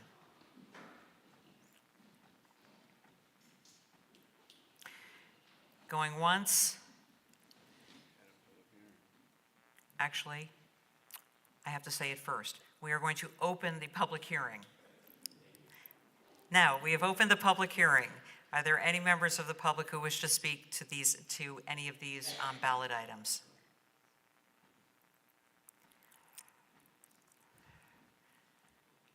Going once, going twice. We will close the public hearing. And with that, go to the second item on our deliberative agenda, which is 9.2, the public hearing regarding ZA 24-02, the neighborhood code. And again, pursuant to VSA, this public hearing is called by the Burlington City Council to hear comments on the proposed amendments to the City of Burlington's Comprehensive Development Ordinance, ZA 24-02, which is the neighborhood code. Director Tuttle, did you want to speak before, or we'll just open the public hearing? Okay, so there are a number of people who wish to speak during the public hearing. And we do have a timer just simply in the interest of time and hopefully being able to give everyone some time. And there is one person online who wished to speak during this item, that's Sharon Busher. Sharon, I haven't forgotten about you. I will come to you after we've done all those people that are present in Contois who wish to speak. So the first is Colin Larson, to be followed by Merrick Broderick. Thanks so much for your patience in waiting for us. Yeah, I don't have the stamina that you all do for this. My brain's a little fried. I'll do my best here.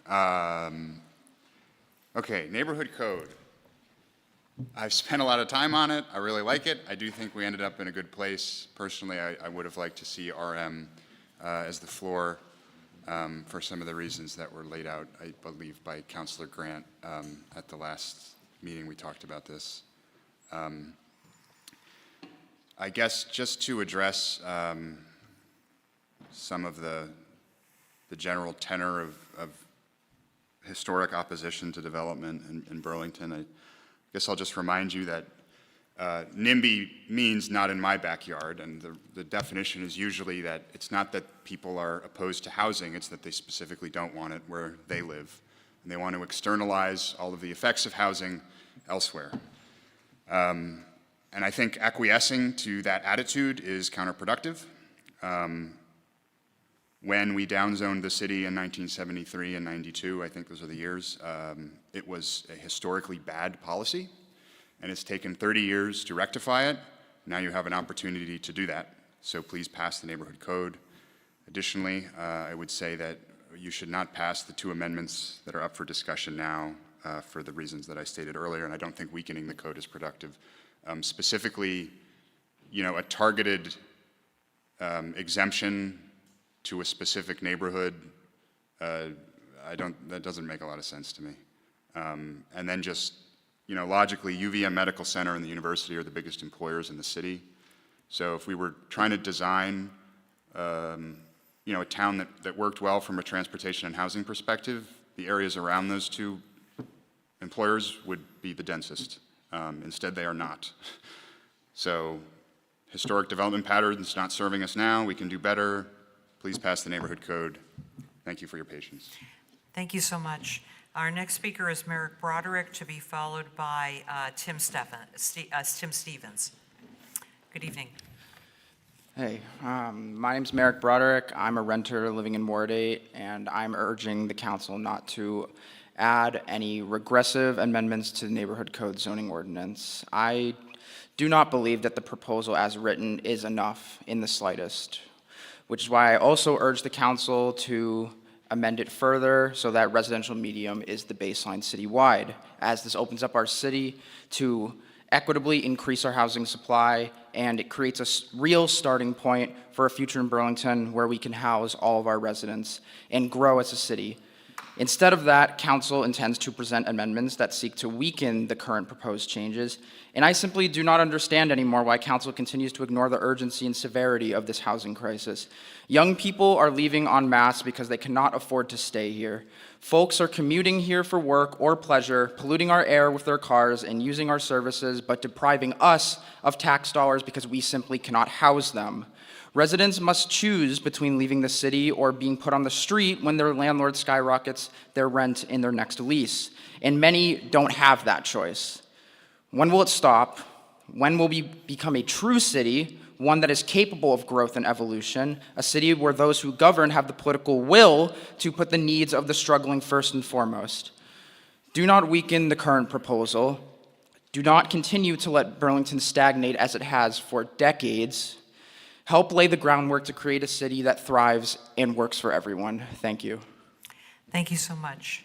Our next speaker is Tim Stevens, to be followed by Dan Castrogano.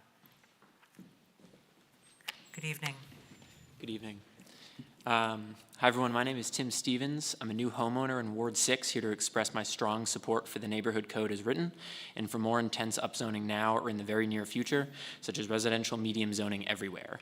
While I recognize the fears many of us have about our neighborhoods changing through zoning, I'd like to remind everyone that Vermont, Burlington, and our neighborhoods are changing around us whether we pass this zoning ordinance or not. Vermont is experiencing the fastest growing rate of homelessness in the country. Businesses are leaving, buildings are blighting, people feel unsafe downtown. We struggle to attract young professionals, police officers, nurses, and service workers to our city. In surrounding towns, beautiful farmland and forest is being turned into car-dependent, inefficient suburbs. Regardless of what we do with our zoning, people will want to move here from out of state. Students will be attracted to our universities. Families will enter new phases of life and desire different housing styles. What I mean to say is that Burlington's housing demand is growing and will continue to grow whether we like it or not. Each time we choose not to address this, we contribute to the exacerbation of Burlington's housing ails. With the neighborhood code, we are given a choice to change Burlington for the better. The neighborhood code opens Burlington's doors to these potential neighbors. It promotes dense, walkable developments that are better for our health, the lake, and the planet.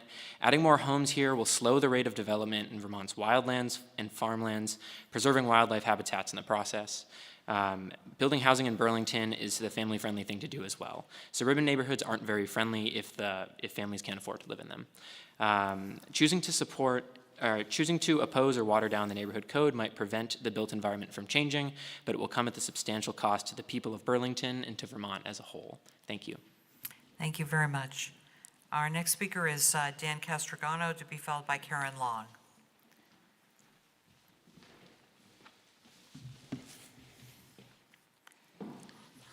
Hi, City Council. My name is Dan Castrogano. I live in Ward 4. I'm here to urge you to pass neighborhood code as it stands and to vote no on the proposed amendments and then to make neighborhood code stronger as soon as possible. We should make RM the floor and get rid of RL. And I agree with some people who I don't agree with on most things, but that would make it equitable to make RM the floor.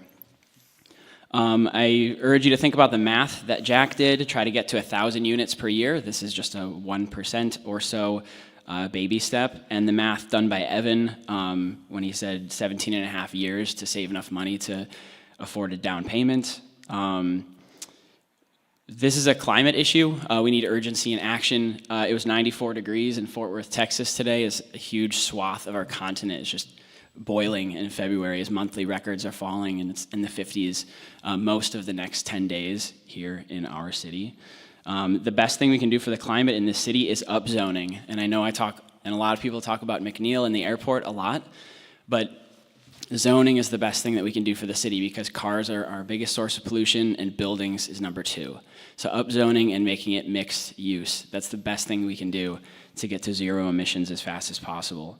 I want to give voice to the unhoused, the housing insecure, the people who don't have the privilege to be here or to stay this late, the people who want to live here but don't, the people who will live here in the future, and then the climate migrants who have moved here, are moving here, and will move here because of the climate emergency, like people who live in Texas and regions of the states and the world that are becoming uninhabitable.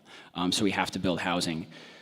Please pass neighborhood code as is and make it stronger as soon as possible. Thank you. Thank you very much. Our next speaker is Karen Long, to be followed by Michael Long. Good evening. Hi. So, this late meeting alone is a reason to postpone this. These are ridiculous meetings. I feel really sorry for you because it's nuts. But anyway, I'm very thankful that Zariah Hightower came in with an amendment that softened this. It has gone way too fast. Megan Tuttle can't even respond to our emails.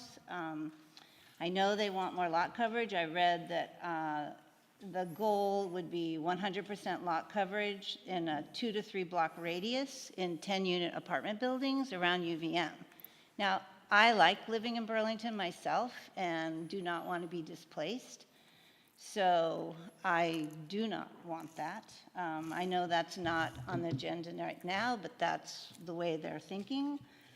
And there are some people that left, Kathy Nielsen and her husband, and Mags Conant and her husband, because they couldn't cope with this and they feel this is so inefficient and why are we doing this at whatever time it is.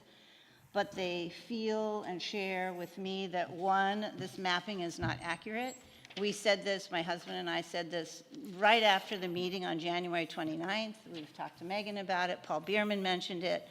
A lot of the zoning you've planned for Ward 1, all I know about is the Ward 1 area, was you use this and this is not accurate. So that needs to be corrected, please. The other thing that Kathy asked me to say is about UVM, the MOU. That is our big problem in at least Ward 1, Ward 8, Ward 6, Ward 3. We are getting students taking the housing that people that are working and want to live here can do. So basically, we need more time on this. It could be smaller. One thing Portland, Oregon did when they upzoned 4 years ago, they added 4 units per lot and 6 units if 3 were equitable. And right now, what we have on the table does nothing for affordability, like absolutely zero. So people that think new housing will make them be able to buy a house, infill with 2 units on a lot like mine will not be a house to buy. Thank you. Thank you. So we'll continue with Michael Long, and you had said that Kathy had left. Kathy Bill Nielsen? had to leave. Okay. All right. Meg, Thank you. Thank you very much. Good evening. Density done well is what makes cities successful. Neighborhood code does not do density well. Seriously flawed as currently drafted, needs substantial work. The prudent course of action would be to return to committee and take the time required to get it right. It needs a lot of work for a variety of reasons. One, the whole PUD process, which is all about citing multiple buildings on the same parcel, that was ignored. And that is the most inequitable element in the CDO right now, the 2-acre minimum in RL. In every other residential zone, you can do a PUD no matter how small the lot is. But in RL, it needs to be 2 acres. That should have been the first thing the city dealt with if they were serious about citywide density increase. 8 or 10 units in 2 structures on any lot is extreme.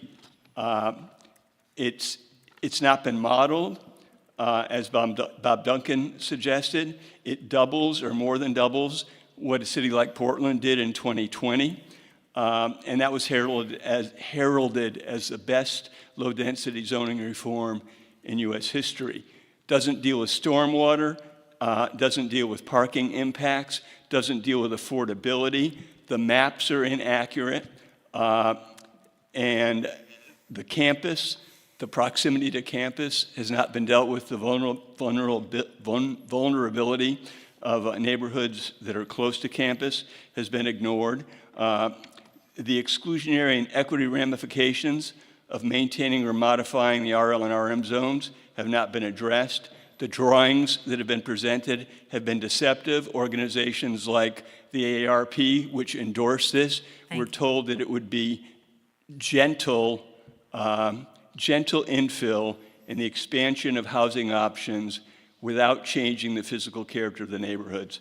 And finally, the rush to get this over and get it to the finish line is fueled in part by the mayor, in part by VPOP, and it's just been a nasty thing. Let's not impugn motives here, okay? Okay. Thank you. Thanks so much. Thank you. Our next speaker is Ryan Thornton, to be followed by Ann Vivian. Ryan had to leave. Okay, thank you. Ann?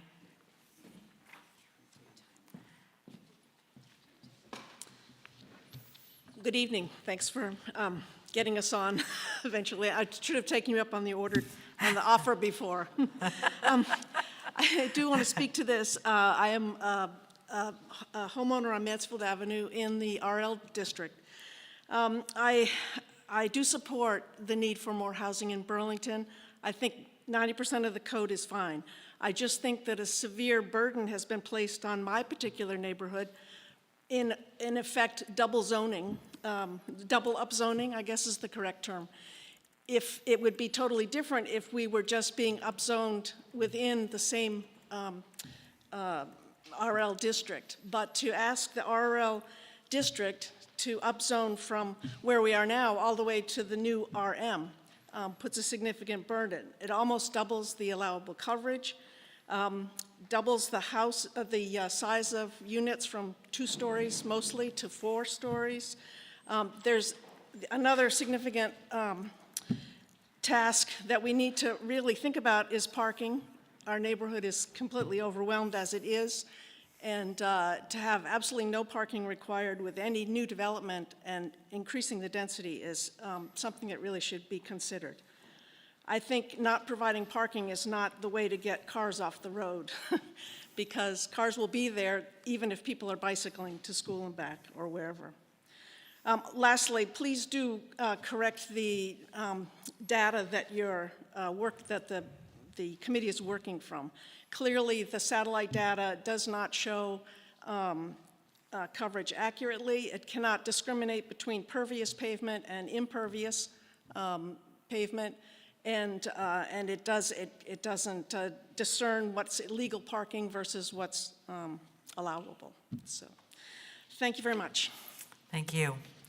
Our next speaker is Kathy Alwell, to be followed by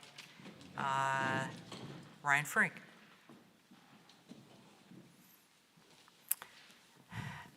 Good evening, Kathy. Thank you. I'm here to say, first of all, I have nothing against infill and up, whatever it's called, to produce more housing in this city. I know personally from my own family's experience how hard it was to find something and something they could even afford. One son left and went to Rutland because he couldn't live in this city. So it's something that's dear to my heart, and I want us to work on it. I like the 4 amendments, Soraya, that you put out there, and I, think that's wonderful, but it says nothing about affordability. And I've worked the whole 35 years, 30 of those 35 with poor people. And I have seen some of the housing that they live in, and I know how unaffordable even that was for them. And I truly beseech you to get something about affordability into this, because all we're going to do is then have these outrageously expensive apartments that nobody that really needs housing can afford. Because if my kids can't afford it, then someone someone who is poor in this city or working class is not going to be able to afford most of them. So I would also beseech you to make it RM throughout the city, because I think that is the equitable thing to do, and it would open up a lot more options to build housing in the city. Thank you. Thank you very much. So our next speaker is Ryan Frink, to be followed by Solveig Overby. Good evening. Hi, my name's Ryan Frink. I live in Ward 7, although I've lived in various other wards and been represented by quite a few of you over the years. I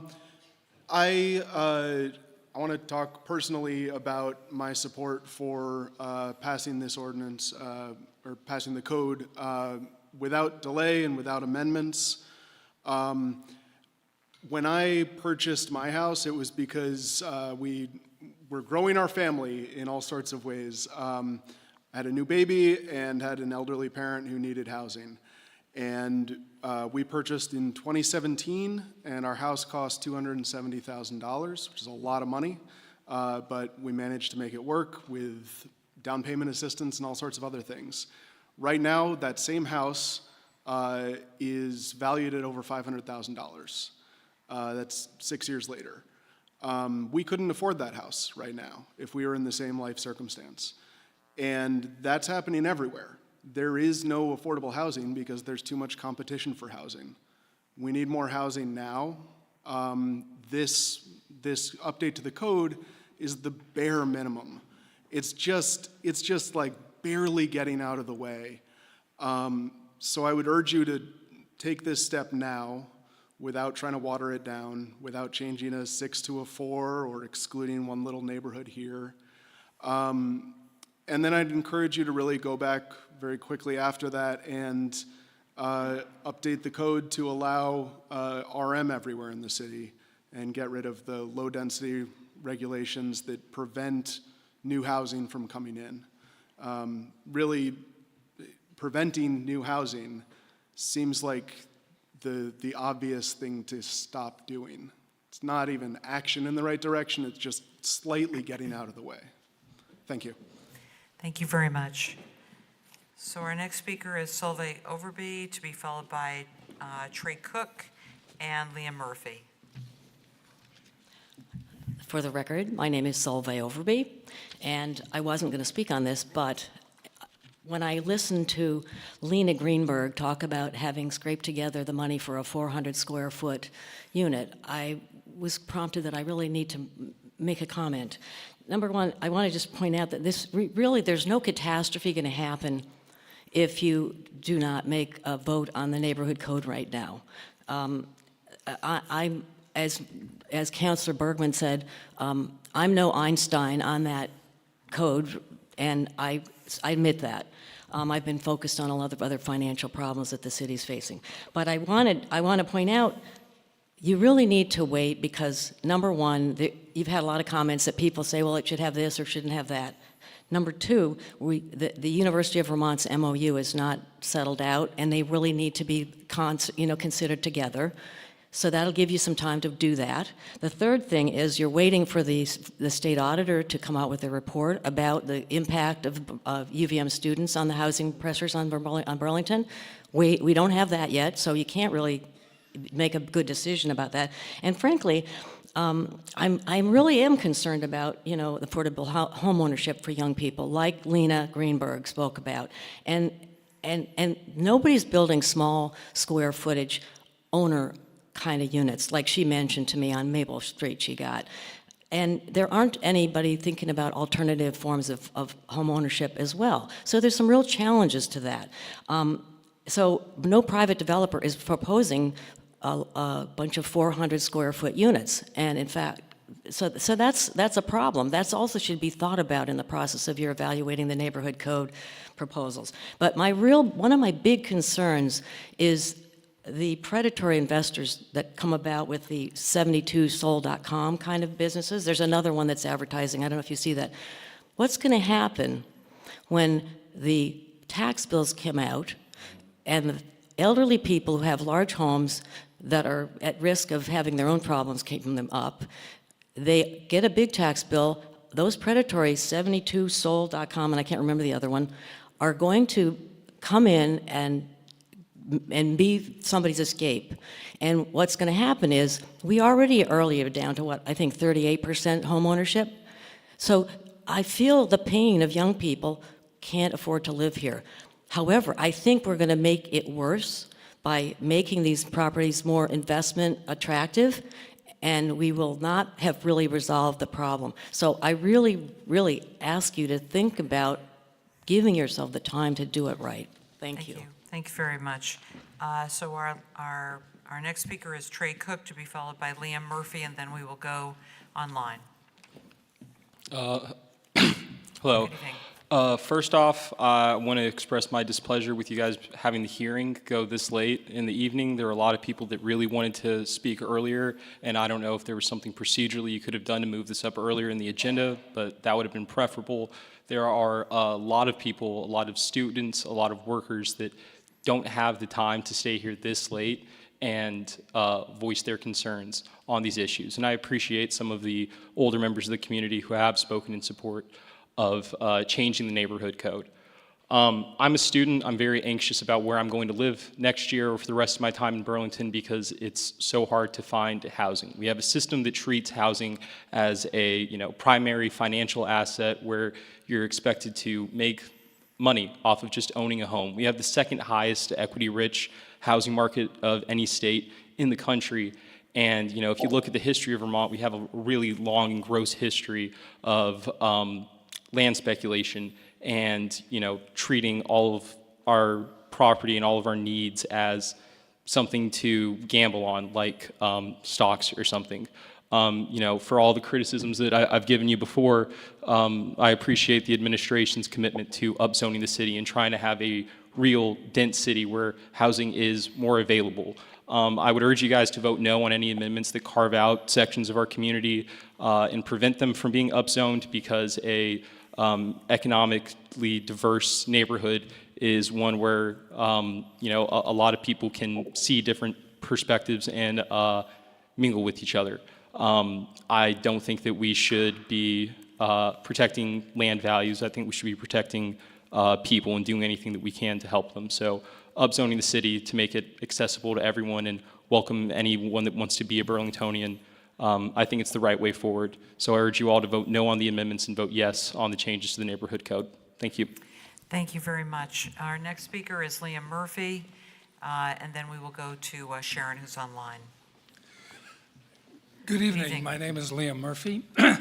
I'm a land use attorney who has practiced in the city for 40 years on College Street and lived downtown here on Buell Street in Ward 8 for the last 5 years. I would encourage you to pass this ordinance now and not let the perfect be the enemy of the good. At the same time, I would encourage you, after you pass it, to have the Planning Commission undertake a dialogue or a study on how this is administered. As a land use lawyer, the way it is written is very complicated. It could be a lot simpler in how the ordinance is undertaken. The very simple things of measuring side yard setbacks by a percentage discourages development of those parcels that are the least undeveloped, because you are making 10% setbacks in a place where maybe we should have very simple, the setback on the side yard should be 10%. The same with the frontage. Measuring your frontage based upon your 4 neighbors is another complication of how the ordinance is developed.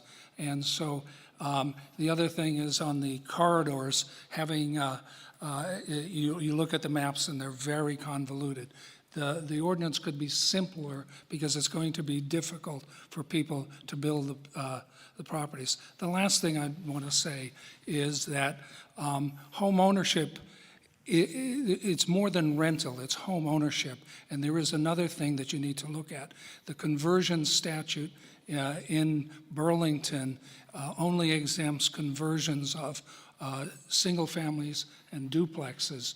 I think if the upzoning gets done, there may be a lot of 4-unit housing developments that could be developed for small, for-purchase condominiums.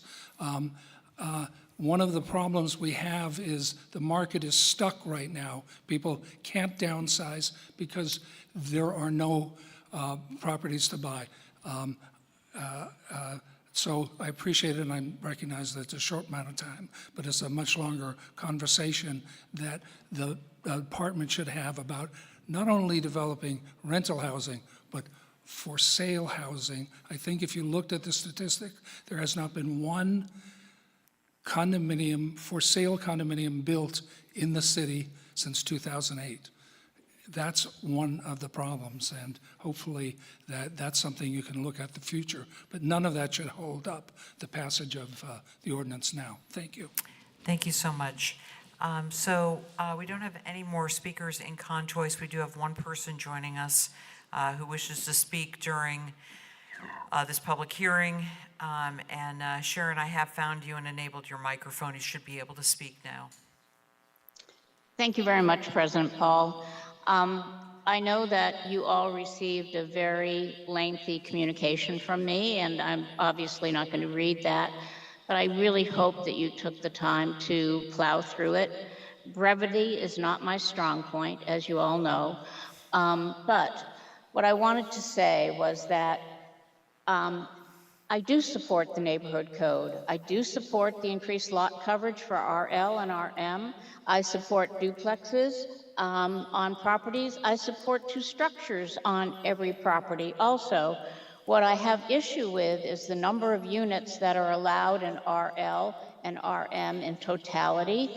I think that those numbers are too high, and what I asked the planning department to do was to take a section of Burlington and map it out with those densities at 25% of the proposed potential, 50, 75, and full build out.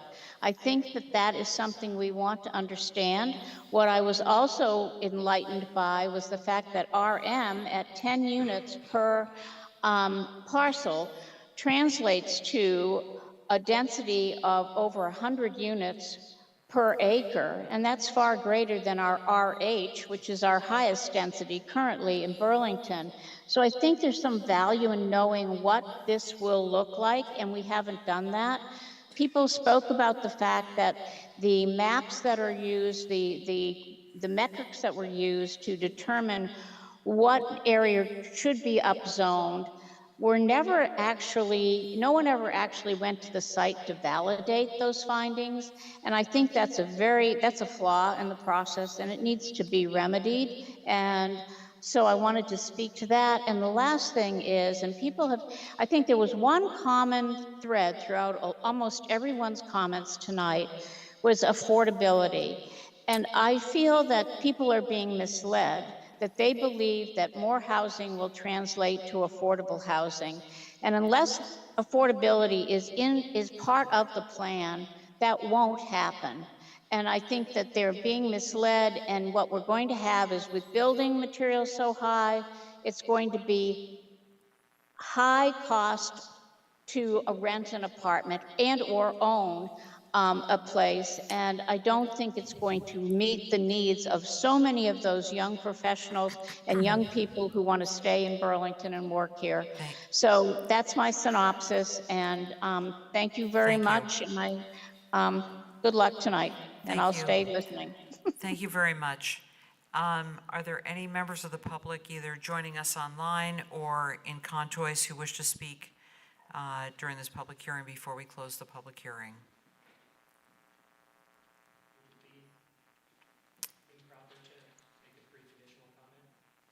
Did you speak during? I did speak during the public hearing. You can speak during the public hearing if you wish.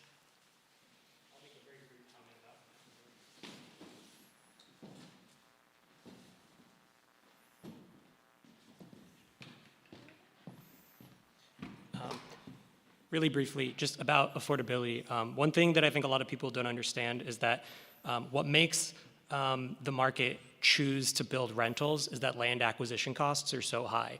When the cost of land is so high, there's no way to finance a development that makes sense to sell it.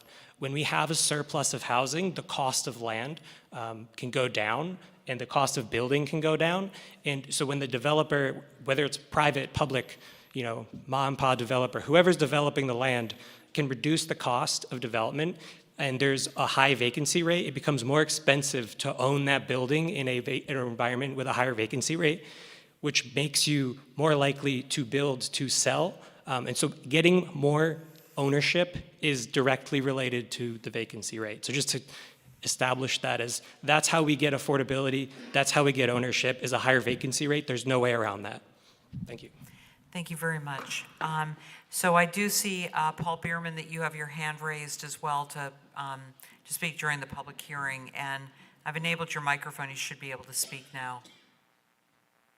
Okay, thank you so much. I just wanted to say that I was really impressed with the diversity of opinions and some very heartfelt opinions that I heard tonight listening over these last couple hours, and I think it is probably the single best reason to take the time to think more about this, because I think many of those ideas are not expressed well in the current proposal, and I think they should be. That's things like accessibility, that's the idea of equity, and whether we should be zoning the entire city as a basis for RM. And I think tonight could be an awesome kickoff to get people who disagree, and some disagree really strongly, into the same room and talking and trying to figure out if there's a way to reconcile this.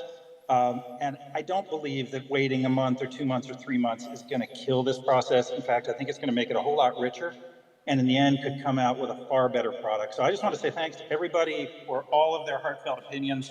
I respect people even if I differ from their opinions. And I think the council would be really wise to use this as a listening session and to think hard about how to improve this proposal so we come out with a compromise that will never make everybody happy, but I think can include a lot of what the various people speaking tonight want. I'll yield the rest of my time. Great. Thank you very much. So are there any others who wish to speak during the public hearing? Going once, going twice. We will close the public hearing at 11:07 and go to item 9.3, which is the ordinance, Comprehensive Development Ordinance CA 24-02, the Neighborhood Code, Part 1. And for this item, I'm going to go to the Chair of the Ordinance Committee, Councilor Travers, for a motion, or if you have anything you wanted to add before that.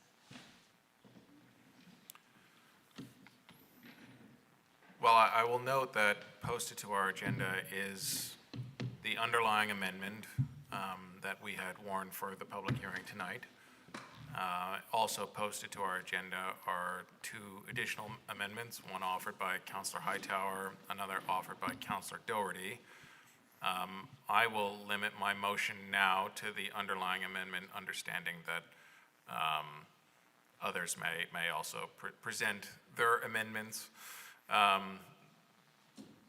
The motion that I will offer will be with respect to the amendment that we warned previously to waive the reading, approve the technical amendments proposed by the Office of City Planning, and warn that amendment for a public hearing on March 25th, 2024.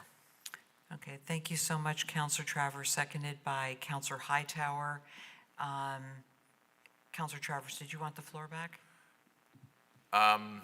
Only to offer it to Megan and Sarah, who I know are here at this very late hour and may have a presentation lined up for us, but certainly would, if I see a shaking head, which is fine. There's lots of materials and presentations that we've seen. I think what I'd personally like to hear, and I suspect the council would like to hear, is since the last public hearing, the work that your office has done to engage the public on this particular matter. And perhaps even before you get to that, it might be worth explaining, in my motion, talked about the technical amendments and what those technical amendments are, would be helpful. Great, thank you, Councilor Travers. Since we were here at the end of January to introduce this amendment to you, we have done some additional work as was requested at that time to communicate about the neighborhood code and to collect some additional questions and feedback about it. We put in, as a start, a Q&A form on our department's website related to the project. We also were invited to attend the Ward 1 NPA meeting on Valentine's Day and held a Q&A session just last week that was very well attended. I think between 60 and 70 people were in attendance at that meeting. I would say that in addition to those conversations and just kind of email communications that we've seen, while we've heard a lot of different things in support, questions or reservations about the code, some folks that are just opposed in general to the code, a couple things have sort of risen to the top in terms of common themes. We've heard most of the feedback about issues of building size and number of units. Some folks feel like that could use some more nuance. Others feel that it's, as you heard tonight, move forward as is and maybe even consider going further. We have heard questions about the proposed changes to lot coverage. I apologize, very late. Both questions just clarifying how this relates to stormwater management and concerns that there still will be an opportunity to manage stormwater under the proposed changes. We have heard some questions or concerns about the proposed changes being too aggressive in terms of that particular aspect. And as you heard tonight, you heard some concerns about changing that aspect. And I would say that many of the comments that we have heard, both the comments and questions about both of these former points, have really been focused on this impact of these proposed changes in this area of the Ward 1 that we've been calling the Old North End East or North Hill. We have heard questions about how this would apply to other areas of the city, particularly close to institutions, but a lot of the feedback that we've heard has been from that area of Ward 1. So to answer your question, Councilor Travers, about the technical amendments, the amendments that we offered as staff do 2 things. The first is that it makes the depth of property where the residential corridor district would apply the same as our multimodal mixed-use parking district. For those of you that maybe weren't on the council or deeply involved in that, that applies to properties that front on certain corridors up to 200 feet of depth. So we've made a technical correction to the map to make sure that that residential corridor district applies to the same depth of property. This should have no impact because of the dynamics of the residential corridor district allowing one building and being limited in its footprint. The other is that it strikes, or it fixes an internal cross-reference that was just incorrect.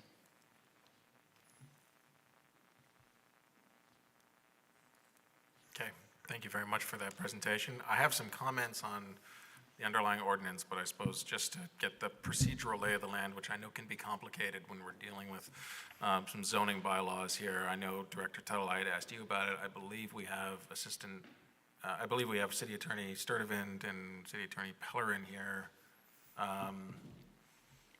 And Councilor Hightower, were you getting in the queue, or did you have a question? In the queue, okay, great. So I'll make some comments with respect to the underlying ordinance. The reason why I had moved it for another public hearing on March 25th is because my understanding of the lay of the land here is that the underlying ordinance perhaps does not have majority support of this council yet, which is disappointing to me personally. But it's important to me that we find a path forward here. We have a couple paths forward that have been presented, at least posted on the agenda by our colleagues here this evening, and I've heard concerns from folks in the public, and I share those concerns as well about our actually acting to amend the underlying ordinance at this late hour. And so just procedurally, I wanted to pose the question either to Attorney Pellerin or Attorney Sturtevant or to you, Director Tuttle, if it would be appropriate to, along with warning the underlying ordinance for a public hearing on March 25th, to also warn separately any other amendments for the council to ultimately consider at that March 25th hearing. I'll let City Attorney Sturtevant answer that question.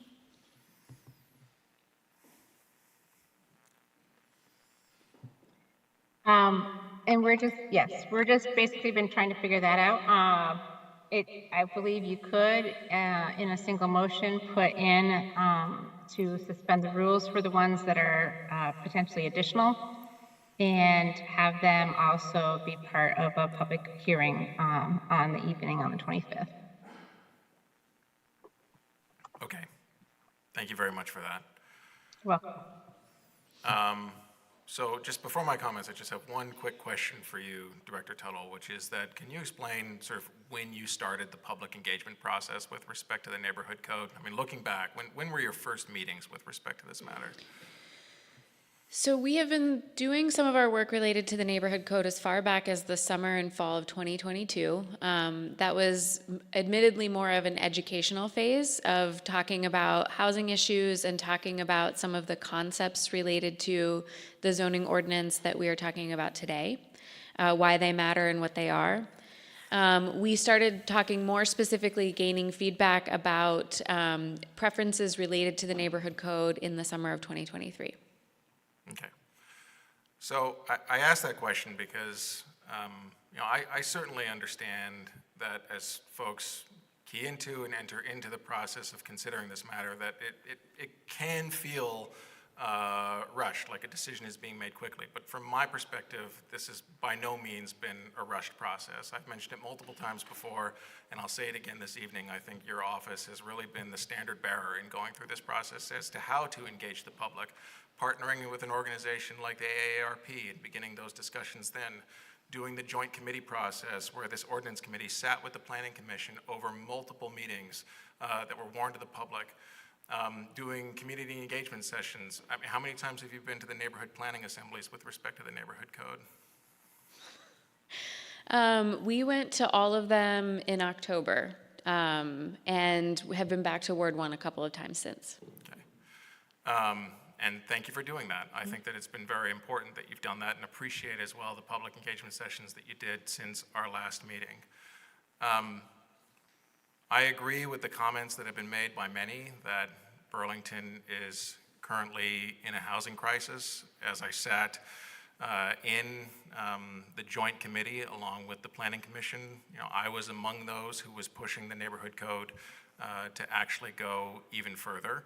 I'm proud of the end product that we ended up with, though. I think that it struck the right balance of the members of that joint committee representing really all corners of the city. I understand the concerns that many have with respect to the potential changes that may come to neighborhoods, but I also believe that zoning will result in more gradual changes. This isn't something that's going to turn the corner necessarily overnight. And the reality here is that Burlington is becoming an increasingly unaffordable city for a number of folks to live in. I'm mindful of the fact that our city is more than half renters right now. And among those who have reached out to express concern about the neighborhood code, I haven't heard a single renter to express concern about it. And I think a good reason for that is because many of these renters are folks that are looking for a place to live in Burlington right now and don't have those opportunities available to them right now. The neighborhood code allows for those opportunities in 3plexes and 4 units buildings across the city. And you know, from my perspective, we really can't delay much further in terms of opening up opportunities here. And to the extent the zoning proposal doesn't speak specifically to affordability, you know, I'm mindful of the fact that many of the affordable housing agencies in our community as well support the neighborhood code, because in part, those affordable housing agencies, if they wanted to build a 3-unit building or a 4-unit building in areas that don't currently permit them, this would open up opportunities for them as well to consider different structures. So I will consider further amendments to this as necessary to the end of getting this across the line. But I'm a strong supporter of the version that we ended up with out of the joint committee and would prefer us to proceed with that version. Thank you. Thank you so much, Councilor Travers. We'll go to Councilor Hightower. Great, thank you. I also was a complete fan of neighborhood code and what we came up with, and I am still very proud of what we passed out of the planning committee, and it's definitely something that I could vote for if none of the amendments passed. That said, I do think that there's a few places that we got it wrong, and one of them is kind of what everyone's been talking about, which is home ownership. And someone just said that the reason that there's no condos is because of land costs, but the number one reason that we hear why there's no condos is because condos are just so difficult to finance once the projects get large. And so I think the number one mistake that we made, and I vehemently argued for having the number of buildings be higher during the Planning Commission, and not everyone agreed with me, but they acquiesced, and I got my 12 units per lot, or 6 units per building, but I think that I was wrong. I don't think I should have argued for that, because ultimately it is much, much easier to finance 4-unit condos than it is to finance 6-unit condos. And so if we want home ownership, I actually think that incentivizing there being more 4-unit buildings or more 4-unit projects is gonna be a good way to do that. And so if we're talking about home ownership, which both sides talked about a lot, we want to see condos. And so I think the way to get condos is to reduce the number of units from 6 units to 4 units. Because all the other, this isn't the only way to address our housing needs. There's all other kinds of big developments happening in little skyscrapers across the city. They're all gonna be rentals, or their vast majority of them are gonna be rentals. And so if we want any additional home ownership in the city, this is the place to do it. And so I really, really hope that if we pass any amendment on this, that it's how many units there can be per building. 8 units per lot is still a lot of units. That is still a lot of infill that we're talking about on things that are currently single-family homes. But I think that's the number one thing that we got wrong, that I got wrong. I think the next thing that we got wrong is wildlife corridors. I don't think folks totally understand what we're talking about here, so I'd really like if Megan could pull up what that means, because there's really only we're talking about like 2 city blocks on the city where there's really, really high data on wildlife passing through. And the one in particular that I'm worried about, is going from the Intervale to Centennial Woods, which are 2 of our biggest green spaces. The socialist in me doesn't want big backyards. I want big public areas that everybody can access, including the wildlife. And so for me, sacrificing in those little hot spots, so right there on Colchester Avenue is the biggest one, a couple of meters of high corridor zoning is not a loss to neighborhood code or weakening it. It's strengthening it by including conservation goals that we have in our zoning in ways that we didn't, quite frankly, think about. We thought about housing zoning. We didn't really think about parks or what that meant for wildlife. And so I think considering that east block and making sure that there is a corridor that wildlife can pass through is kind of the next mistake that we made. And so the last mistake that we made, and this one we did know, is that RL didn't really get the upzoning that we wanted. We increased the RL density percentage by 10%. We increased RM by 20%, percentage points, I should say. That's a little bit backwards to me. We shouldn't go from 35% to 45% in one, and then 40% to 60%, I think it's an RM. I think it should be the opposite. I think RL should have gotten a higher percentage point increase. I think they should be much closer to each other. What I proposed, because I thought it would get the most council support, and now I'm not so sure, is to reduce RM to 55%. The only way that I would see moving this back to committee is if the council or not unanimously, but by majority support wanted to remove RL. I think that is something that makes a lot of sense. I think that is something that we probably don't want to do at 11:30 at night with a single vote. So I think that would be a good reason to move it to committee. If the council's not ready to do that, then I think we stick with the underlying with some tweaks to the proposal. And so that said, I will move forward my amendment, if that's okay, which there's two amendments. One of them is to move the max units in RM to eight units per lot, 4 units per building. I think that's the most important one. The second one is to remove it to 55%. And so I'd like to move that amendment, and just so folks know, I will be dividing the question because I think yes. All right, so a motion is made to, yes.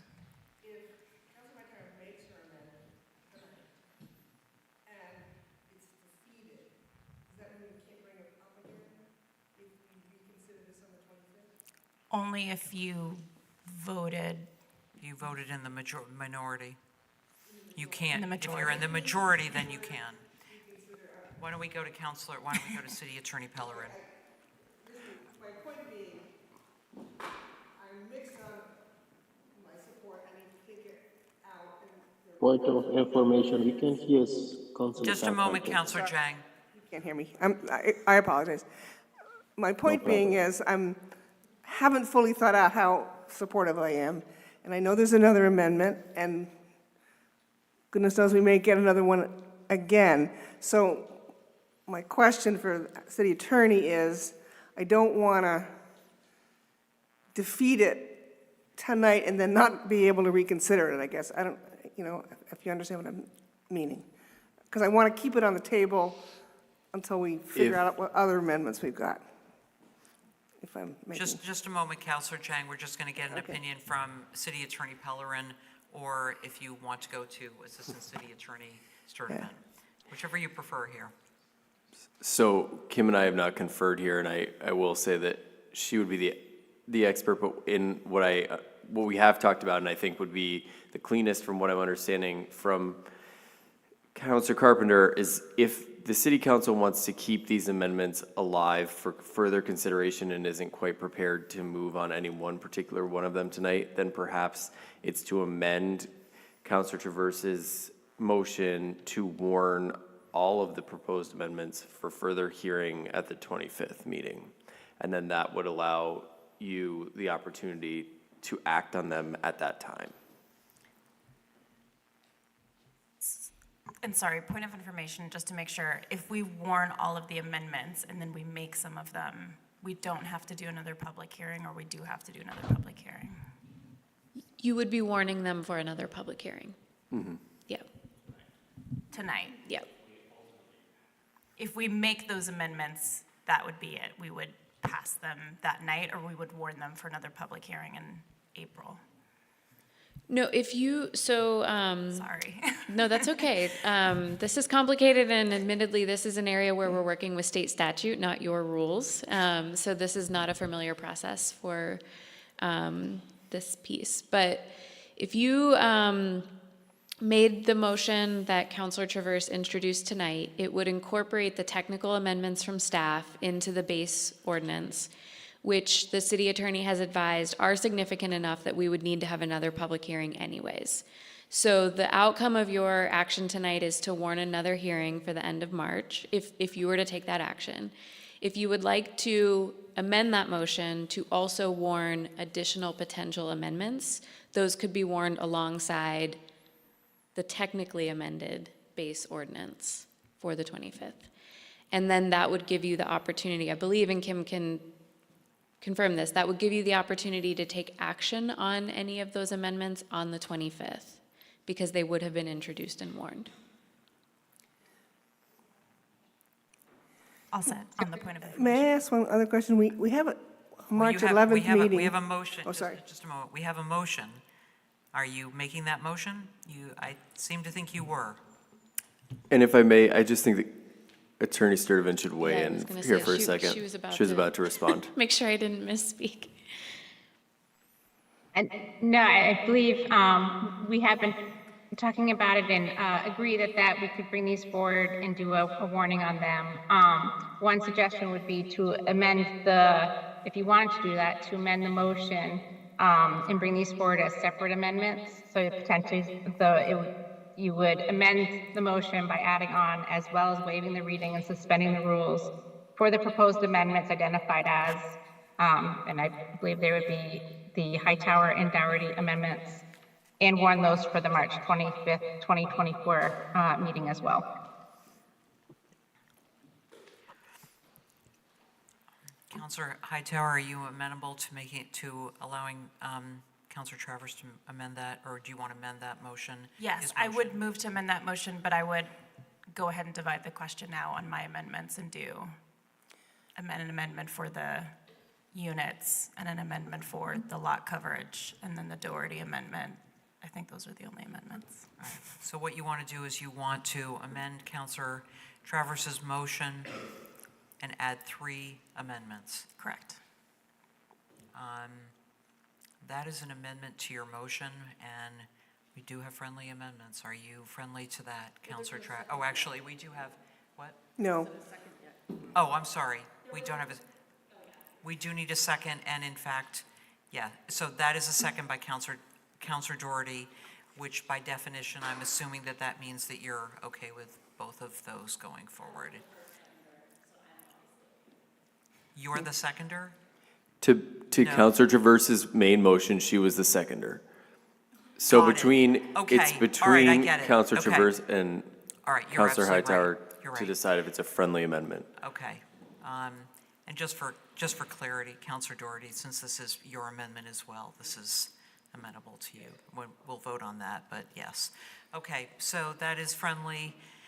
So we have a motion that is amended to add 3 further amendments to the original motion, and that is okay to do that. Is that correct?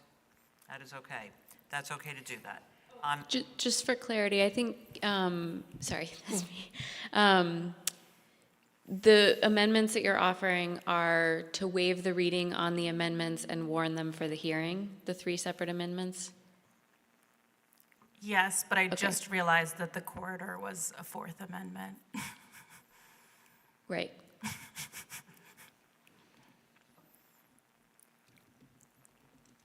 Okay, so we have 4. Friendly to the maker? Yes? Counselor Travers? Is there a second? Okay, so we have a motion? Yes, right. And since Counselor Hightower is the seconder to the initial motion, and you're the first, if you're both friendly to that, then we will incorporate that into the motion. I'm assuming that's correct, yes? Okay. All right, Counselor Hightower, you have the floor. Are you all set?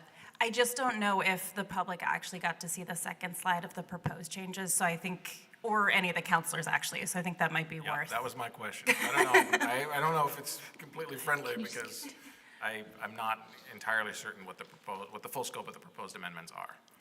So we pulled this up while Councilor Hightower was discussing the question about wildlife corridors related to the proposed residential corridors. And Sarah has done some great work in collaboration with BPRW's conservation field naturalist and the chair of the Conservation Board to better understand what available data we have right now about wildlife activity in the city, which is the map that you saw originally.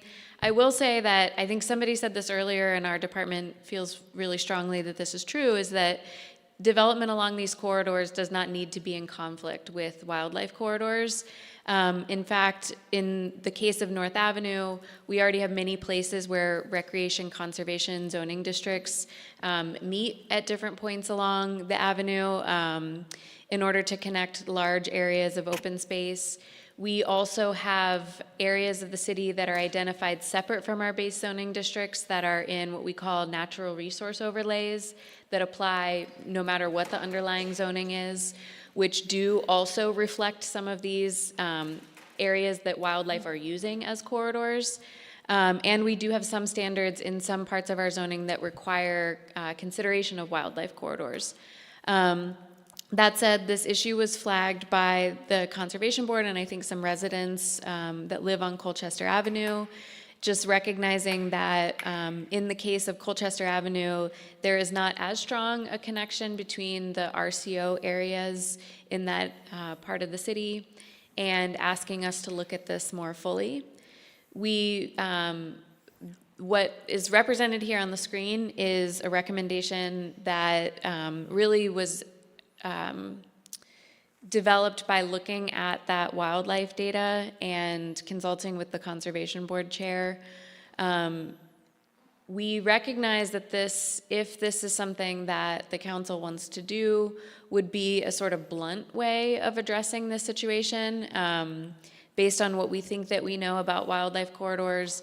But we also know that we are working on both neighborhood level plans for North Ave, which we've talked about a lot in the joint committee process, as well as an update to the open space plan and getting more up-to-date wildlife corridor data and proposing more targeted solutions for wildlife considerations within development is something that that process will look at. So this was a couple of maps that we had produced in response to Councilor Hightower's questions about this. So just a point of information to Councilor Hightower, which is that your amendment with respect to the corridors and the wildlife corridors, is it limited to this map and the second map that you had up there on the screen? Or what is the scope of the amendment? These two maps changing the zoning that's reflected between the two maps here? So I think because counselors and the public haven't had a chance to look at them, I would probably recommend warning both of them. It sounds like the most critical one is the Colchester Avenue one, and that's certainly the one that I'm flagging because it is the highest.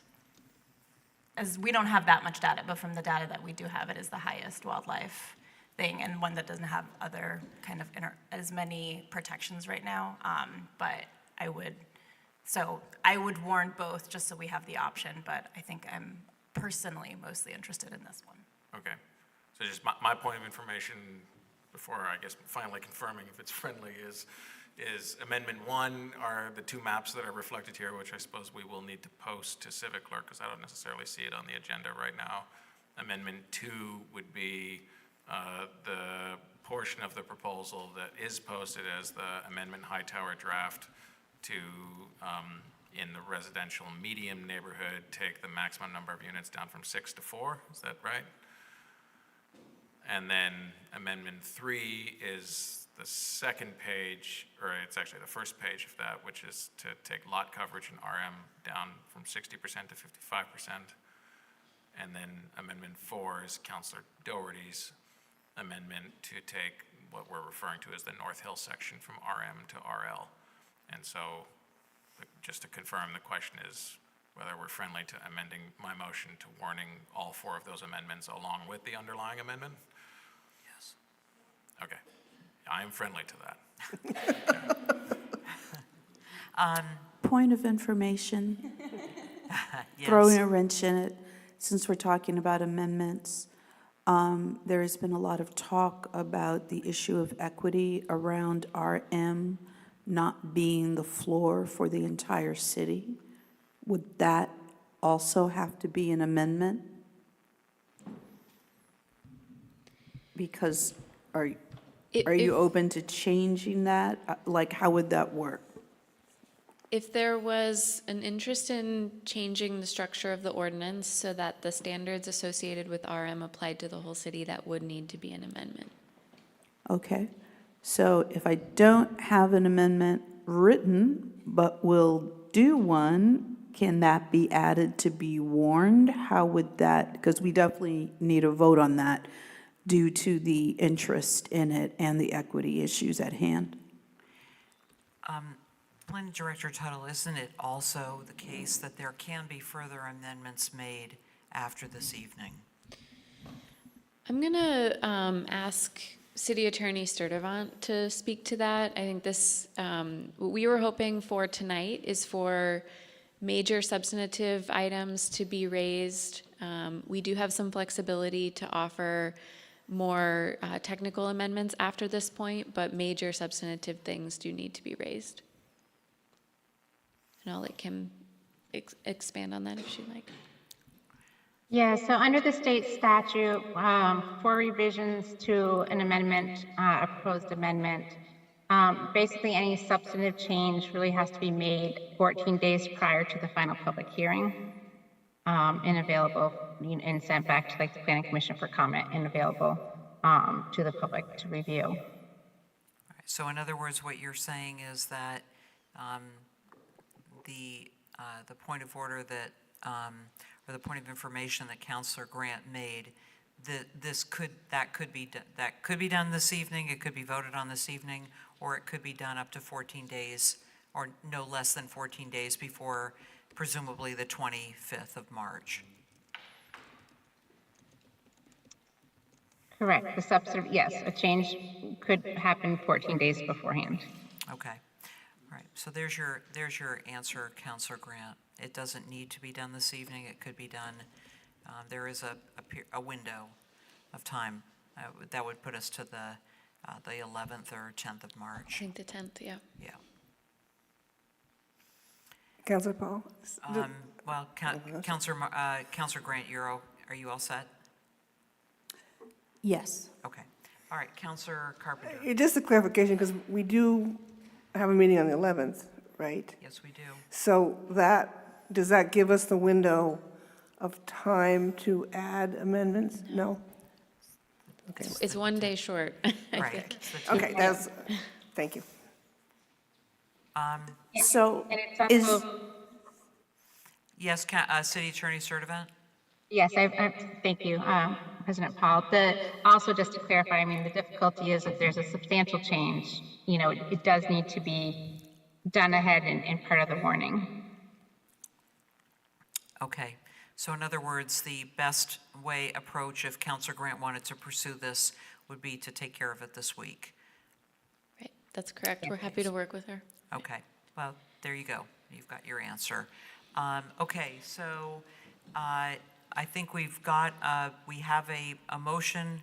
We have a motion amended. We have a second. If there's no further discussion on that, don't really know.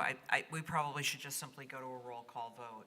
If you could do a roll call vote, and then if you could just change the screen. I'm sorry.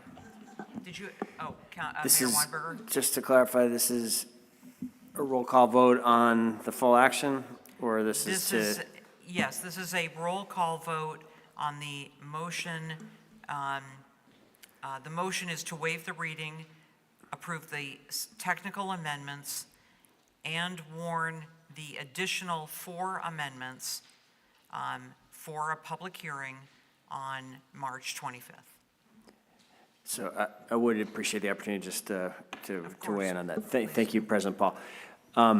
I fully support the council taking this action tonight. I think it's very exciting that we're on the cusp of doing this, and appreciate all the collaboration amongst councilors to make the motion as it's coming forward now, as I understand it, that keeps this process on track and us on track collectively to make these decisions this council amongst this group that has so many of you who have worked hard on this for many months or in some cases more than a year. I want to thank the staff and Megan for her longstanding commitment, the full team for longstanding commitment. I also just really want to just note what a remarkable public hearing this has been. The voices that have come out and spoken to this substantively on both sides are very much appreciated. I do want to say that it is remarkable the way in which this public hearing has differed from past important housing votes. The opinions that were expressed so well and powerfully tonight were not made back in the 70s when we started down this restrictive path with our neighborhoods. They weren't made in the 90s.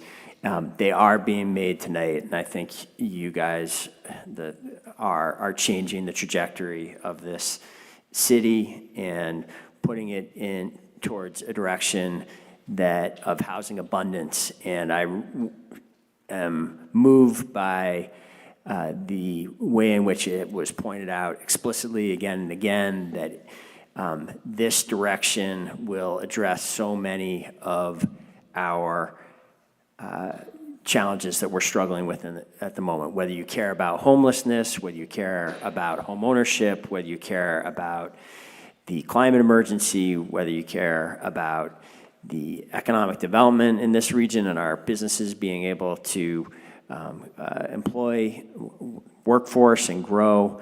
We need a lot more homes. We need to make good on the idea that housing should be a human right. When we started down this path 2 years ago, I really did not imagine it would have the breadth of support that it clearly has in this moment, and I'm very grateful you've all come out, and I hope you'll stick with it. Thank you, Mayor Weinberger. Let's give this a try. Perhaps this is actually a unanimous vote. So everyone understands this is a motion to waive the reading, approve the technical amendments, and warn the 4 additional amendments and the underlying motion for a public hearing on March 25th. All those in favor of that motion, please say aye. Aye. Aye. Any opposed, please say no. Great. That passes unanimously. So we will return to this on the 25th. That moves us. Thank you. We have postponed items 9.4, 9.5, and 9.6, which brings us to 9.7, a resolution, acceptance and approval of the FY23 audit. Mayor Weinberger, I don't know if you or CAO Shad had any comments, or if you want to just simply, we can go to a motion. Certainly are here to answer questions, and I believe I do see Alina, our auditor, is still here if there are questions, as is Catherine from vacation. The council should know that the Board of Finance unanimously recommended the acceptance of the audit earlier tonight. I do encourage councilors who have not been on the Board of Finance, if you have not done so, please take a close look at the management letter. That is always prudent. It's the reason we do these management letters. I do want to note the Board of Finance and President Paul in particular worked to ensure that the city's response to the management letter for in particular, the first recommendation is robust and detailed and will, I think, help ensure that this continues to have the attention of the financial office and ensure that we continue to keep this city's finances strong going into the future. So happy to answer further questions. Thank you very much, Mayor Weinberger. Before we go to the council, I will recognize Councilor Barlow for a motion, please. I move to waive the reading and adopt the resolution. Thank you, Councilor Barlow. Seconded by Councilor McGee. The floor is now open for questions or comments from the council before we would go to a vote. Are there any councilors who have questions or comments on the audit? Seeing none, we will go to a vote. All those in favor of the motion to waive the reading and adopt the resolution, please say aye. Aye. Any opposed, please say no. We have passed that resolution unanimously. Thank you very much, Elena, for hanging in there with us at this hour, and also Catherine, as always, and great job. That will bring us to item 9.8, which we have postponed. The last deliberative item is 9.9, which is the parking management sublease agreement with Unified Parking Partners. This was agenda item 8.8. Councilor McGee, you had asked to remove this from consent, so I will go to you if you have any comments. And I do believe that we have someone from DPW who I think, we have two people from DPW who are joining us if there are any questions. Councilor McGee. Thank you, President Paul. I sincerely apologize to you both for making you wait to this late hour. I received an email from a constituent representing a group of folks that were concerned about the climate implications of the city allocating additional resources to parking for single occupancy vehicles. And so I think it was worth us having additional debate, although I didn't expect it to be at midnight, about the need for us to enter into this agreement and the current utilization of the parking structures that exist in the city already, and why we need to rent these additional 85 spaces and kind of what steps we're going to take if we don't see full utilization of those. So that was my reason for asking for this to be taken off of consent. Great. So Laura Wheelock with Public Works. I have been the project manager for Main Street since it started way back in 2016 as a concept. Back in that time frame, the change in parking was a much larger conversation than it has been in the recent project, but it's still a very prominent topic about being able to provide proximate, available parking for those folks that are mobility challenged and maybe have other challenges in their life to do provide vehicle parking in a reasonable distance. The concept generally has gone through successfully with the notion that there is still parking on each side of the street throughout the corridor. Where we face this challenge is during construction, where entire blocks of parking will be removed for long periods of time. And in the section nearest to this structure, there is use of the adjacent parking lot for construction support services, which the council will hear that ideally in March, as well as the on-street spaces as they move through construction over the next 3 years. And so this is not new parking, it is parking in lieu of the spaces on the street that will be occupied and otherwise unavailable. Okay, thank you. If there are no other questions, I'd be happy to make the motion and let us all go home. I would move that we authorize the Director of Public Works to execute Attachment A, parking management sublease agreement with Unified Parking Partners and Courthouse Plaza in an amount not to exceed $142,715 per year. Thank you so much, Counselor McGee. Seconded by Counselor Doherty. Counselor Grant. Thank you. The document referenced a traffic fund. What exactly is that, and where does the money come from? That is 264, which the revenue from that comes from all the metered parking spaces. Thank you. And so we've negotiated access to lots that, I'm not talking about the cost yet, but we've negotiated access to lots for certain periods of time that would otherwise be unavailable to the public?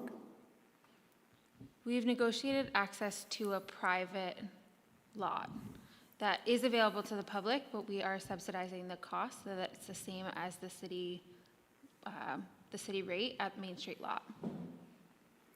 I guess I appreciate negotiating access to other lots. I don't believe the city should be subsidizing it. I think with the deficit coming up and where we're going to need money in other areas, I just don't believe we should be subsidizing this. Thank you. Thank you, Counselor Grant. If there's Mayor Weinberger. Given the last counselor comment, I think it just might be worth noting the traffic fund is a restricted fund where those revenues could not be used for non-parking related activities, just in case that matters to how anyone's thinking about it. Thank you so much, Mayor Weinberger. It appears as though we may have we do have a motion, we have a second.